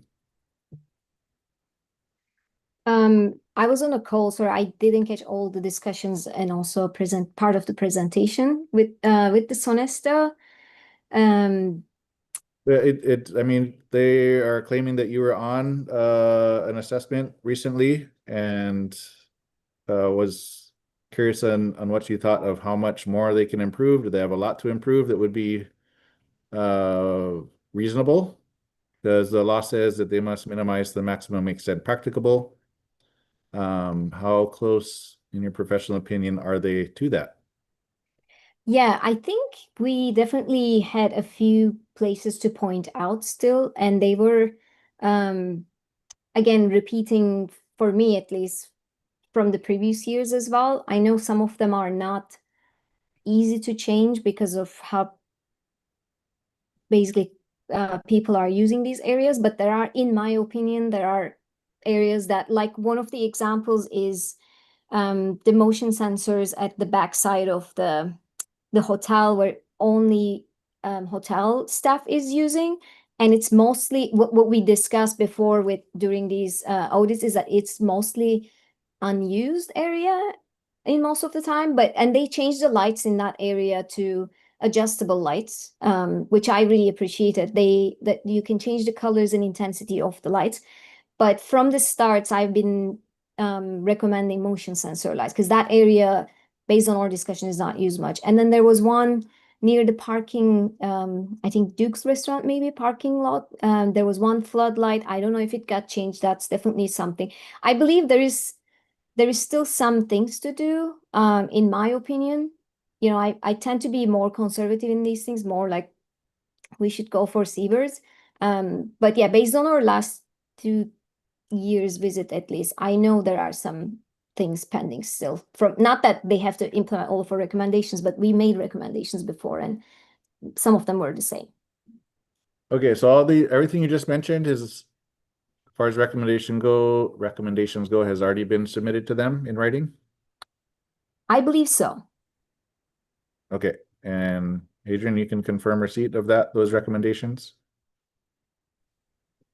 Yeah, I'm pretty sure we've gotten from the last time DLEC was on property, and some of the things that she's just mentioned have already been done, but not all of them. So there's space for more. Okay, I've made my point. Thank you. If I need to add one more thing, I think I don't know what will be really good approach, but the pool area in all of the hotels, actually, apart from Sheraton, I think Sheraton's pools are somehow looks much darker than the hotel one in Sonesta, but the pool area in Sonesta, I think, is still very bright. And I know they are putting all of the effort to reduce the lighting in that area, but it's still somehow the brightest. Again, it's like so hard to make concrete recommendations for that area because so many lights are there. So I believe it needs like a good thinking and planning and can be definitely done, but it's one of the brightest areas there.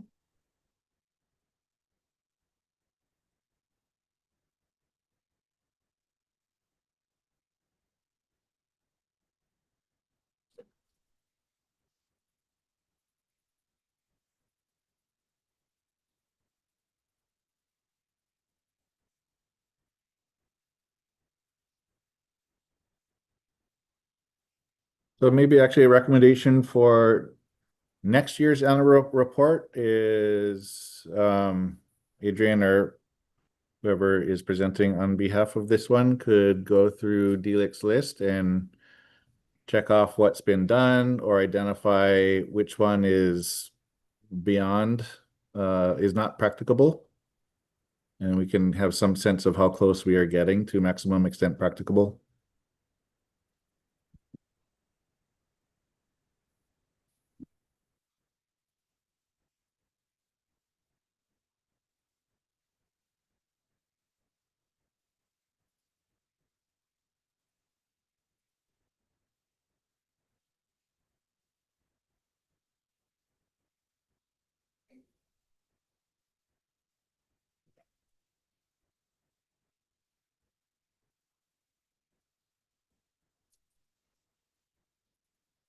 How does everyone feel with the recommendations that we have up currently?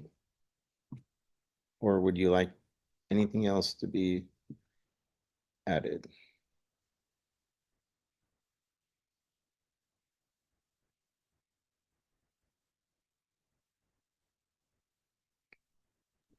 Is the second and the third bullet similar? Yeah, I guess we're more pinpointing an area. Maybe you can take away that.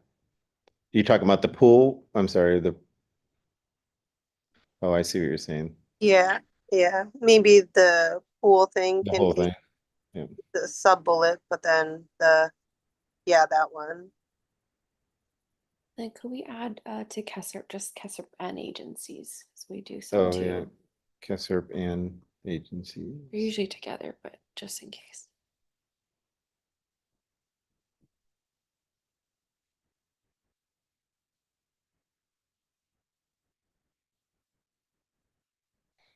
I'm comfortable with this.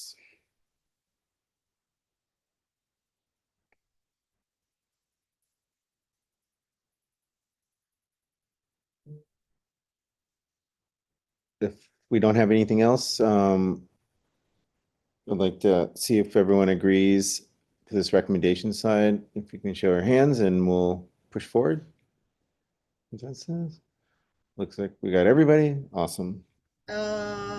I didn't raise my hand. Oh, I'm sorry. Do you have your camera off or do you have it Oh, on? sorry. I was off. Oh. Okay, now I'm on.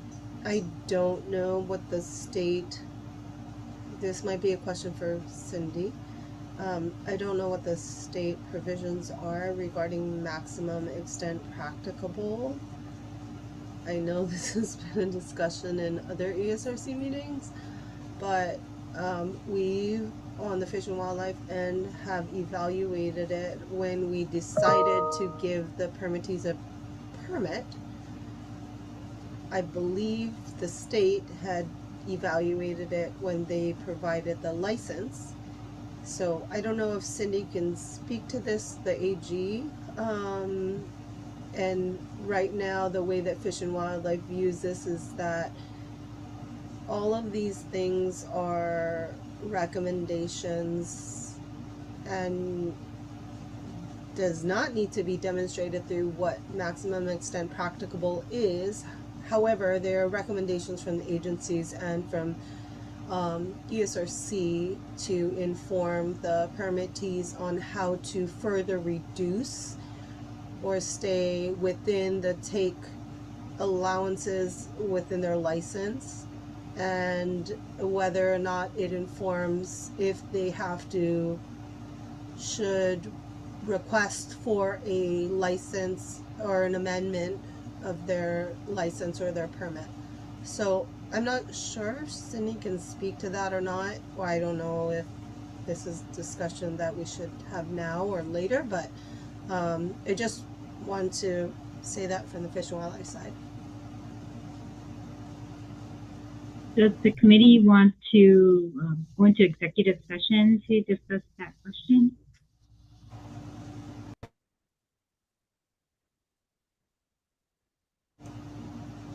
I'm sorry, I couldn't hear that. If the committee wants to. If she's asking if we want to go into executive session. And We're going to lose Lindsay in 10 minutes. I mean, I'm not saying we couldn't get that done in 10 minutes, but maybe it's a Kavika question. Do you feel like that's necessary, or Jason as chair, is that necessary? I'm not confused what maximum extent practical means, so I'm not calling for executive session.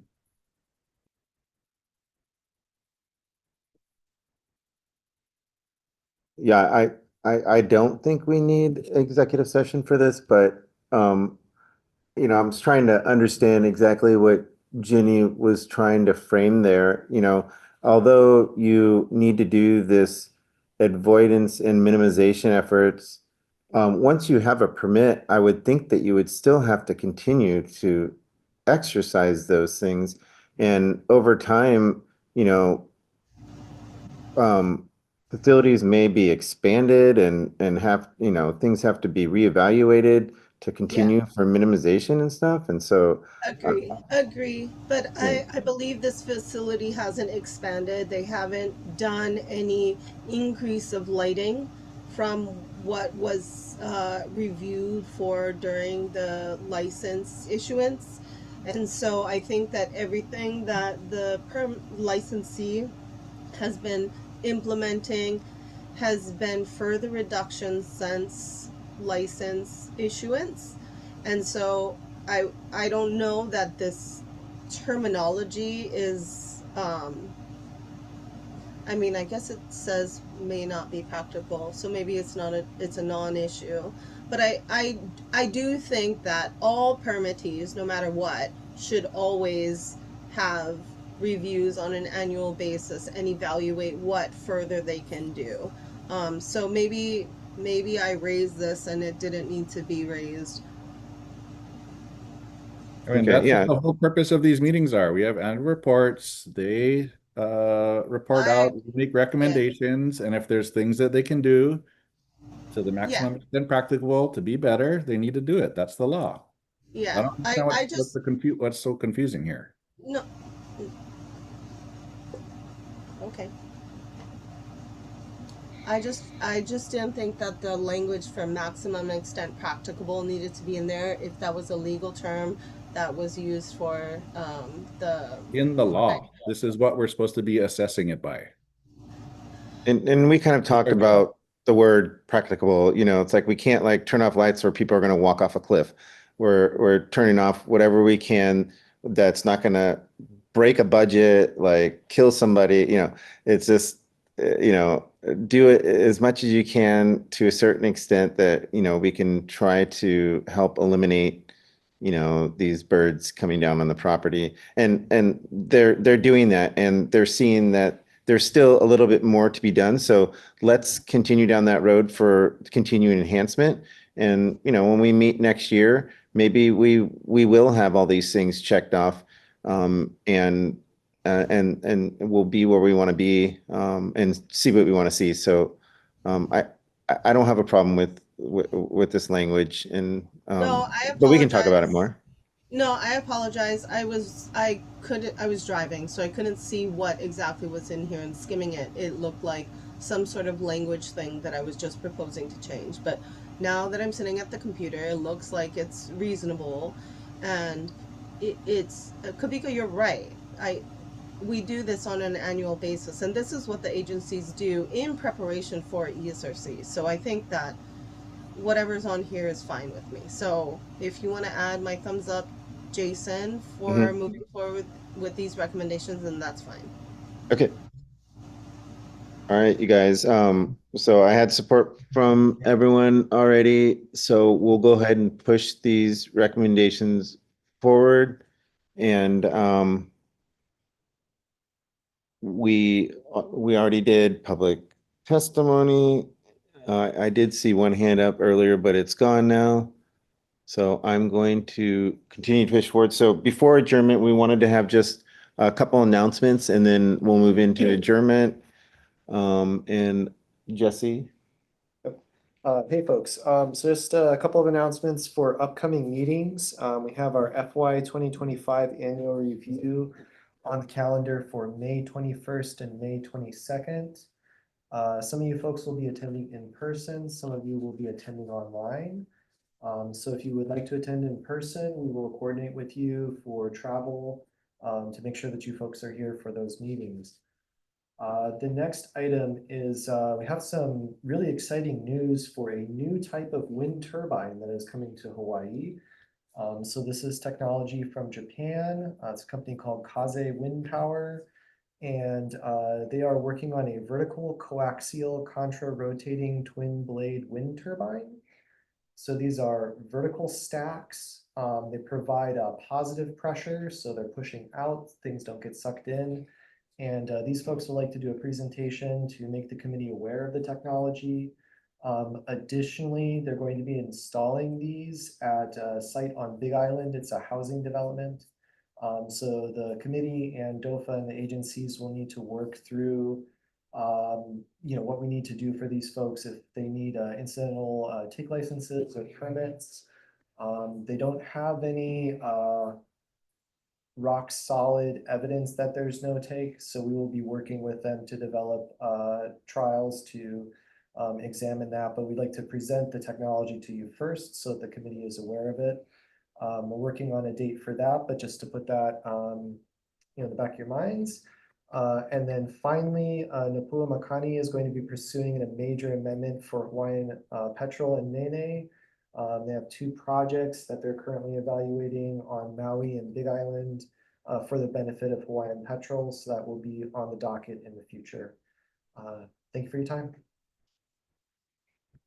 Okay. Any I have a question before we adjourn. So there's a few non-HCP specific things that aren't identified with a particular permit or license, like let's just getting an update on where we are in crafting administrative rules, where we're at with are we doing a amended bat guidance document? I can't remember. Just kind of getting some updates on these ongoing things that I haven't heard anything about in a long time.